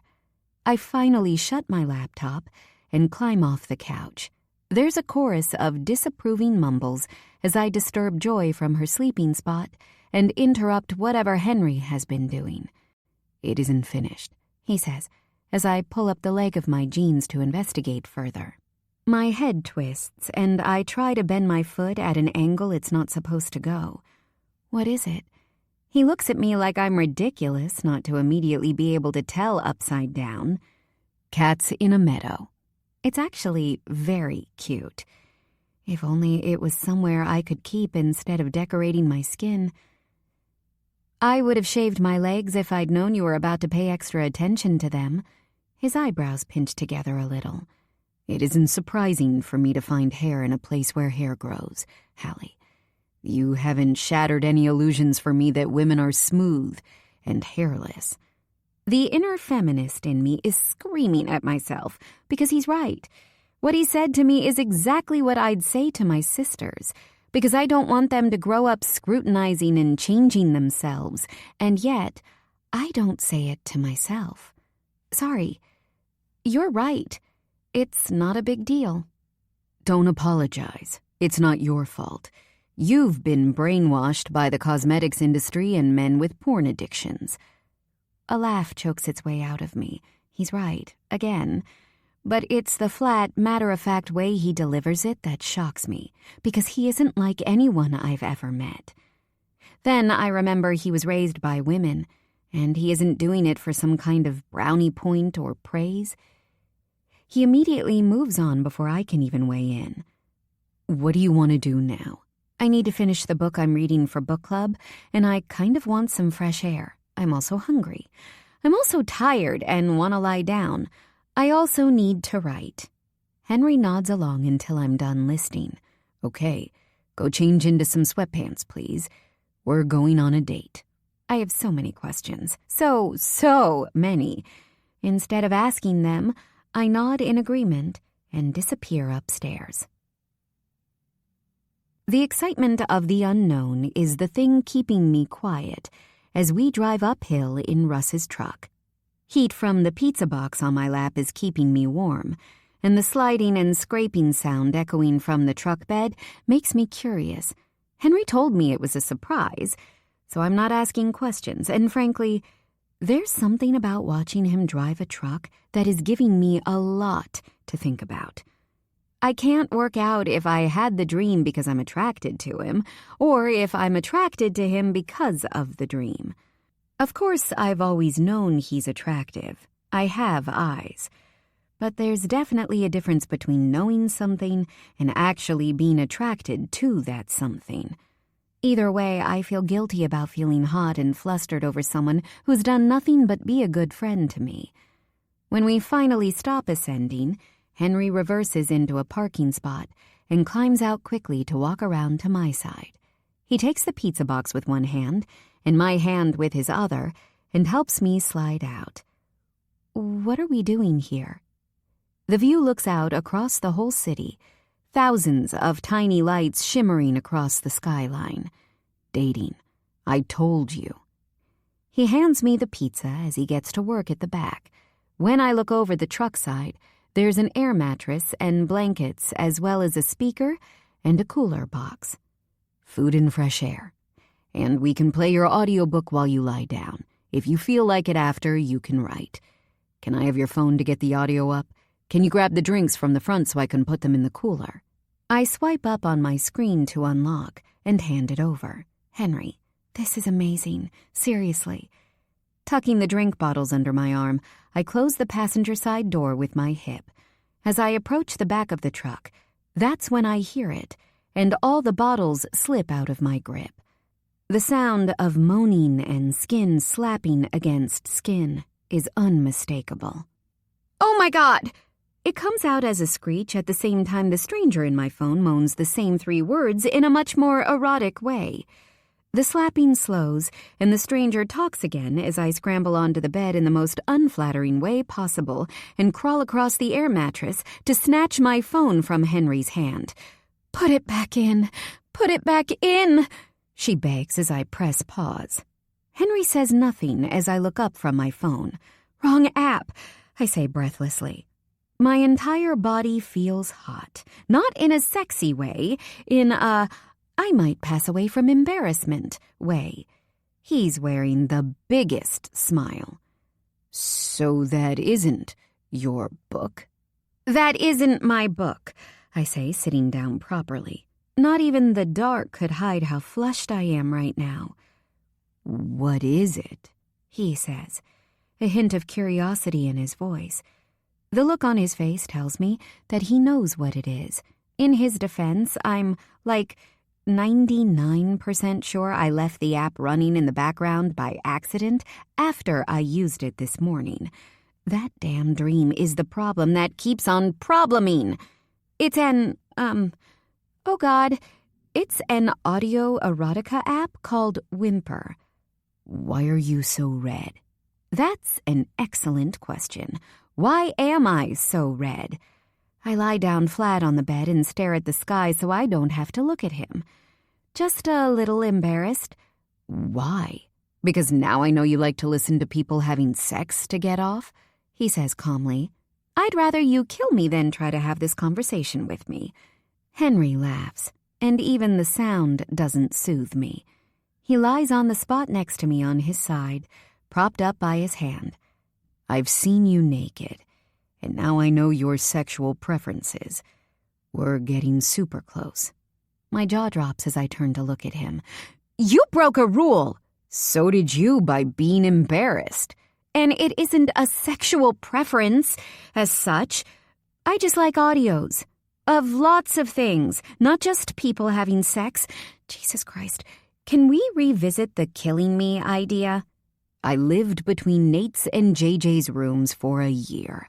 I'm accustomed to knowing the intimate details of my friends' sex lives. JJ wasn't too bad because I never saw anyone again, but I have to look at Anastasia regularly. You like audio. I bet I'd like audio too. There's nothing you can tell me you've done that I haven't heard them do. But we don't have to talk about anything if it makes you uncomfortable. There's nothing to tell, I admit sheepishly. I'm a virgin. Henry doesn't say anything straight away, giving me the perfect amount of time to consider my escape route. People care about my lack of sex life more than I do, so I don't dread their reactions because I think there's something wrong. I dread their reactions because I end up having to convince them nothing's wrong. Virginity is a social construct, he says. It's good I didn't let you leave with Mason. Would have been the worst 45 seconds of your life. I'm a good friend. I can always rely on Henry to surprise me. How did you manage to make my sexual inexperience about you? Henry's mouth tugs up at the corners in that way that makes my insides go weird. I can make everything about me if you give me enough time, including your sex life. I have no response. Our pizza is probably cold, and I think we should put the book on now. Maybe let me do it, to prevent any other audio mistakes. That's a shame. I was looking forward to seeing if he finally put it back rolling onto my side at a speed I didn't know I was capable of. I press my palm to Henry's mouth. Stop talking. I'm adding this to our rule book under things we're not allowed to talk about. His hand closes around my wrist, lifting my hand from his mouth. He kisses my palm gently and puts it on the air mattress between our chests. good luck getting it signed off by the board. The board for our rule book, he nods. And who's on the board? Me and you, and I'm not putting it on the list. You're unbelievable. Do you know that? So I've heard. Chapter 13. Henry. Nate Hawkins is sitting on the living room couch. I blink once, twice, desperately try to remember if I've hit my head today. "At least pretend to be happy to see me, bud," he says when the surprise of him being there stops me in my tracks in the doorway. "Do you say bud now because you're a fake Canadian?" Robbie asks him. They're both sipping from their favorite mugs, and a nostalgic wave drags me under when I realize how familiar the sight of Robbie and Nate gossiping in the living room drinking coffee feels. "How about I stick my foot up your ass and you can tell me how fake that feels?" he snaps back. "Hen asked me the same thing a few weeks ago." "Are you going into the house?" Russ asks from behind me. I drop my bag at the end of the couch and sit beside Nate, resisting the urge to poke him to check that he's real. "So," he says, turning in his seat to face me. "How's it going, Captain? How's Faulkner?" Robbie and Russ both loudly groan, but before I can respond, Russ holds up his cell phone. "JJ is video calling me. Did you tell him you were coming?" Nate shakes his head as Russ accepts the call. "I sensed something was happening," JJ says immediately. "Having a reunion without me, are you? Selfish bastards." "Aren't you playing in Florida tonight?" Nate asks him. "Sensed something was happening, my ass. You saw it on my close friends." "Why do you have a Canadian accent?" JJ says, screwing up his nose. "Thank you," Robbie shouts, making me jump, and Nate mutters something under his breath. "I said that when he got here, and he said I was making it up." JJ's smile is huge. I suspect it's the success of annoying Nate from the other side of the country. "There is definitely something distinctly moosey about you these days, Nathan. Very off-putting. So what are we gossiping about? What's the 411, or the T, as the youth say?" "When you say, as the youth say, are you talking about when you said that like 2 months ago?" Robbie asks. "Nate was asking Hen how being captain is when you called." JJ makes the same groan Russ and Robbie did a few minutes ago, and I feel like my friends have conveyed my feelings without me even needing to say a word.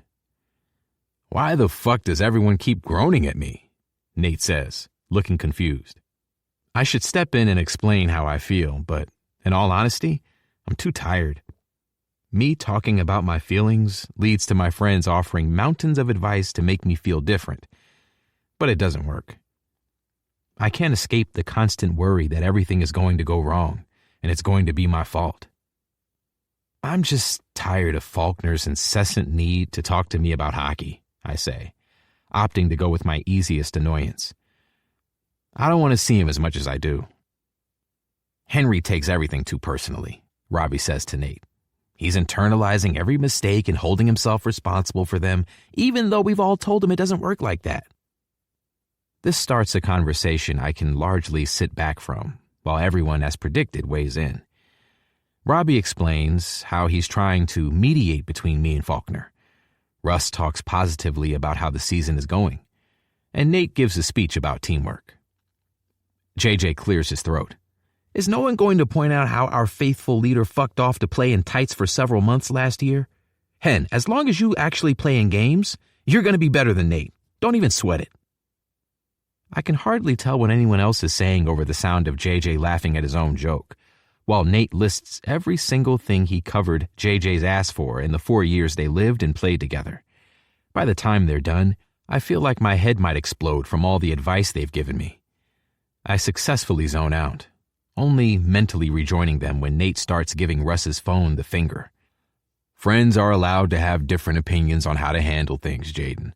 I don't have to agree with you because I know you're wrong." JJ immediately fires back, but I've already stopped listening again. "Are you coming to the gig tonight?" Russ asks Nate when it quiets down again. Russ's brother's band, Take Back December, is in town tonight, and Russ got everyone tickets. I said I didn't want to go because I don't like their music, and more relevantly, I think Russ's brother is a jackass. No, I'm only here for 24 hours. I don't even think it's that. I need to leave soon to watch Stace at the rink, and then I'm taking her to a bookstore. She's really stressed out at the moment. Well, I guess you guys will have noticed. Plus, she's struggling with the distance. Nobody says anything. Shit, we both are. It fucking sucks, but I'm going to give her my full attention while I'm here. She's in a meeting with her professor right now, so I had time to stop by.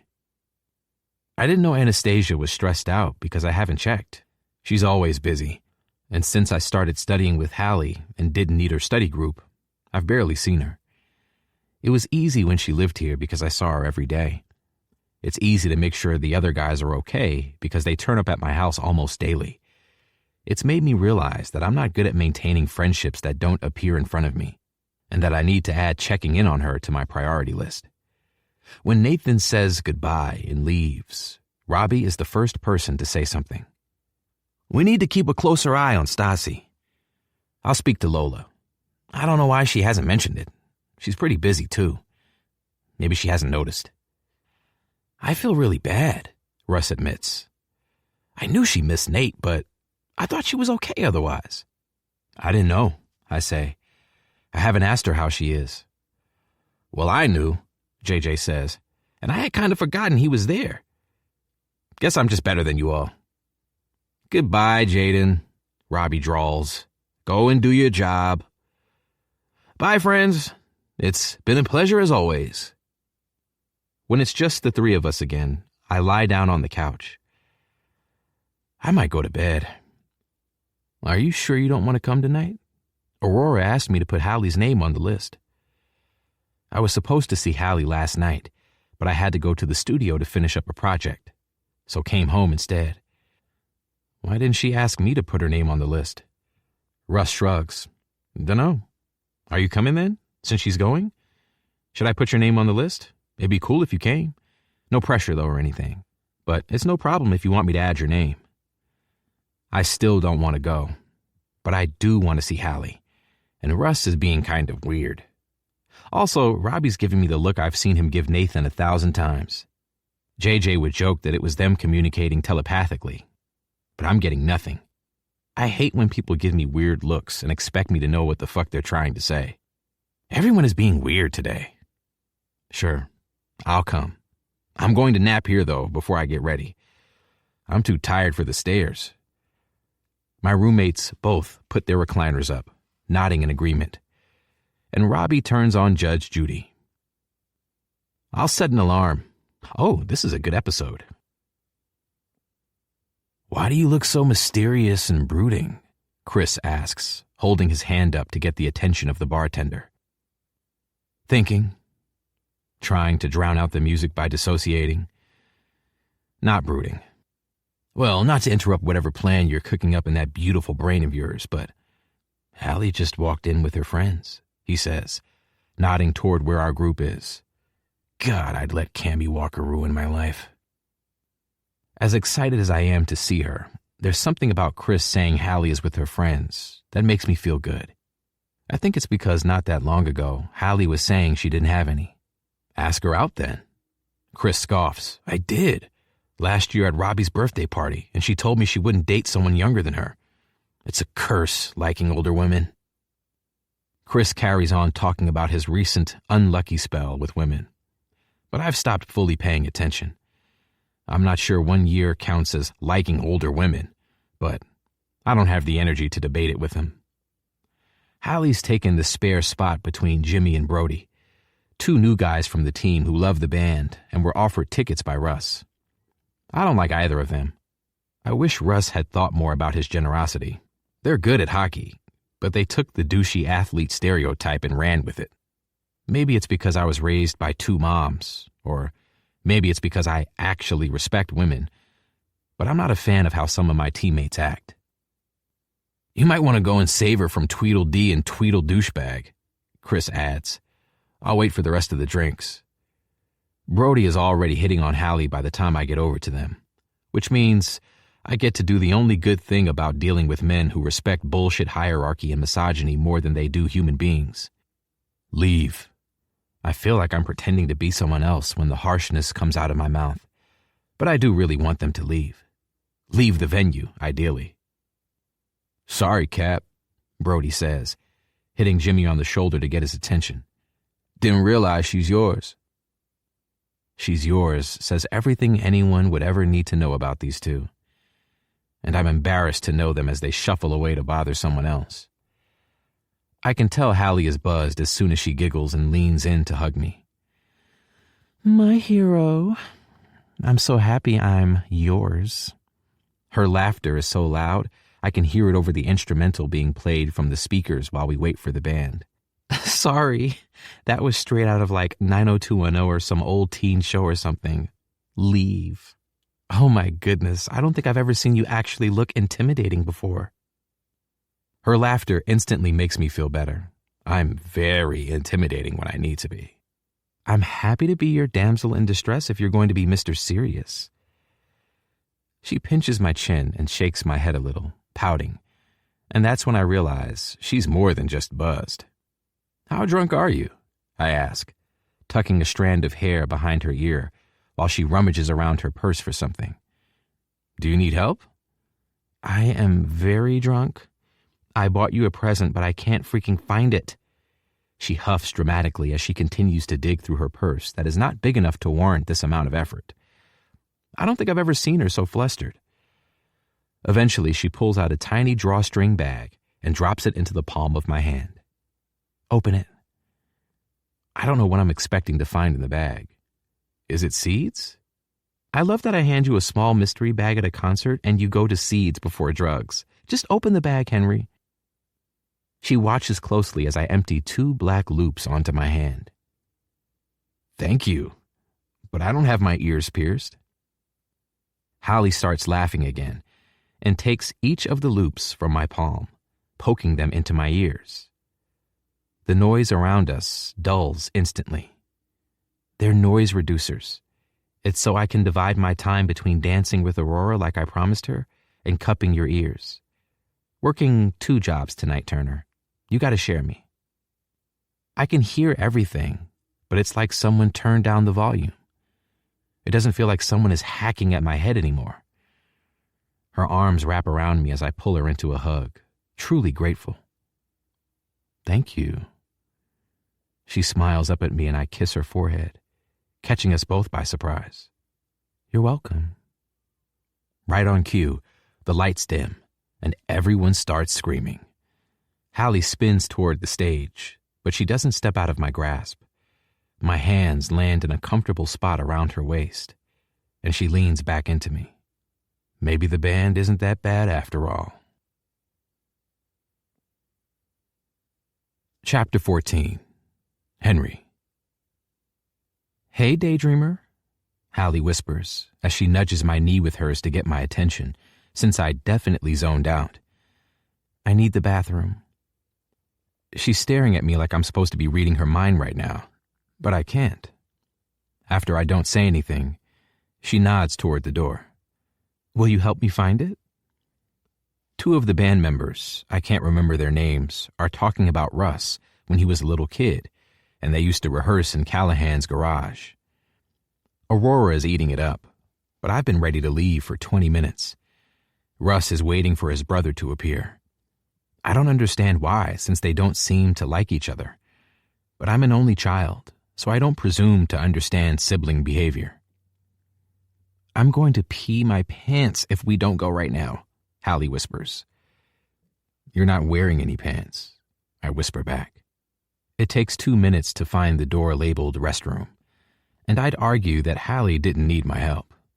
I'm about to point that out when she pushes the door open and reveals Ethan, Russ's brother, snorting a line of white powder from the edge of the sink with a woman. There are various other clear plastic bags around them with powders and pills, and a half-drunk bottle of vodka. Ethan doesn't pay any attention to either of us as Hallie rushes into one of the stalls. It's taking everything in me to not ask him what the fuck he thinks he's doing. I frankly don't care about what irresponsible act he wants to do, But I'm angry for my friend. Russ deserves better. Close the fucking door, man, he yells in my direction, not even bothering to look at me. I reluctantly step into the bathroom, letting the door shut behind me. I don't want to be anywhere near this, but I don't want to leave Hallie in here alone. I know Russ suspects there's something going on with his brother because he confided in me about it over the summer. He said it would be typical for his family to find something new to fall out over now that his dad is doing so well in his gambling addiction program.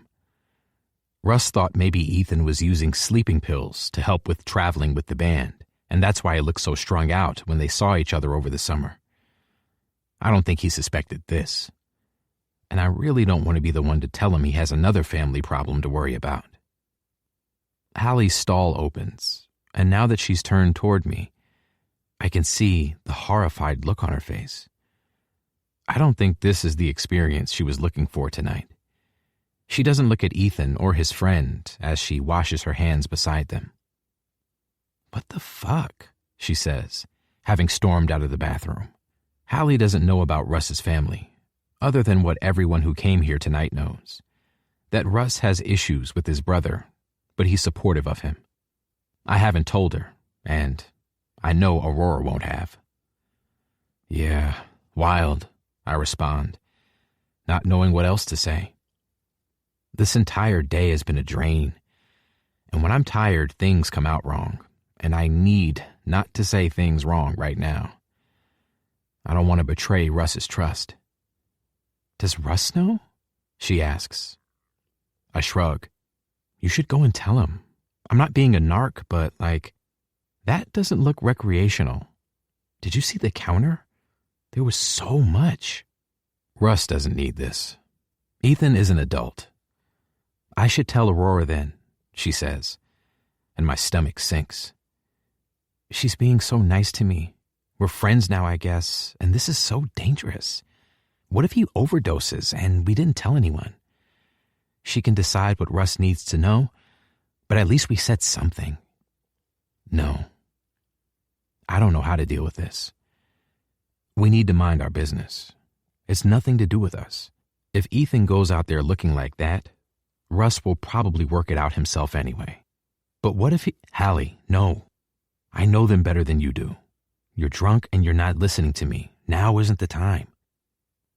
I watch her face sink and hate myself. Okay, you're right. They're your friends. You know what's best. It's like watching a balloon deflate as all the confidence she's gained in the past few weeks leaves her. They're our friends, I say. But it's pointless. I've already upset her. She shuffles awkwardly. I think I'm going to find Cammy and get an Uber home. I'm pretty tired and I don't know. I don't think hanging out with the band and seeing everything that happens is my thing.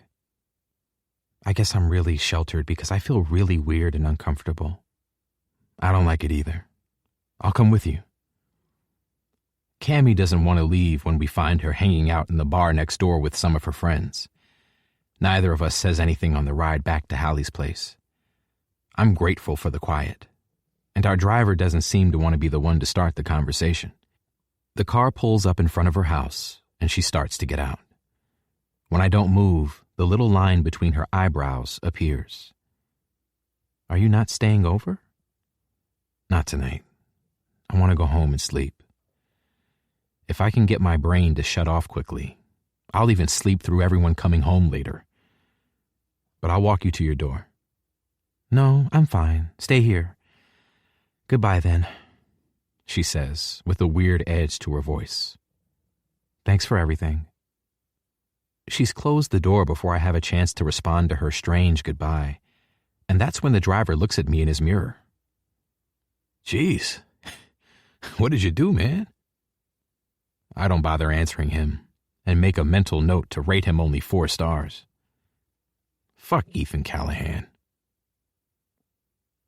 I need to tell Russ what happened last night, but I don't want to. Hallie was right. Russ needs to know, and if he finds out I knew and didn't tell him, I think he might be upset. But, like I said, I don't want to have that conversation with him. I don't trust myself not to deliver the news in a way that will make it worse. But I know Hallie can't help me. Maybe that's why I feel like not even the fire alarm could get me out of my room right now. Henry? Russ calls my name as he knocks on my bedroom door. Are you in there? Anastasia would say, this is the universe intervening. Yeah, come in. Russ's head pokes through my door, his cell phone pressed to his ear. She's not here, Russ says into his phone. Okay, give me a chance to ask him, Roar. You took Hallie home last night, right? Yes, why? He did, Roar. Stop panicking. She's probably just hungover. No, I'll tell him. It'll be fine, sweetheart. Yes, he'll call you. Okay, love you too. When he disconnects the call, he comes into my room and sits at the end of my bed. She's freaking out because some people got roofied last night, and Hallie didn't show up to class this morning. One of them was Poppy, and Rory is really upset over it. She's fine. Nothing happened, thank God. Russ carries on talking as I go into autopilot to get dressed. He gives me a ride to Hallie's place, and it's only when I knock on her front door and see her that I finally feel like I can exhale. What are you doing here? She asks, wiping her eyes with the sleeve of her cardigan. Stepping through the door, I immediately wrap my arms around her and rest my face against the crown of her head. Henry, you're freaking me out. Did someone die? Taking a step back, I look her up and down, and aside from her red eyes, she looks un-Hallie-like in a way I can't pinpoint. Are you okay? You look terrible. I'm fine, she whispers, bottom lip wobbling as she forces herself into a smile. So fine. Hallie, why are you crying? I'm not, she says as she begins to fully sob. Everything is fine. I guide her into the living room, and she's compliant as I take a seat on the couch and pull her onto my lap. Why are you crying? Did something happen? I thought you wouldn't want to be my friend anymore, she blurts out. I thought you were mad at me. This is not what I expected her to be upset over. Why wouldn't I want to be your friend anymore? I wipe the tears rolling down her reddened cheeks with my thumbs. She looks so sad. I was pushy and weird last night. I tried to interfere with you and your friends. I know I overstepped, Henry. No, you were right. I should have said something to Russ. He has a complicated situation with his family, and I don't know how to handle it sometimes. Usually I just listen to him rant, and I don't need to give advice. I'm going to talk to him about it. You didn't overstep. New tears form, and I watch her carefully while she avoids looking at me. Gripping her chin lightly, I tilt her face in my direction. What's wrong? I don't know. Our friendship is so new, and you were right. You know your friends better than I do. And the thought of losing everyone and having no friends again. Friends are allowed to have different opinions on how to handle things, Hallie. It doesn't make me not want to talk to you anymore. And even if something did happen, people don't want to be your friend because of me. They like you as you are, all on your own. I hold my arm up, and after a moment of deliberation, she leans into my body, letting me wrap my arm around her. Her head fits perfectly in the crook of my neck. I don't know why I'm crying so much, she mumbles. I just woke up feeling so depressed and anxious, and now you're here and it just won't stop. You're being dramatic because you have a hangover, Hallie. I'm not being dramatic, she immediately replies before I feel her body start to shake gently. Shit. Not on purpose. Stroking her hair gently, I hold her tight with my other arm. Alcohol is a depressant. It's why you feel so shit when you're hungover. Does this happen every time you drink? She shakes her head. The smell of her shampoo radiates from her hair. She smells like vanilla. Only if I drink a lot. I don't think I like it. Then why do you do it? I know she's crying again before I hear it from the way her body moves. I hate it. Shh. You'll feel better once it's out of your system. Just stop crying. Sniffing, she wipes her eyes with her cardigan sleeves. I don't want people to think I'm boring and stop inviting me to things. I never drank at parties when I was with Will, and they definitely thought I was boring. And it makes me feel more confident, and I like it for the first couple of drinks. But then if I go further, I end up feeling like this the next day. I worry everyone hates me while I also feel like death. You really skipped those peer pressure talks in high school, huh? Let's not talk about Will, because then I'll feel like death and won't be able to take care of you. I finally get a short laugh out of her, and the relief is immense. Hallie, nobody with more than 2 brain cells thinks anybody is boring for not drinking when they don't want to. Don't do something you don't like for other people. I know. Nobody is pressuring me. It's just in my head. And logically, I know I'm being ridiculous. Sometimes you can't trust your head to think the right thing, especially when you drown it in tequila. People like you. Sober you. Not the extra confident version when you're buzzed you. Getting a new group of friends all at once is a lot, but you don't need to change for them. Oh, she says. We sit in silence, and there's thankfully no more crying. I rub my hand up and down her outer thigh and try to remember when being this close started to feel so natural. Minutes of quiet continue, and I think she's fallen asleep until she speaks quietly. Can I ask you a question? Of course you can. She sits up to look at me, her butt sliding off my knee into the gap between my thigh and the couch end. Her legs stay draped over mine, and my hands settle on her shin. If you aren't mad at me, why didn't you stay over last night? When I'm overwhelmed, I need to be on my own to process everything and sleep it off. I'm sorry. I could have explained that to you. I will next time. She nods. That makes sense. Sorry for asking and for being needy or whatever. It was just when you didn't want to stay and you hadn't actually invited me, so I thought that maybe you hadn't wanted me there. And the girls, it doesn't matter. Thank you for explaining. I didn't invite you because I wasn't going. I only went because I wanted to see you. I chuckle when her eyes widen a little. I don't even like Take Back December. And Russ's brother is a dick, as you now know. What did your friend say?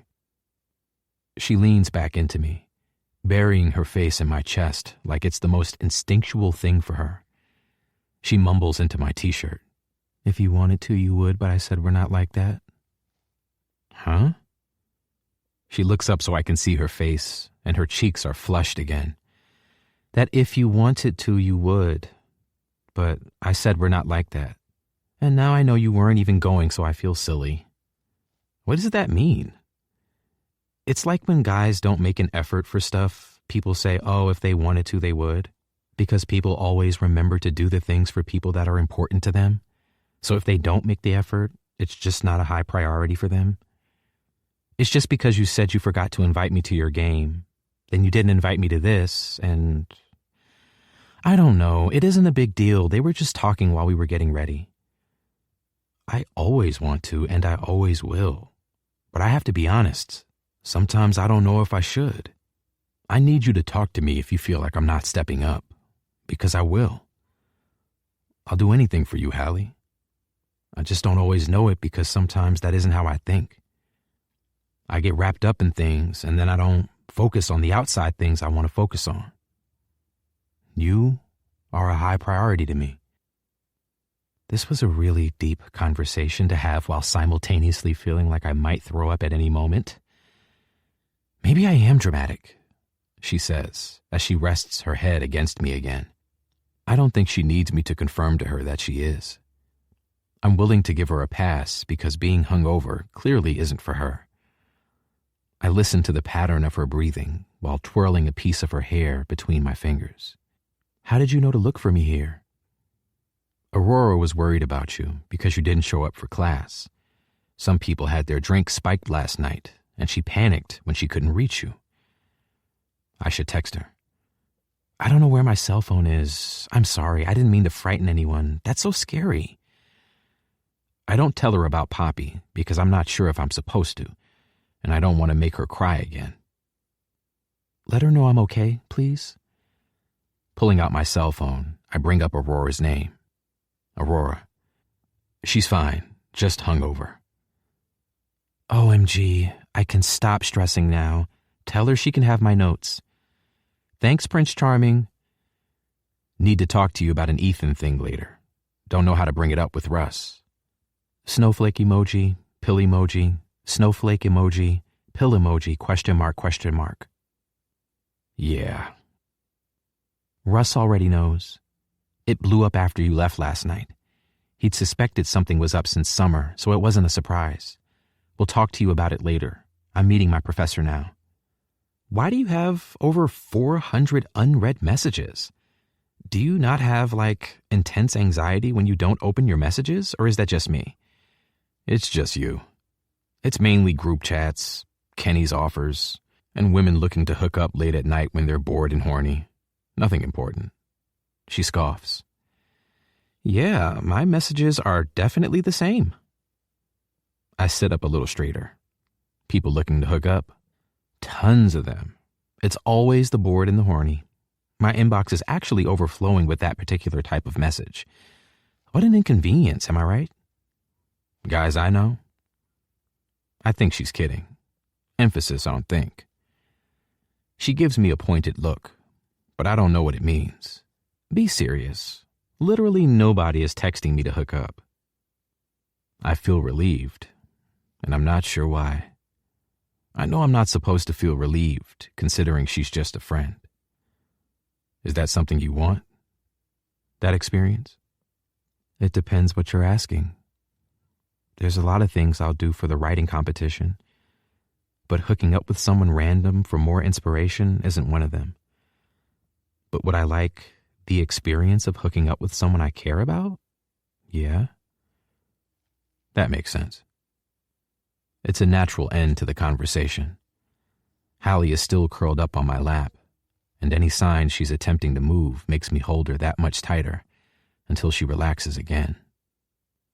Joy joined the equation, taking her place on Hallie's lap, and the whole image is unusually domestic for me. I like how calm I feel, and it's making me consider skipping my afternoon classes and staying here. Well, until I remember that I'd have to face Faulkner if I did. I need to Google why being around you makes me want to fall asleep, she says after a long stretch of quiet. Oxytocin. I don't know what that is. Neither do I. I was Googling why I couldn't fall asleep as well as I do when you're there, but I got distracted by a pregnancy pillow ad. It arrives on Monday. You can stay here whenever you like, Henry, she says gently. You're always welcome, and I like the company. It's really nice having friends. Even if maybe I panic I'm going to lose them all every single day and have dramatic, embarrassing outbursts when I'm hungover. You're not embarrassing. You are dramatic, though. But if it makes you feel better, you're not even in the top 3 of the most dramatic people I'm friends with, I say, squeezing her side playfully. You broke a rule, though. Please stop feeling embarrassed around me. Maybe your friendships will feel less delicate if you get to know people better. We need to give you a new experience anyway. Have you ever been on a group date? I sort of have, actually. It was horrible, and I felt like an alien the entire time. Good. It's better that you've done it before. That way I won't have to feel bad about stealing you away the minute we get there. We're playing away this weekend, but we're going to the beach on Sunday when we get home. Hallie laughs, her body vibrating against mine. So, not a group date then, just A date with witnesses. Annoying witnesses. When she frees herself from being curled up against me, she looks happier than she did when I got here, and I'm thankful I haven't somehow made this worse. Annoying witnesses? What could possibly go wrong? Chapter 15. Henry. Of all the boring things I'm required to do this week, watching Anastasia weigh cooked rice is the most boring.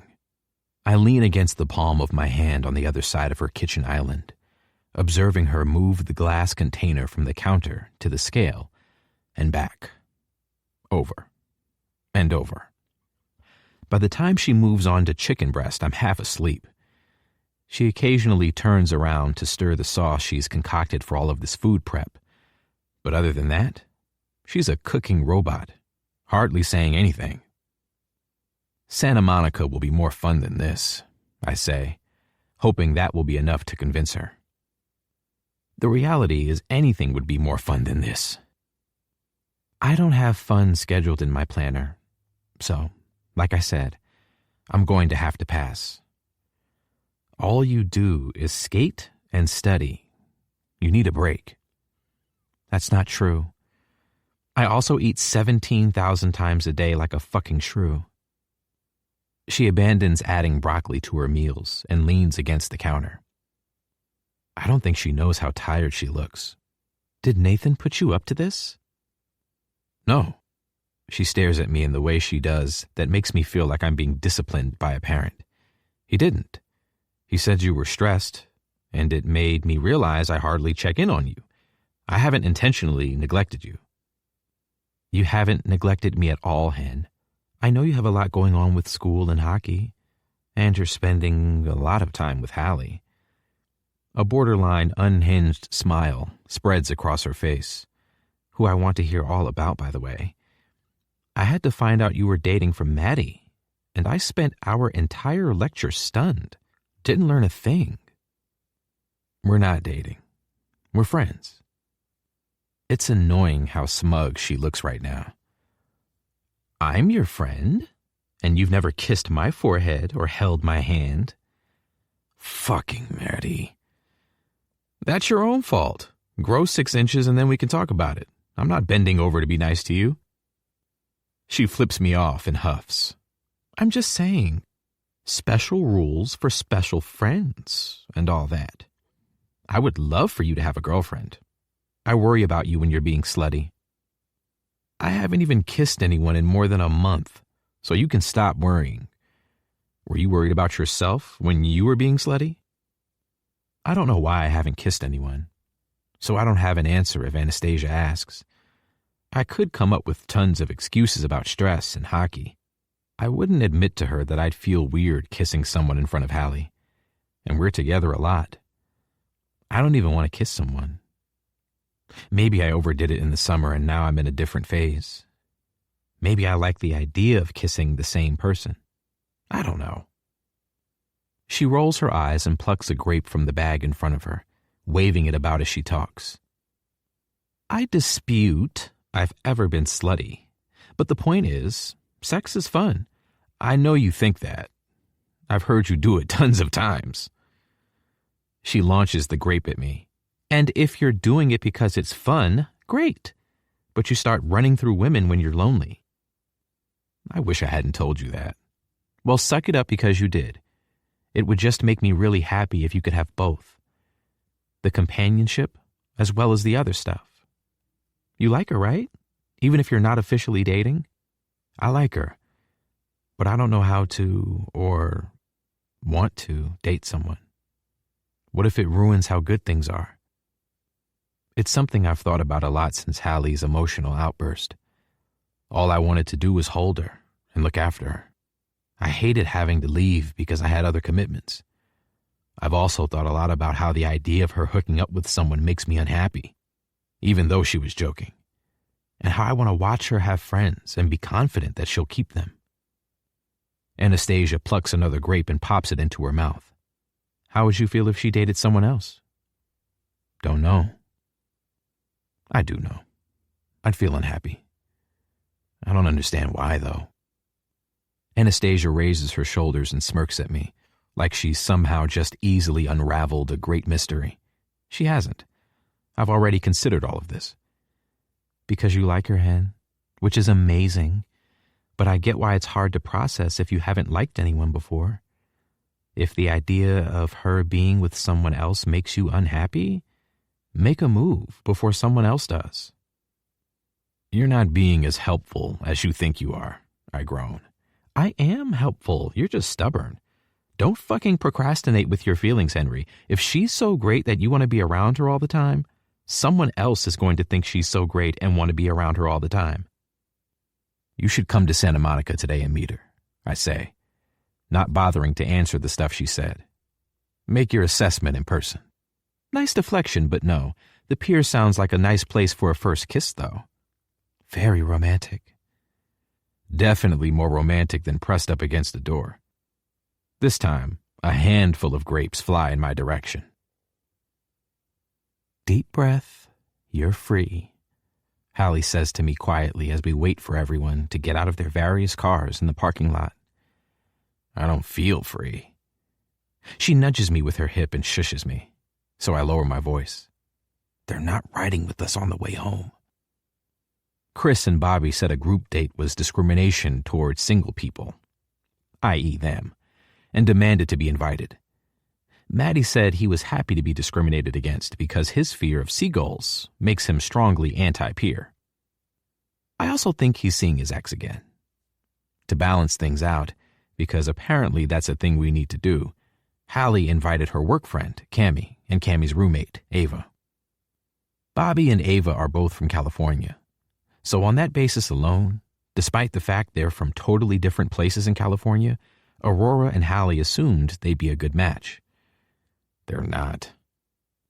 I've just had to listen to the two of them arguing about sports teams for the entire ride here. I still think they're a good match. All that rage toward each other has got to go into something.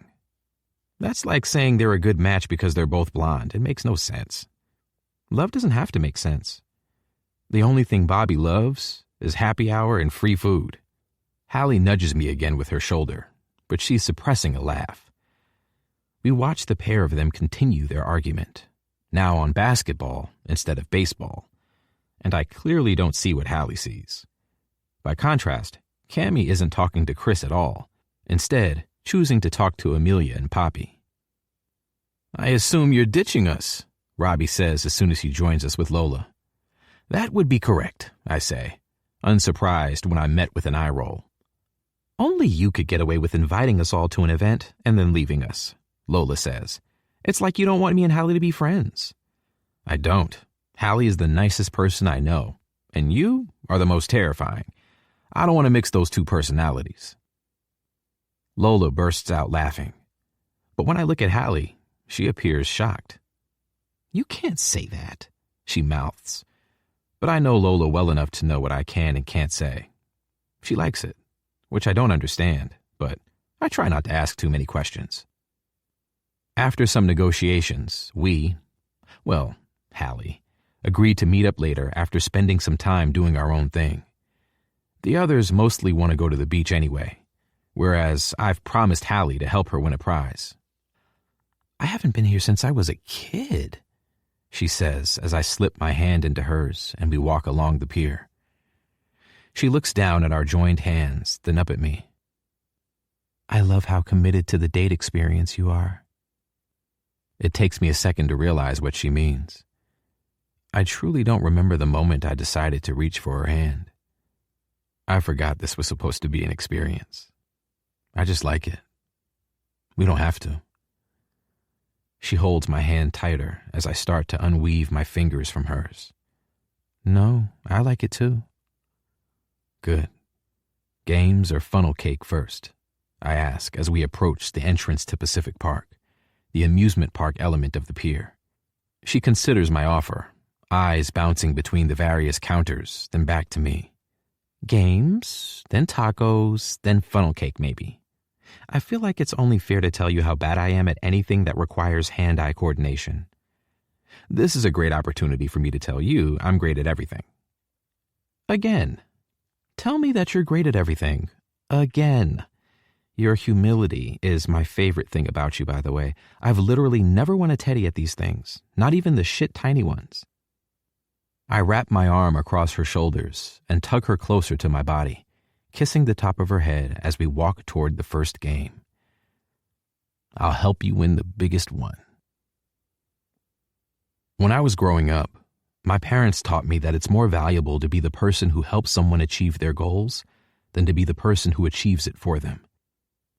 I've always understood that mindset, and my mom's reminded me of it often to help me fight my natural instinct to just do things myself because it was quicker and easier. However, as I watch Hallie fail for the 5th time, it's getting harder and harder to remember that I should be helping her achieve her goal of winning, and not winning for her. I see you weren't exaggerating, I say carefully. Hallie looks at me over her shoulder, scowling, before she proceeds to launch the ball at the target again. When the ball goes through the center of the 2 clown faces she's supposed to be knocking down, she curses loudly. This is the 4th game where we've had this very specific problem. Hallie's athleticism. These games are rigged, you know, she mumbles, stomping in my direction and resting her forehead against the center of my chest. Not even you can beat a rigged system. I don't think your ball is getting close enough to anything to claim you're being conned. Do you want me to have a go? I cup the sides of her neck with my hands, and she looks up at me. I don't want to give them any more money. They're scamming us. Let's go get scammed by someone else. When I let go of her neck, her hand slides into mine like it's the most natural thing in the world. And I think back to what Anastasia said about never holding her hand. She's right. But I think the main difference between Hallie and Anastasia is that I've never been attracted to Anastasia. And now I know Hallie likes it too. We stop in front of a ring toss game, and I can immediately tell that this isn't going to go well. I can't watch this. Let me help, I say as I place myself behind her. You need to throw it like this. I rearrange her positioning until she's at least close to having a chance. I really want that massive duck. I blink hard because I definitely thought she said something else. On the wall is a stuffed duck the size of an average child, and I can't escape the thought of it sitting in the corner of Hallie's room while we sleep at night. Thankfully, Hallie isn't good at this game either. When her turn is over, she looks disappointed, more than when she was bad at any of the other games. Why do I care so much? Can we go again, please?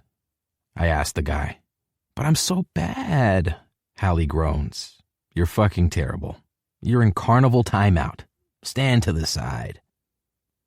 It isn't even hard, and the more rings that land on the bottles, the more excited she gets, which results in her cheering me on. Please stop shouting. Sorry. Go, Henry, she whispers. You can do it. She's right, and I do, leading me to say something I never thought I'd ever have to say. We'll have the massive duck, please. My hero. She accepts the duck and can only just fit her arm around it. I'm going to call him Henry. Please don't. She looks so happy it makes me ache. What else do you want? We retrace our steps, going back to every counter we walked away from empty-handed. I shoot hoops, guns, balls, bean bags, and kick soccer balls until you can't see Hallie under the pile of stuffed animals. Hallie's staring at me like I personally made them for her. There's a massive cow tucked under my arm and 2 bears in my hands as we find a bench at the end of the pier. I take a seat, and Hallie unloads her haul beside me to find herself seatless. Didn't think this through, she mutters, trying to stack them to make room. I hand her the bears and pat my lap, indicating for her to sit. She looks at her pile of prizes, then back at me, and opts to sit on my knee. This is my favorite day since I moved to LA. I can't decide if that's sweet or sad. I think I'm edging toward sweet. Thank you, Henry. Thank you for not making me watch you continue to lose. Her arm rests across my shoulders, and she looks straight at me. Her face is close to mine, and I concentrate on her mouth as she talks. Look, I know hockey is your thing or whatever, but have you ever considered a professional career in carnival games? Because you're really annoyingly good. And don't tell me you're good at everything, because not every guy can just walk up to a game and win it. My eyes meet hers. If he wanted to, he would. That's what the word on the street is. I rest one of my hands on her thigh, and she leans into me as we listen to the ocean beneath the pier. The one thing about dates with Hallie versus every other date I've been on is I don't want them to end. With everyone else, I've looked forward to going home, alone or to hook up. With Hallie, even though it's not strictly a real date, I want it to keep going. You're being very quiet, she whispers. It's my brand. What are you daydreaming about? You. Always you. Telling Bobby that he has to give up his seat in your car because of your massive duck and its friends. She starts laughing, and it's the only sound I choose over quiet. I'll let him name them. Is it maybe time to join the group aspect of our group date? What if I said I enjoy not having to share you? She swivels in my lap to look at me properly, and her ass pressed against me reminds me how long it's been since I had sex. I'd say share me now and have me to yourself again later. I need to write, but you can stay tonight if you want to, that is. I'm not always great at reading facial expressions, but I feel like I can read Hallie pretty well. She looks hopeful, and I know it's everything to do with wanting to get to know people better. Hallie thinks she's an introvert, but she isn't. I'm an introvert. Sure, she likes doing things like reading and writing, which are solitary activities, but she's her happiest surrounded by people. I can only imagine how difficult the past few years have been for her, desperately craving connection only to be left alone or unappreciated by people who don't get her. I want to stay, I say. Let's go hang out with other people then. But just know, I'm only doing it to further your romantic experiences. I think there are definitely other things we could be doing to further my romantic experiences besides hanging out with Chris and Bobby. But I'll take it. The breeze is blowing her hair, sun bouncing off the high points of her face. I reach out slowly, using my finger to tuck the strands dancing across her cheek behind her ear.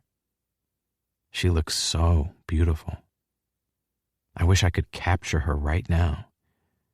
But even with a paintbrush or pencil in my hand, I fear I wouldn't do her justice. I wonder if she'd believe me if I told her. She should be told. She should hear it every single day. But would she like it if I was the one saying it to her? There are, I say. I could give you a list. My eyes flit to her lips. Anastasia's voice plays in my head, repeating that the pier would be a romantic place for a first kiss. Does Hallie want to be kissed? I've never been so unsure before. You look beautiful right now. Is that okay for me to say? The hand of the arm around me cradles the side of my neck. She shifts slightly in my lap. Do you really mean that? I nod. Then it's okay for you to say. I wonder how many other complimentary things it would be okay for me to say. We're so close, our noses could touch if we leaned forward slightly. She smells like cotton candy and the vanilla of her hair products. I inch closer, slightly. Hallie. Henry? She says quietly, in the only way I want to hear her say my name from now on. I cup her cheek, and her free hand covers mine. Her eyes look past me. "We have an audience." Whipping around to check where she's looking, I see our friends standing with ice cream cones 30 feet from where we're sitting. As soon as they realize we've noticed them, they start walking toward us, when all I want to do is yell at them to disappear. Hallie removes her arm and puts her hand in her lap with the other. I want to disown my friends. Bobby takes a long, unbothered lick from his ice cream as he stops in front of the bench. "Tell me that duck is not sitting next to me in the car." Chapter 16. Hallie.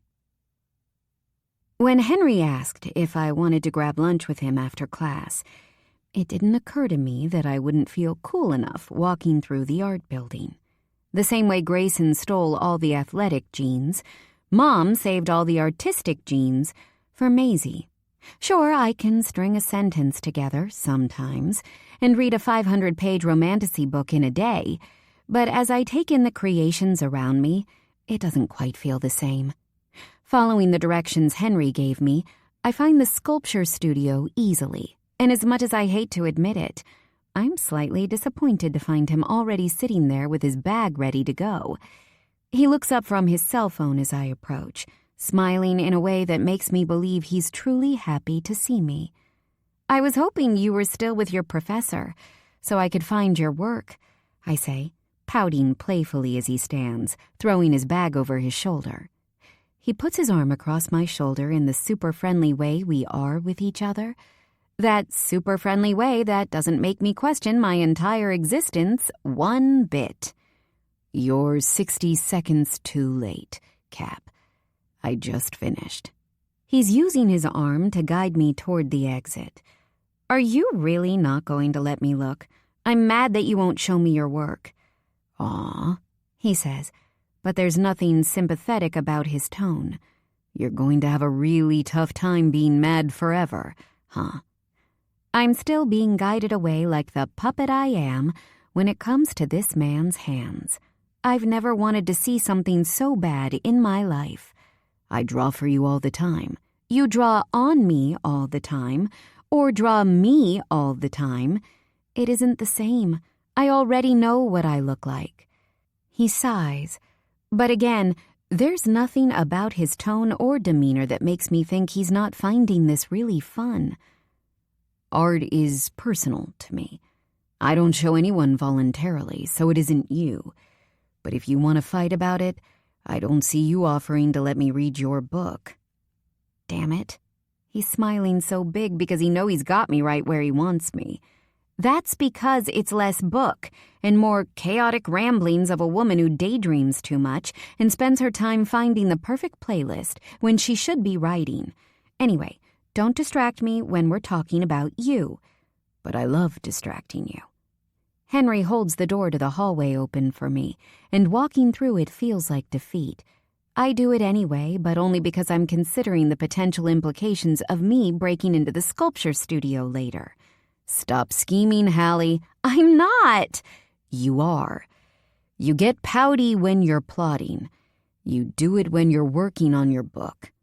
"Where do you want to go for lunch?" he asks, pressing the button for the elevator. "I'm not talking to you until you agree to tell me what you're working on." "You underestimate how much I like the quiet." My mouth opens to argue back, but I've got nothing.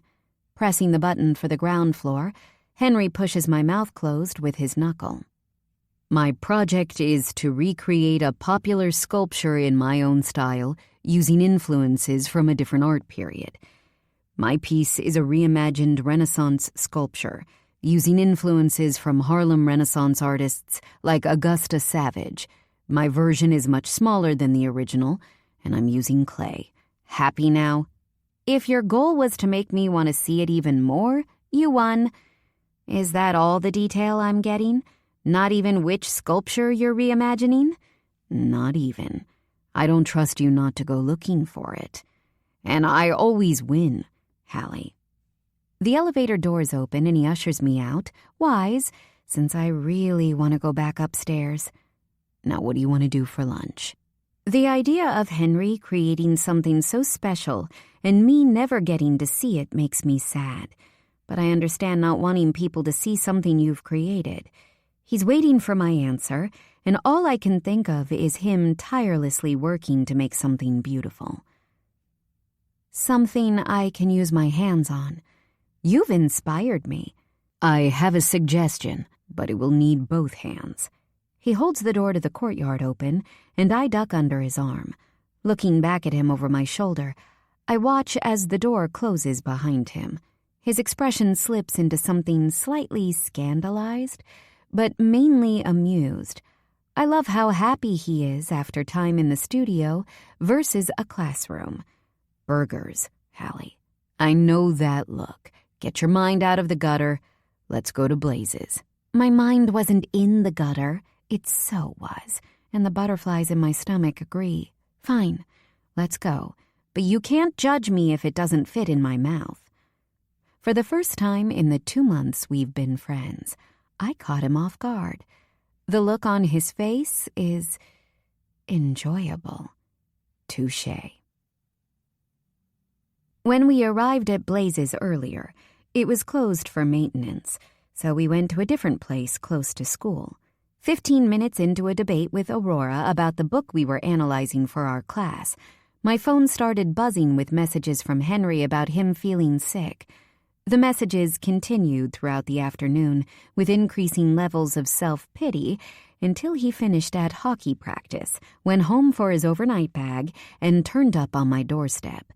I haven't seen Henry sick before, but I'm quickly discovering that it turns him into a massive baby. Looking over to where he's sprawled across the length of my couch, I see Joy is happily purring on his lap as he scratches behind her ears. The two of them have become the best of friends, and it's getting increasingly more difficult not to be jealous. Do you need anything? I'm helping Gigi with her homework soon. The last thing I need is for him to walk shirtless behind my laptop. Attention, sympathy, a cure, he says, his deep voice monotone as he lists his requirements. A do-over where I didn't eat a suspicious-smelling hamburger.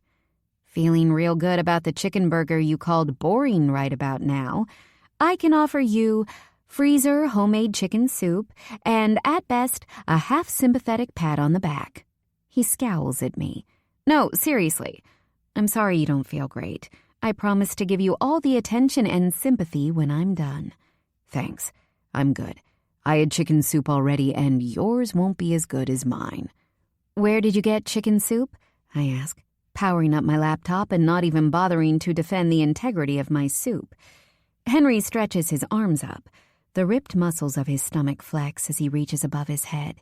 He twists, fluffing up the cushions before rolling onto his side and repositioning Joy next to his chest on the couch, so they're both looking at me.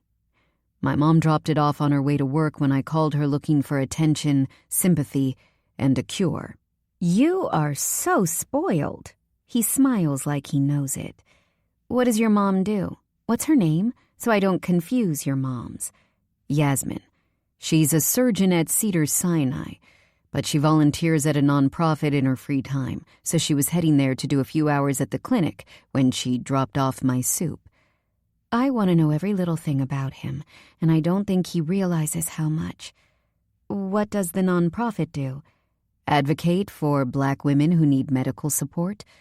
They're disproportionately impacted by medical negligence or insufficient care, and are more likely to go undiagnosed because of institutional racism. He looks like he's about to stop explaining, but I imagine it's the information-hungry look on my face that encourages him to continue. She volunteers in the clinic for people who aren't being listened to by their own doctor, or because they don't have access to a doctor. And sometimes she does talks about racial bias in the medical industry at hospital events. Mama is also a doctor, and she used to volunteer at the clinic with her, but not that much now that she's teaching. She sounds amazing, Henry. They both do. Where does your mama teach? What's she called?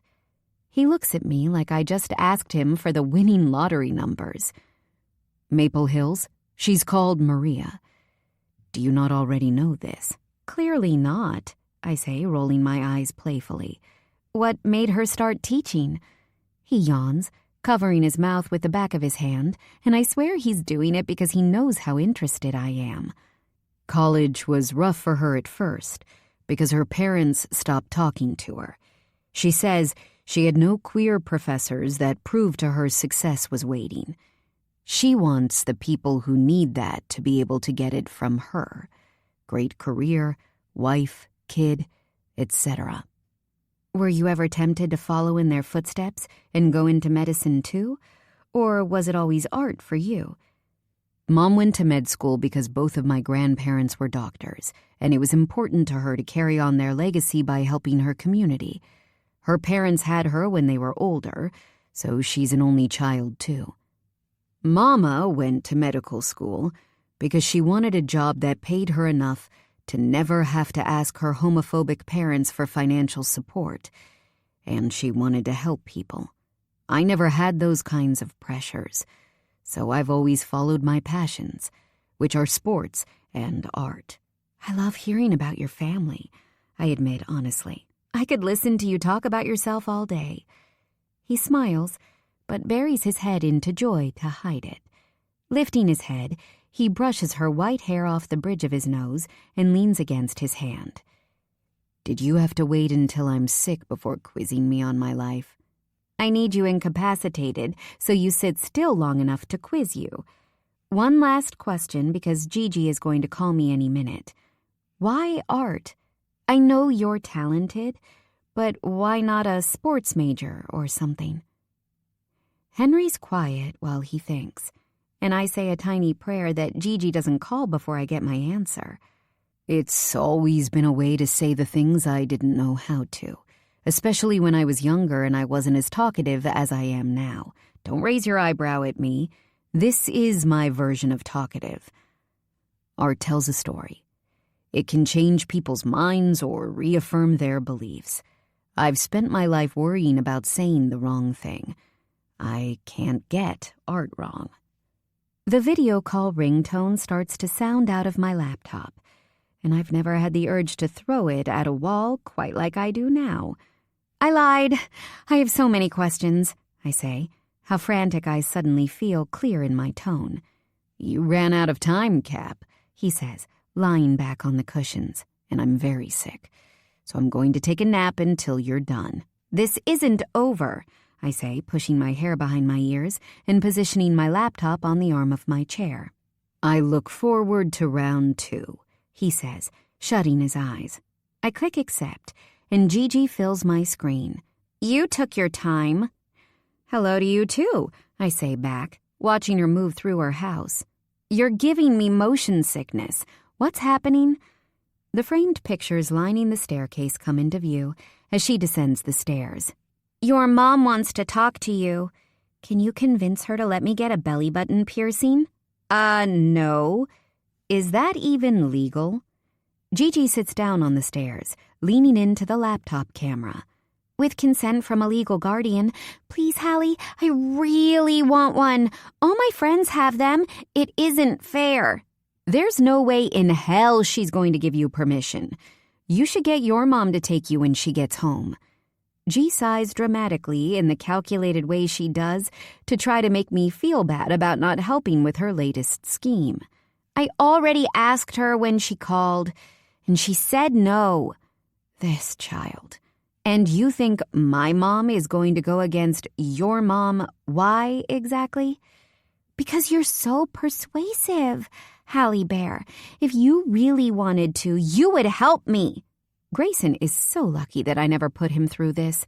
Please, please, please. I'll never ask you for anything ever again. Aren't you supposed to be delivering me to my mom for something? Gigi rolls her eyes, standing from the stairs again, and even through the unsophisticated laptop speaker, I can hear how hard she's stomping. I can hear the TV and Maisie talking to her dad as Gigi walks through the house before I'm shoved into my unsuspecting mother's path while she appears to be in the kitchen. Oof, she says. I'll bring it up to you when I'm done, G. I don't even get a see you later before she, I imagine, storms off. Hi, Mom. Mom puts Gigi's laptop on the kitchen table, and there's a stab of longing when I realize I'm not going to be home for a while. Hi, honey. Can you believe that girl wants me to go against Lucia and take her to get her belly button pierced? I can believe that, yeah. What's up? I have a lot to do tonight, and I haven't looked at her homework yet. Mom launches into a recap of Maisie's dance recital, which apparently is not the thing she wanted to speak to me about, before moving on to how nice it would be if Grayson was traded to a West Coast team. She keeps going and going, so much so that she doesn't even hear Henry's loud yawn. Anyway, Gianna has decided she does want to go to college, and she wants to go on some college tours with her friends. Can you find some time to go with her? She said she wants a college in California since that's where her mom will be settling when she gets home. A girls' trip sounds fun, right? When Grayson and I both went off to college, Gianna always said she wasn't going, even as a little kid. She said she wanted to learn how to look after plants, so our conversations switched to trade schools whenever she'd ask. Everything was good until we realized she hated school because she didn't have the support she needed, and she incorrectly thought working with plants wouldn't need much studying. It's far too early for her to be doing college tours, Mom. She's barely a sophomore. Why can't she wait until next year? I say. I know, honey, but I don't want to discourage her. Her new friends are talking about college, and it's got her excited. And if that's what she wants, I don't want her to think we're not supporting her. I feel bad for my mom because she's trying her best to be a good step-parent. I know she worries a lot about doing the wrong thing and about Lucia thinking that she treats Gigi different from her own children or is less supportive of her goals. I can, but could we have this talk again after spring break? I could talk to her while we're on vacation and we can go from there. Sure. Thank you, Halle Bear. I'll let you get back to your study session. When I'm back in the familiar surroundings of Gigi's bedroom, she appears to have gotten over her earlier tantrum. Well, did you get her to change her mind? Why she's so intent on piercing herself, I'll never know. I'm working on it, kid. You are such a bad liar, she says, rolling her eyes. When I finally close my laptop, both my own work and Gigi's work now complete, my head feels like it's melting. Henry, still claiming to be unwell but also claiming to be hungry, gives me a long list of things he wants when I place an order for takeout to be delivered. Do you need attention, sympathy, and a cure? Henry asks, peeping at me from beneath the forearm he lays across his eyes. Rubbing my tired eyes with my palms, I nod. Yes. Come join our pity party, he says, putting Joy on his chest and shuffling to the edge to create a gap between him and the back couch cushions. There's no graceful way for me to get into that space, and when I try, Henry pulls me down onto him so I'm half in the gap and half on him. I'm forever wondering when this level of contact became the norm for us. But I'm scared that if I ask him, it'll stop. Why is Joy in the pity party? I ask, reaching to run my hand down her back. She's an empath, he says. Is that so? I've had an empath cat this whole time and didn't know. Uh-huh. The fact you didn't know is another reason she should live with me, he mumbles, resting his chin on the top of my head. My mouth opens to argue back, but he quickly interrupts. I don't want to hear about Robbie's alleged allergy. Why do you like her so much? I mean, I love her because she's my cat, but why do you like her so much? Question time is over, he says, tucking a stray strand of my hair behind my ear. Please, Henry, one more. You promised me round 2. The three of us lie together on the couch in the quiet of my house. I begin to think maybe he's ignoring me or he's fallen asleep, but then he holds Joy to his chest as he rolls onto his side, so we're almost face to face. She hates her new spot between us and runs off, settling in her seat on the back of the couch cushions, leaving the two of us, stomach to stomach. my nose level with his chin.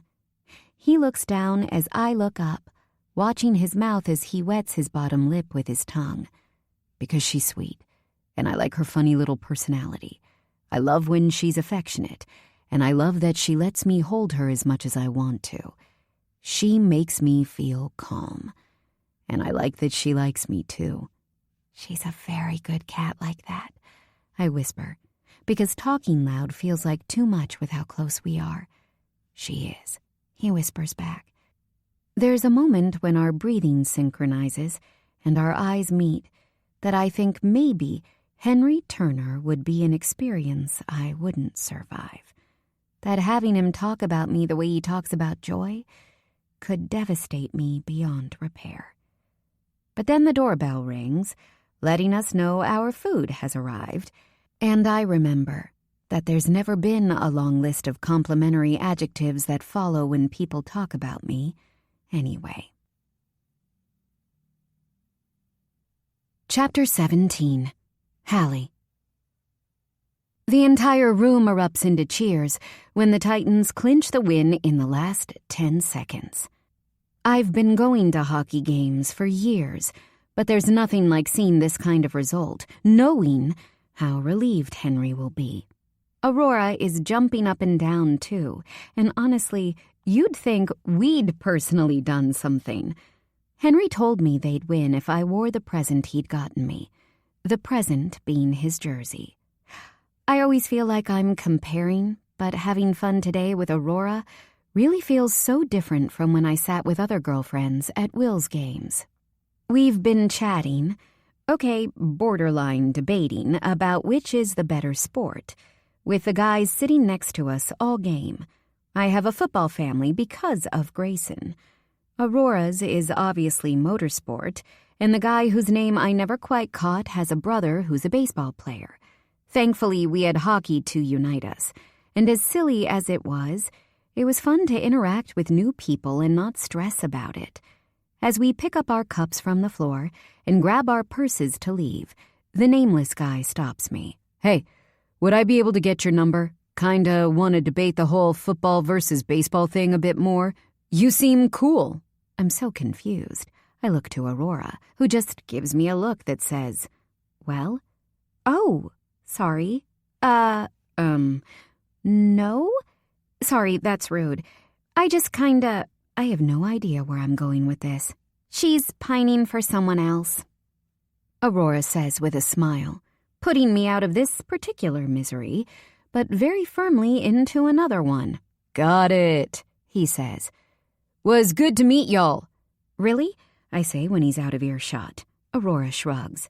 "Tell me you wanted to give him your number and then I'll apologize." I huff. Touché. As soon as I reach my car, I pull out my phone to text Henry. "Henry Turner. Still campaigning for you to switch to carnival games, but I guess that was a pretty spectacular win. Thanks, Cap. Where are you?" "Cammie is sick. I'm taking her a care package." "Where was my care package when I was sick?" "I gave you dim sum and didn't complain when you threw it all up." "Fair. Can I make it up to you later?" "Yup. I'll text you when I'm leaving Cammie's." "The massive duck has to go in a different room." "Quack Efron lives there and you don't." I hate Bobby so much. Hurry. I miss Joy. There are women in Maple Hills who would give an organ to have Henry talk about them the way he talks about my cat. After a quick visit to the grocery store, I pull into the parking lot of Cammie's building as Will's name flashes up on my caller ID. I nearly crash my car into one of the bushes lining the concrete. After the initial shock subsides, it's the easiest rejection of my life. He probably played today, too, and he probably saw my story from the game. I have zero desire to argue with someone who only wants to speak to me when he's jealous? I don't even know. Calling to try to make me feel bad about something. By the time I reach Cammie's front door, I've talked myself in and out of calling him back. In because what if something has happened to him or his family? Then out because my mom isn't also calling me. In because what if he wants to fix our friendship? Then out because if that was the case, he'd start by text. Cammie's door opens, and she looks like a deer in headlights. Her red hair is braided over her shoulder, and she's wearing her pajamas. There's been something off about her recently at work, and I haven't been able to put my finger on why. She's quieter, I think. Her normal, confident demeanor almost feels like it's been muted.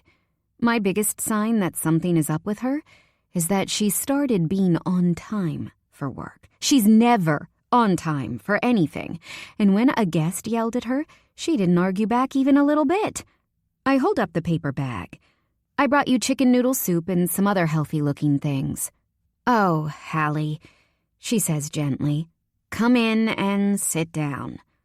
I know her roommates are all out because I was just with them, and it was Ava who told me she was sick. Ava agreed with me that she doesn't seem herself recently, but when I asked if she knew why, she changed the subject. I think there's a small part of me that's worried I've done something and nobody wants to tell me. How are you feeling? I ask, taking a spot on the couch. She sits across from me and pulls her legs up against her chest, hugging them. I've been better. Thank you for bringing me food. Have I done something to upset you? I ask. I hate how desperate it sounds as it leaves my lips. I hate how desperate it makes me feel. I want to apologize if I have. There's a visible change to shock on Cammie's face. What? No. Oh my God. Of course you haven't done something to upset me. I can take it if I have. I'm kind of inexperienced in the whole friend department, as you know. And, well, I just don't want to be that friend that doesn't apologize when they need to apologize. Hallie, you have nothing to apologize for. It's me. It's my head. It's all fucked up. Ugh! She wipes her hands against her face. Someone put something in my drink at the Take Back December gig. And no, don't look panicked. Nothing happened. Poppy was spiked too, and Ava realized something was up immediately and took us to the ER. We were lucky. There's nothing lucky about having your drink spiked. I'm so sorry that happened to you. I swear I didn't know, or I wouldn't have come here and made it about me. You haven't. And I didn't want anyone to know because, well, I've been roofied before. Senior year of high school, I wasn't as lucky that time, she says, and my stomach sinks. I really don't want to talk about it, if I'm being honest. It's just shaken me a little, and I'll get through it. I just don't want you thinking you've done something, Hals. You haven't. I just need to be by myself to process, and then I'll be back to normal, I swear. I'm going to skip tomorrow, though. I don't think a Halloween party is where I should be with the way I'm feeling, but I swear I'll be back to normal soon. There's a million different emotions I'm experiencing finding out something like this happened. Not one of them is bigger than rage for my friend. You don't need to be back to normal. I just want you to be okay. Is there anything I can do to help you? I can hang out with you tomorrow night so you're not alone. She shakes her head. I really do process better alone, but thank you. I'm a good compartmentalizer. Is that a good or bad thing? She laughs, but I still see the pain in her eyes. I don't know. But we'll find out. Do you want to hang out on Sunday? We could go for breakfast or go shopping, maybe? I hear what you're saying about processing better alone. I really do. But I also feel like you shouldn't do this alone. And I know your best friends don't live around here anymore. And I'm not them, but I'm rambling. I'm rambling so bad. She lived with Summer and Briar for 4 years before they graduated, and I don't want her to think I think I'm equal to that level of trust and friendship. I just feel like, Hallie, she says, laughing as she interrupts me. Breakfast would be fun. Blaze's Diner? What time is too early for you if you're going to the Honey Pot? I sleep through my alarm when I'm hungover. Any time works for me. I'm not going to get drunk. She doesn't gasp in horror or do anything other than look through the grocery bag I gave her, pulling out snacks. I've learned I'm a really anxious and emotional hungover person. Hopefully I won't be boring and people will still want to hang out with me. She stops rummaging through the bag and looks at me. Summer didn't get drunk for the exact same reason. Me and Briar actually convinced her to stop because we couldn't deal with her thinking the world was going to end every time she had more than 2 glasses of wine. It doesn't make you boring. I know that logically. Like, seriously, I know I'm being ridiculous, and peer pressure should not be something I'm thinking about when I'm a literal adult. But, you're worried that if you don't want to do what everyone else does, that they won't invite you and you'll be alone, she says, plucking the words from my head. I get it. That ex and his friends really did a number on your self-worth, huh? Oh, that was an unexpected twist.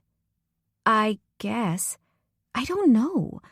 I haven't really thought of it like that. The self-worth thing? They definitely thought I was boring when I look back. Just because they didn't appreciate how great you are to be around doesn't mean the rest of us don't. Also, soda is statistically less roofied than alcoholic drinks, so a win is a win. The shock must show on my face because she frowns. What? How else am I supposed to cope if I can't make jokes about it? Campbell, do you need a hug? I ask. Oh, God, you full-named me. She's laughing, but I watch as my words settle, and she nods. Yeah, I sort of do. I move to the space beside her that isn't covered in healthy snacks and wrap my arms around her shoulders. She hugs me back, and we sit there quietly until she speaks. Your boobs are really comfy. Thanks. You should go before I fall asleep on you. You sure? I can stay. I'll just need to text Henry to let him know I'm busy. No, you're good. Need to get back to my compartmentalizing anyway. Breakfast at 10? Yup. See you there. I'm still thinking about Cammie and the other people who had their lives impacted in the worst way that night as I pull up outside my house. Henry is sitting on my porch, and like a bad fucking omen, Will's name comes up on my caller ID again. Henry stands with his sketch pad and overnight bag, mouthing, "Are you okay?" when I don't get out of the car.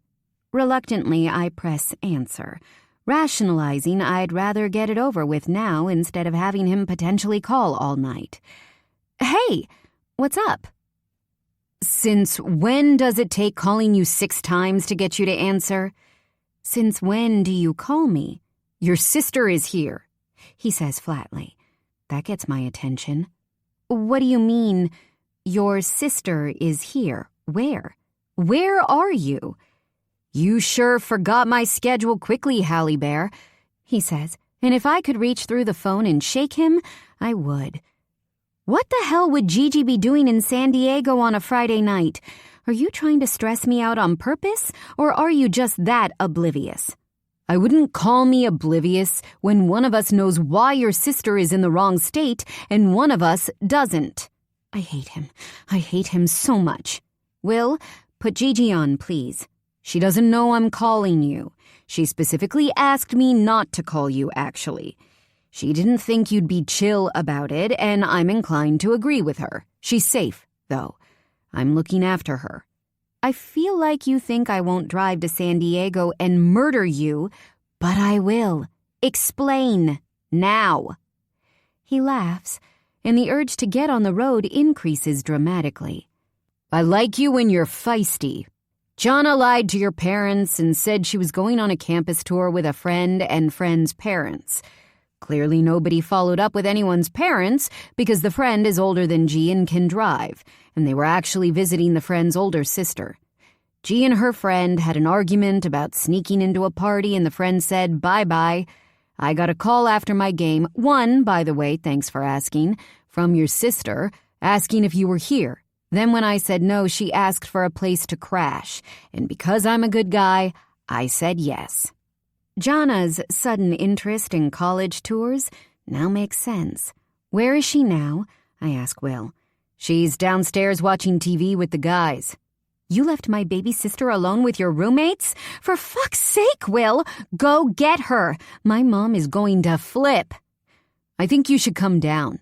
We can work out a plan to return her and probably avoid telling your mom altogether. Henry's looking really concerned by my front door as I look between him and my windshield, Fine, I'll leave in a second. Do not let her out of your sight. I mean it, Will. Make sure everyone knows she's a minor. If I get there and there's so much as looking in her direction, I will burn down your house. Whoa, Jesus, Hals, he says, and I've shocked myself as much as I've shocked him. I think I'm still reeling from finding out my friends had their drinks spiked, and I've never liked Will's roommates.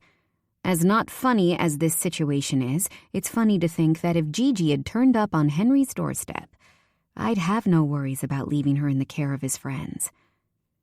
I'll make them all wear blindfolds if it makes you happy. Just get here.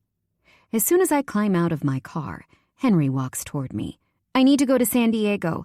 It's a long story. Can I call you from the car to explain? Do you need me to come? Henry asks. No. It's just little sister stuff. And you have a game tomorrow. Would you be able to feed Joy for me and hang out with her for a little while? If you can't, I can ask Mrs. Astor to take her until I'm back. Cat duty. Got it, he says. His hands cup my neck, and I instinctively gravitate toward him. His lips press against the crown of my head. I want him to do it 1,000,000 more times. Call me if you need me. I'm pretty sure Aurora can charter a helicopter or a jet. I still haven't determined when Henry's touch became soothing to me, but I sink into him, resting my cheek against his chest. I'll call you from the road. Promise. The only positive thing about the drive to Will's is getting a chance to catch up on my audiobook for book club. Literally the only positive. When I called Henry to explain, his first question was, how could a kid leave the state and her parents have no idea she was lying to them? My mom and stepdad aren't negligent, although I accept that this isn't their greatest work. I would have never even considered doing this at Gigi's age, and Grayson had no reason to sneak around because he got away with everything anyway. They're just inexperienced. Henry's second point was, she's lucky she was at a college where she knew someone, but the alternative is not something I can stomach right now. There's an unmistakable, unsettled feeling in my gut as I pull up in front of Will's place. I've been here so many times, and yet a little time away and a new group of friends have made me realize how not unwelcome, but not welcome I was. The reception I receive when I go to Henry or Cammie's house, compared to here, is so different, but I truly didn't realize at the time. Knocking on the door hard, I can hear laughter on the other side and see Gigi and Will's roommates when he finally opens the door. Hi, baby, he says, leaning in to kiss me. I don't think he's ever called me baby before. I dodge him like he's a bullet. What are you doing? He pulls me closer to him by the waist, leaning in again, slower this time to kiss my cheek. He lowers his voice. You didn't tell her we broke up, so pretend that you love me. Shouldn't be hard for you. His face lingers near mine, but having him so close makes me uneasy. I can't remember if I used to feel like this, or if I was just better at suppressing it. I step around him and focus on Gigi on the couch, looking guilty. What the hell are you playing at? It isn't my fault, she says immediately. It's never your fault, Jana. Stuff just happens to you, and you're never to blame. That's how this goes, right? Will's roommates immediately stand and shuffle toward the backyard. You're not my mom, Hallie. You don't get to talk to me like this. I'm not a child. I know I'm not your mom. Do you think I want to parent you? Do you think I want to cancel my Friday night plans to drive here to argue with you? You love telling me what to do, so maybe this is your idea of a good time. Do you know how lucky you are that Will goes here? Do you have any idea what happens to girls alone at night in this country? To them in the middle of the day? You're irresponsible, Jana. And actually, you are a child. You are literally a child. And the fact you think I'm going to put up with your attitude when you're in the wrong freaking state is wild. How could you be so reckless with your safety? What if Will was at an away game? What would you have done? Okay. Will says, stepping closer to me. He stands behind me and rubs his hands up and down my arms. I think maybe you're escalating things that don't need to be escalated, Hals. Let's not terrify the poor girl. She made a mistake, and she's sorry. I already talked to my friend. She said she'll drive me home with her in the morning like we planned, but she wants tonight to cool off from our fight. You didn't even need to come. It isn't a big deal. I immediately spin to face Will. He holds up both hands defensively. I don't want an unsupervised minor in my house any more than you want her here. She didn't tell me it was fixed until you were already on the road, and I didn't want to distract you when you were driving. Stop looking at me like you're going to rip my head off, Hals. Oh, no. You have to see your boyfriend unexpectedly, Gigi mumbles, and it just shows how out of touch she is with how mad at her I am. Poor Hallie. We broke up, G, 2 months ago, I say flatly, getting a twisted sense of satisfaction at the way her eyes widen in shock. Not because it's an enjoyable topic, but just because her attitude sucks. I had no desire to come here unexpectedly. For the first time in the 10 years Jana has been my sister, she's speechless. I'm happy to see you even if you're not happy to see me, Will says, as he takes a seat beside Gigi on the couch. I purposely walk to a chair on the other side of the room. Out of all the people in the world I'm mad at, they're the top 2. It's like old times, the 3 of us hanging out together. You telling Hallie she isn't your mom, Hallie blowing things out of proportion. It feels nostalgic. You 2 can take my bed and I'll sleep in one of the other rooms. We're not staying, I say quickly, looking at Will and not Gigi, whose attitude has definitely softened in the past 30 seconds. The arms folded defiantly across her chest are now tucked in as she picks at her nails on her lap. Her head is hanging lower, with lips pressed into a hard line. Hallie, look, I know you're mad and I get it. She's like my little sister too, but just stay. You're not going to be able to get a hotel and you can't drive back to Maple Hills to come back with her in the morning. So just stay. I miss hanging out with both of you. Fine. Gee, go upstairs, please. I'll be up in a minute, I say to her, and thankfully she goes without any argument. I turn to Will. Do you have something to wear to bed, please? I'm going to need to go straight to work in the morning, so I don't want to sleep in my clothes. He's looking at me like he just won, and I don't know why. A clean load of laundry just finished. I'll get you a t-shirt. If you don't want to sleep next to her, you can share with me. I ignore him. I don't even have an answer for that.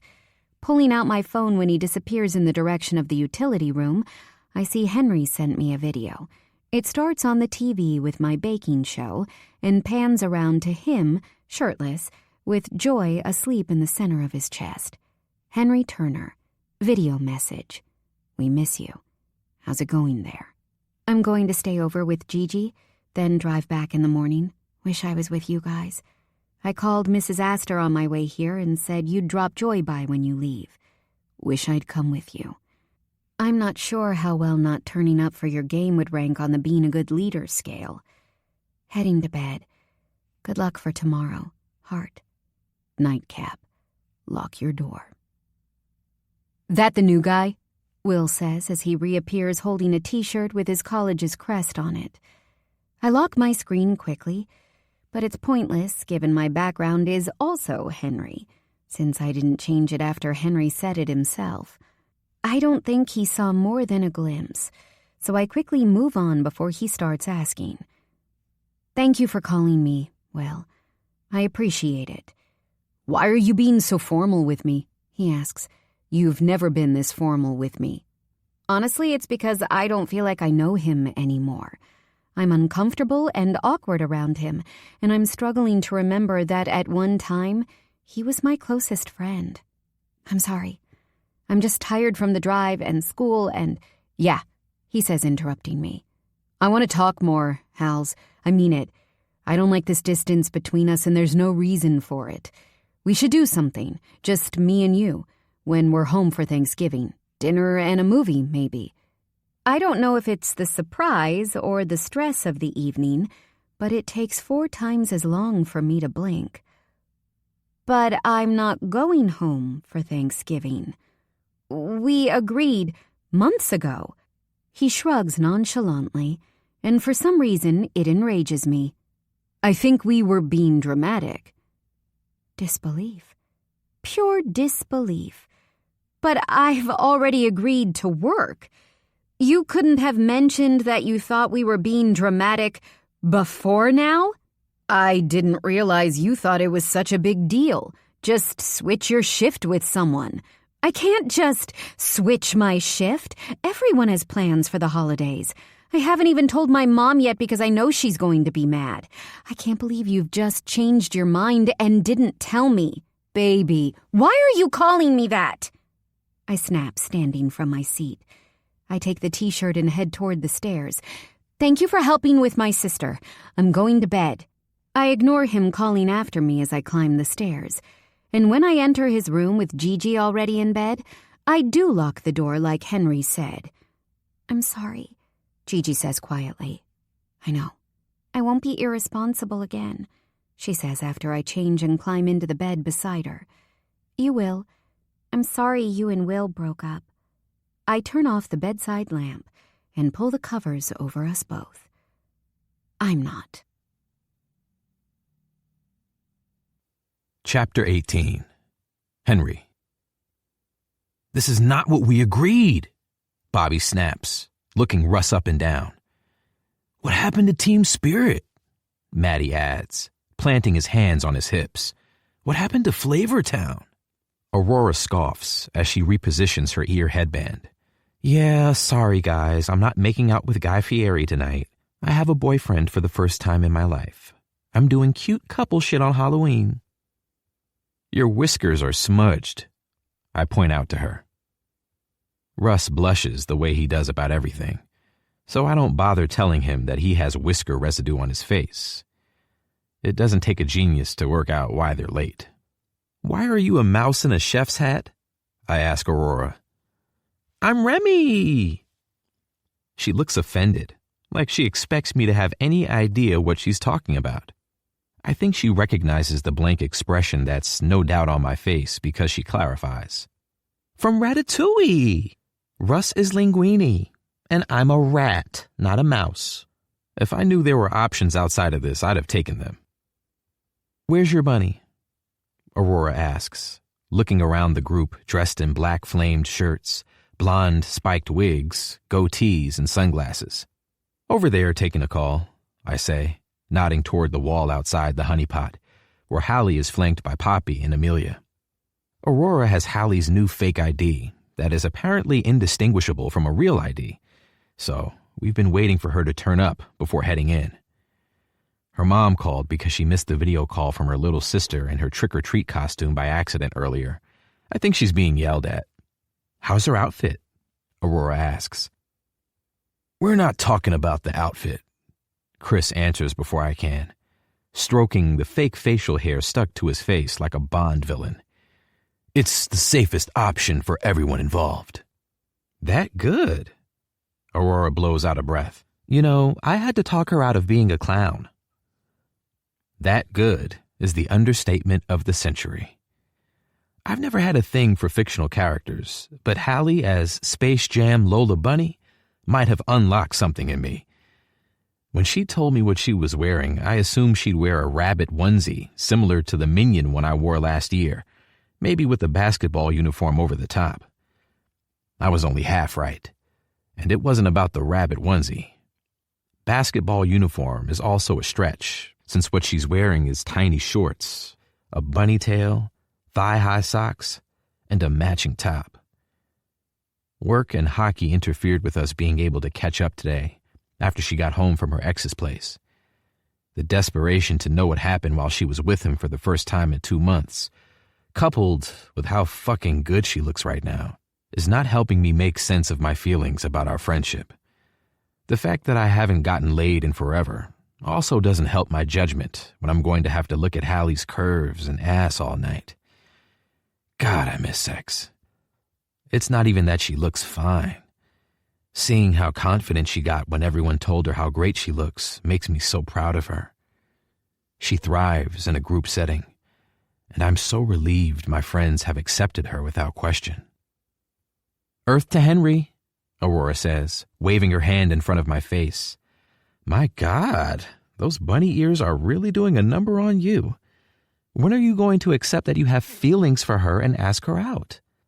Who did I piss off to end up with two interfering women in my life? You know rats can't speak, right? Squeak, squeak, bestie. Someone's going to beat you to it. Do you and Anastasia pass the torch between you for who gets to interfere in my life the most? I ask, lowering my voice as I spot the girls approaching us. Anastasia and Lola were at our game earlier, and the first thing Anastasia asked me was where Hallie was. Not sorry it was a tie, not a win, or wow, you're so great at hockey. Thankfully, Lola admitted she didn't make her morning coffee with the jersey on inside out, and it allowed me to get the conversation off Hallie. Yes, Aurora grins, immediately turning to greet Hallie, Amelia, and Poppy. She holds out the card to Hallie. I bring gifts. Yeah, late, Amelia grumbles, flicking her best friend on the forehead. I've seen how many watches you own. Why are you like this? Would blaming a man be a suitable response? She asks, because I'm totally down to blame Russ. Maddie comes up behind me, draping his arm across my shoulders as he looks Amelia and Poppy up and down. He uses the temple of his sunglasses to lift a strand of Amelia's blonde wig. What are you two supposed to be? They're Dion and Cher from Clueless, I say, looking between the plaid skirt and blazer combos. I hate that I know that. It's like trying to herd cats, Bobby groans, repositioning his sunglasses on the back of his head.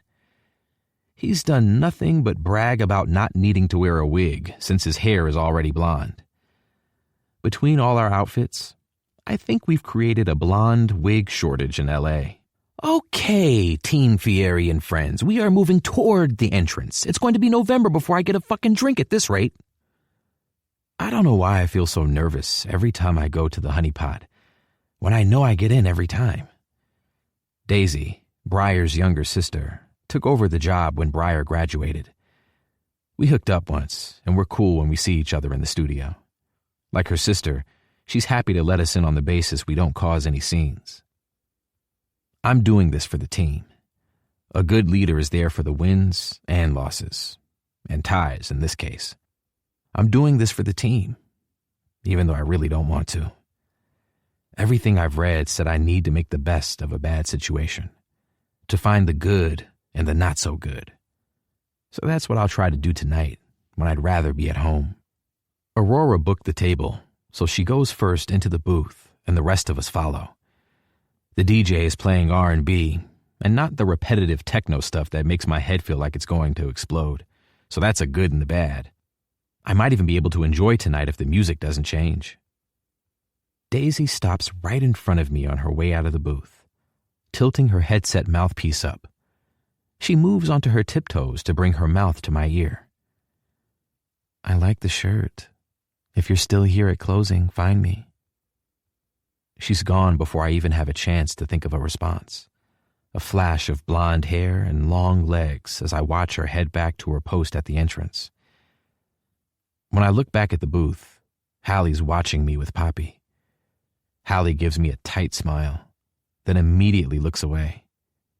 Poppy doesn't look away, and it's in this accidental staring match that I realize how much she reminds me of my mom sometimes.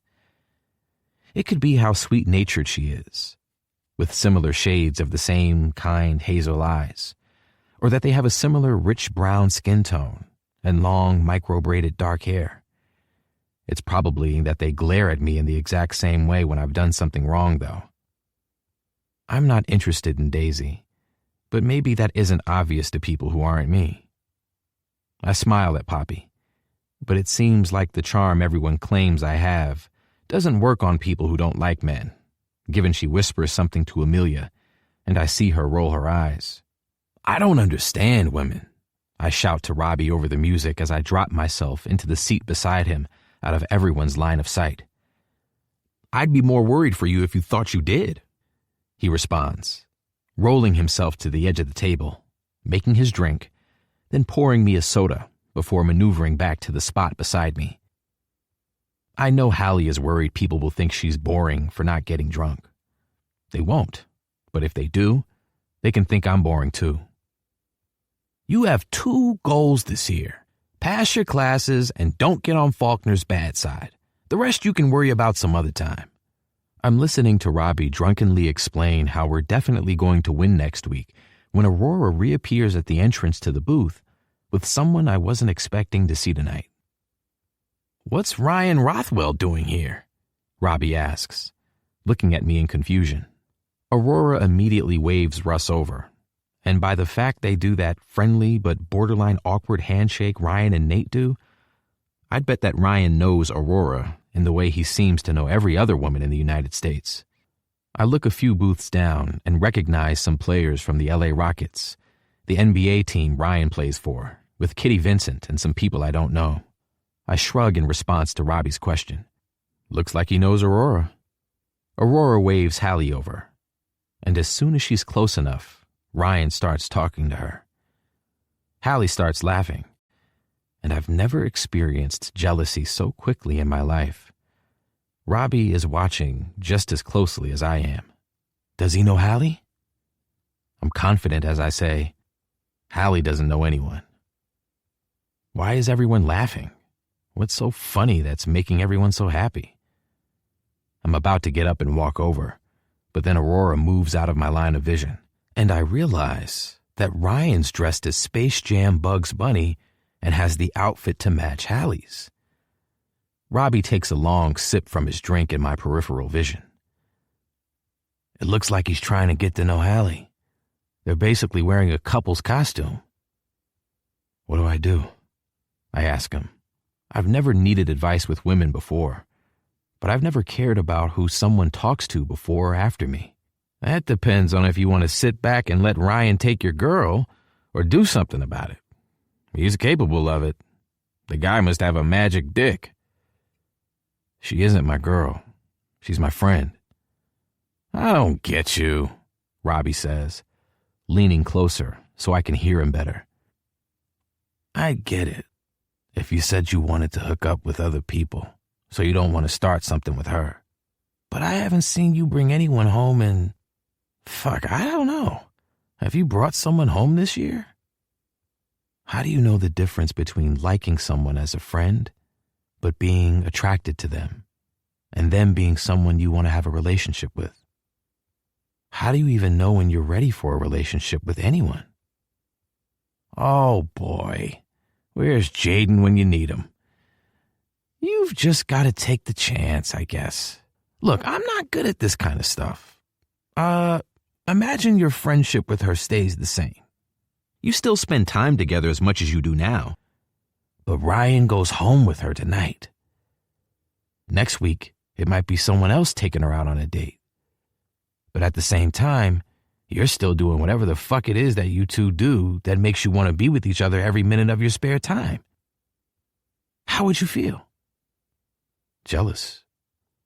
Or the not as nice side of that is she doesn't have as much time for you anymore. She wouldn't do that, I argue. I feel like I know Hallie. She wouldn't drop me for a guy. How much time do you spend with Stas now that you're friends with Hallie? I'm not trying to make you feel bad, man, but relationships change things for people. Did you know someone asked Hallie for her number yesterday? And she spent last night at her ex's house? What's it going to take for you to step up and do something about your feelings? He says it like it's so obvious. But in reality, I didn't realize I had feelings for her until very recently, and I'm still working to get my head around it. Robbie is right, though, even though I might not like his delivery. When I look back over to Hallie, she's taking a photograph with Ryan, and they look really good together. I hate how good they look together. I hate the idea of her getting experiences from other people. I don't want her to look at other people the way she looked at me when I won her that fucking ridiculous duck at the pier, or any of the other shit I won for her. Ryan drapes his arm across Hallie's shoulders while they pose as Aurora takes another picture of them. And it's the nudge I need to do something about it. "What's up, man? Love the costume," Ryan says as I approach them. He pats me on the back in the friendly way I'm accustomed to. "Stassi not with you?" "Not tonight. Her parents are in town for the weekend." The worst thing about Ryan Rothwell is how nice he is. Nate always said it, and I never understood how the worst thing about someone could be how nice they are. Now I get it. He isn't doing anything wrong, and I want to get Daisy to throw him out. It'd be a more tempting option if I thought speaking to Daisy wouldn't result in Hallie's friends trying to kick my ass. Hallie takes the spot at my side and looks up, her bunny ears slipping backward. "You okay?" "Want to dance?" I ask her. Her eyebrow quirks. I'm as surprised as she is. Sure." Hallie takes my hand and leads me through the crowd to a less crowded spot out of the view of our friends. "Spill it." "Spill what?" "What's got you all agitated? You definitely don't voluntarily dance. Do you have your noise reducer things in?" "It isn't that. She's looking up at me, patiently waiting for me to say something. "Have you been to a Halloween party before?" "Not since I was a kid. And I've never been in a nightclub before." Of course she hasn't. "So this is a new experience for you?" She nods, her bunny ears wiggling. "It's kind of perfect because I'm writing a chapter that starts in a nightclub." "What do you need to help you write? What are your imaginary friends up to in this part?" This is what I'm supposed to be doing. Helping her in return for all the help she's given me. Not thinking about who she is or isn't talking to. I don't ask her about her book as much as I should. She brushes me off all the time if I bring it up. "They're not imaginary friends."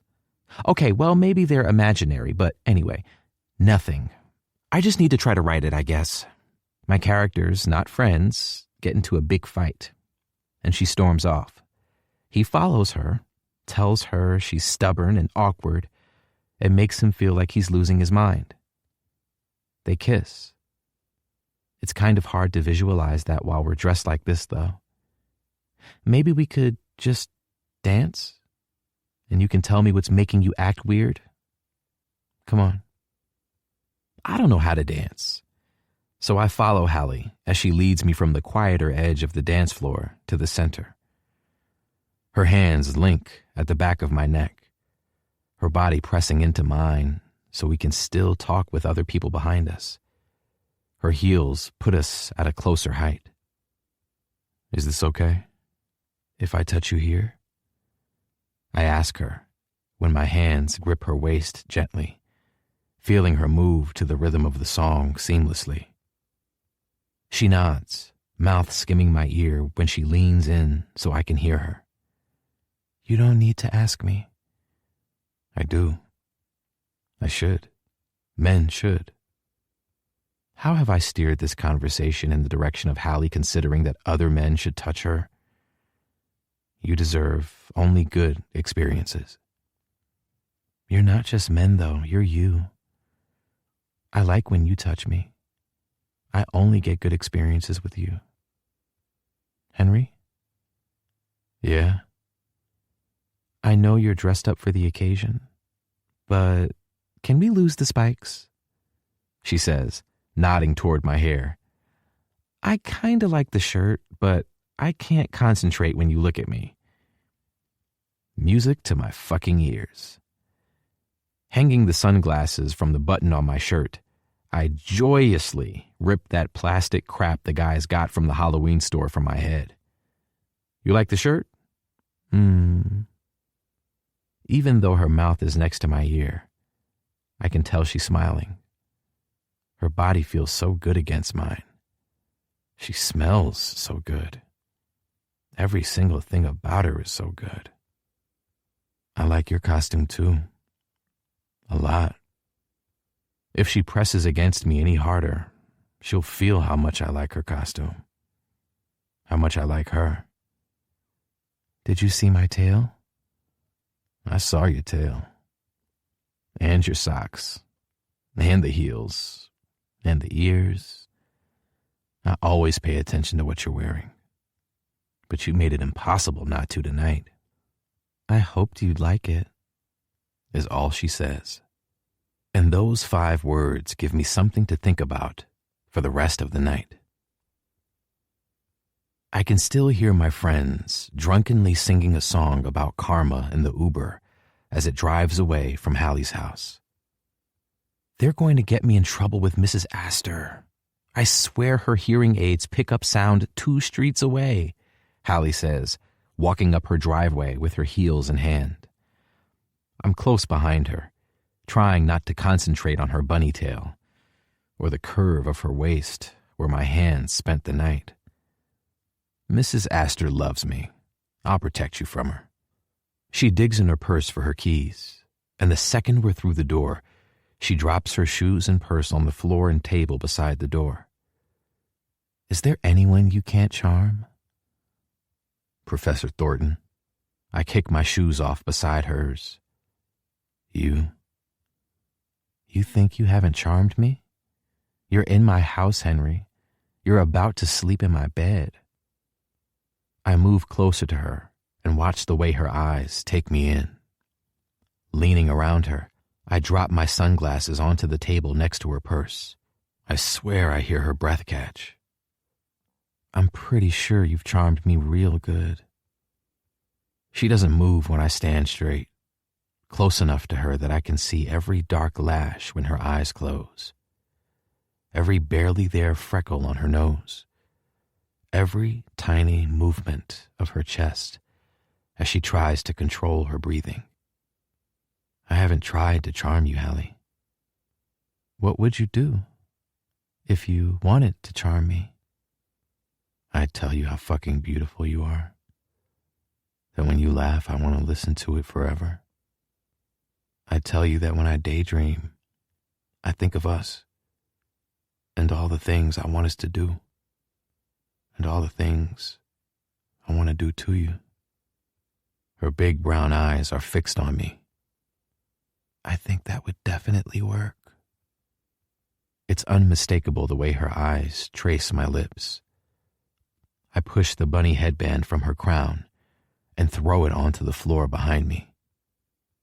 This isn't for experience, Hallie, I say gently, trailing my thumb along her jaw. This is because I want to. And I only want to if you want to.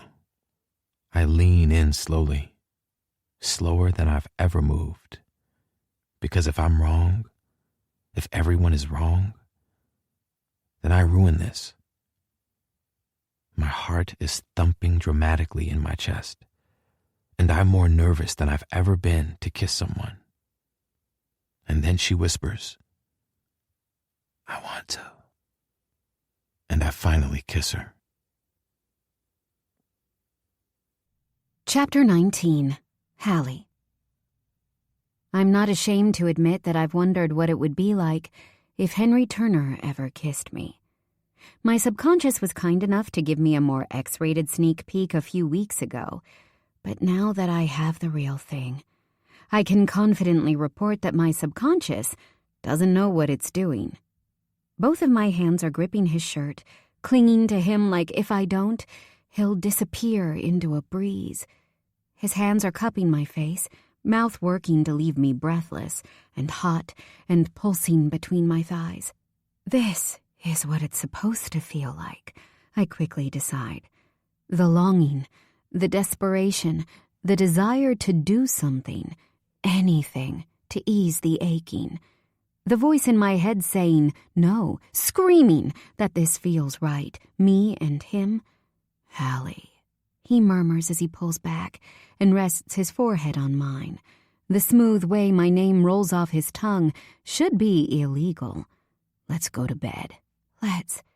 To sleep, he adds. Henry never needs to worry about not giving me enough new experiences. Because they happen all the time, like right now. While I'm disappointed that he doesn't want to go to bed and take this further, I can guarantee this has never happened before. Oh, are you not... Where was I going when I started this question? Into it? Wait, you don't need to answer that. Moving his hands to my waist, Henry keeps me close to him as he walks me backward for the few steps it takes for my ass to hit the table. He presses his hips into me, and I get my answer. Feeling how hard he is and knowing I'm the reason makes me feel drunk. I'm into it, he says, kissing me gently. But we don't need to rush anything. I nod in agreement, even though I'm not sure I do agree. Taking his hand when he steps away, I let him lead me up to my bedroom.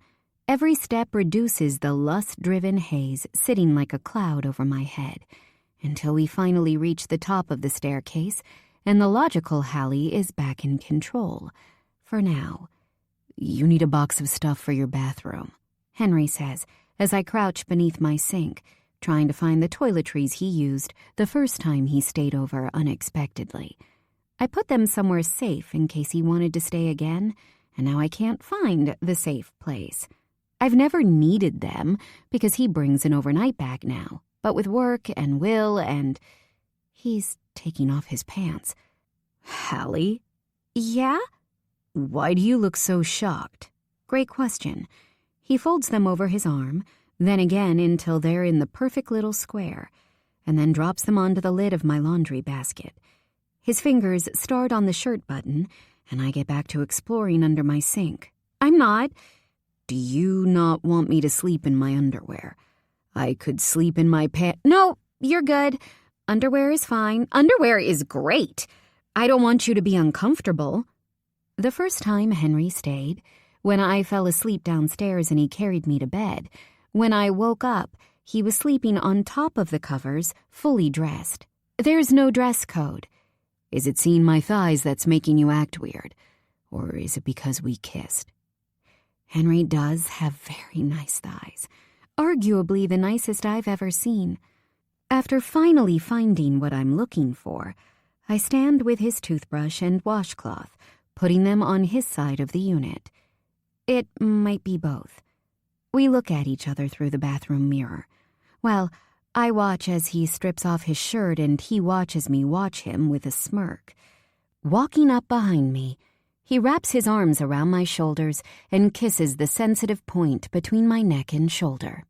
Have a shower and process, then come to bed with me. Okay, good idea. After kissing my temple, Henry collects his things and heads to the other bathroom, leaving me alone to process and shower. Choosing what I'm going to wear to bed takes longer than it should. But then the time it takes to de-glitter myself does help, and I'm glad I listened to him. Although even after dousing myself in cold water, the swollen and sensitive feeling between my legs remains. I grabbed you a bottle of water, and thanks for getting silk pillowcases, Henry says as I exit my bathroom. He looks up from his phone as I close the door behind me. Feel better? Mm-hmm. He starts to say something, then stops. I climb into bed beside him, putting my phone on the bedside table. He leans over me when I lie down, his bare chest inches from mine, and puts his phone next to mine. Good night, Hallie. As he hovers over me, and I don't know where I find the confidence, I angle my body toward him and reach until my hands meet at the nape of his neck. My mouth angles up as his comes down. I feel less stunned this time around, more in the moment, as his tongue moves against mine perfectly. Every single inch of my skin feels like it's glowing as I spread my legs and he climbs between them. His body is made up of masses of hard muscles and defined lines, but he holds himself above me like I'm too precious to touch, when all I want is to feel the weight of him between my legs. My hand traces down his back from his neck, and when my finger brushes along his spine gently, he flinches. Firm touches, he says, kissing my cheek. One by one, He takes my hands and puts them next to my head, weaving his fingers through mine to pin them there. I don't like being tickled or touched lightly. I nod to reassure him. Got it. With our hands intertwined, his body lowers onto mine. The pressure of him settled between my thighs does nothing but make the ache worse when I realize how hard he is again. My hips move against him of their own volition. He moves against me until we're rocking against each other, the thin fabrics separating us doing very little to dull the sensation.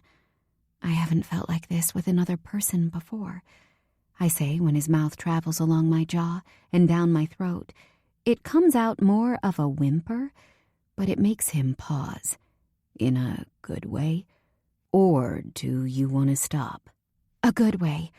I like you touching me. I'm not ready to go all the way, though. His hips stop moving, but he stays on top of me. Can you tell me what you've done before? Was it only with him? Yeah, only him.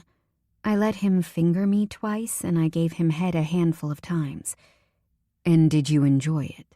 My face must do something weird because he kisses my cheek. Be honest. I didn't like giving head, but it sort of wasn't sexy when I'd been begged for it, and he was a bit rough. I'd try it again if you promised to be more patient and gentle, I guess. I didn't like him touching me either, but I think I'm one of those people who can only get themselves off. He never made you come.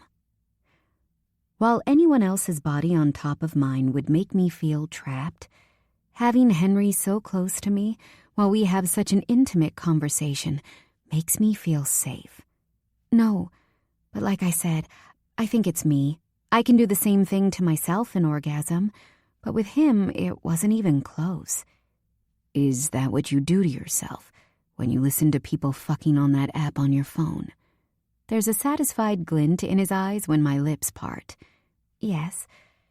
Can I make you come, Hallie? I nod, but don't feel bad if you can't. Kissing me again, he rocks his hips one last time, and it sends a lightning bolt up my spine. I'm pretty confident about my chances. We'll work it out together.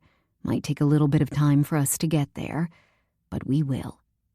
Henry unlocks our hands and climbs off me, lying on his side next to me. I groan quietly in protest, but he silences it with a searing kiss.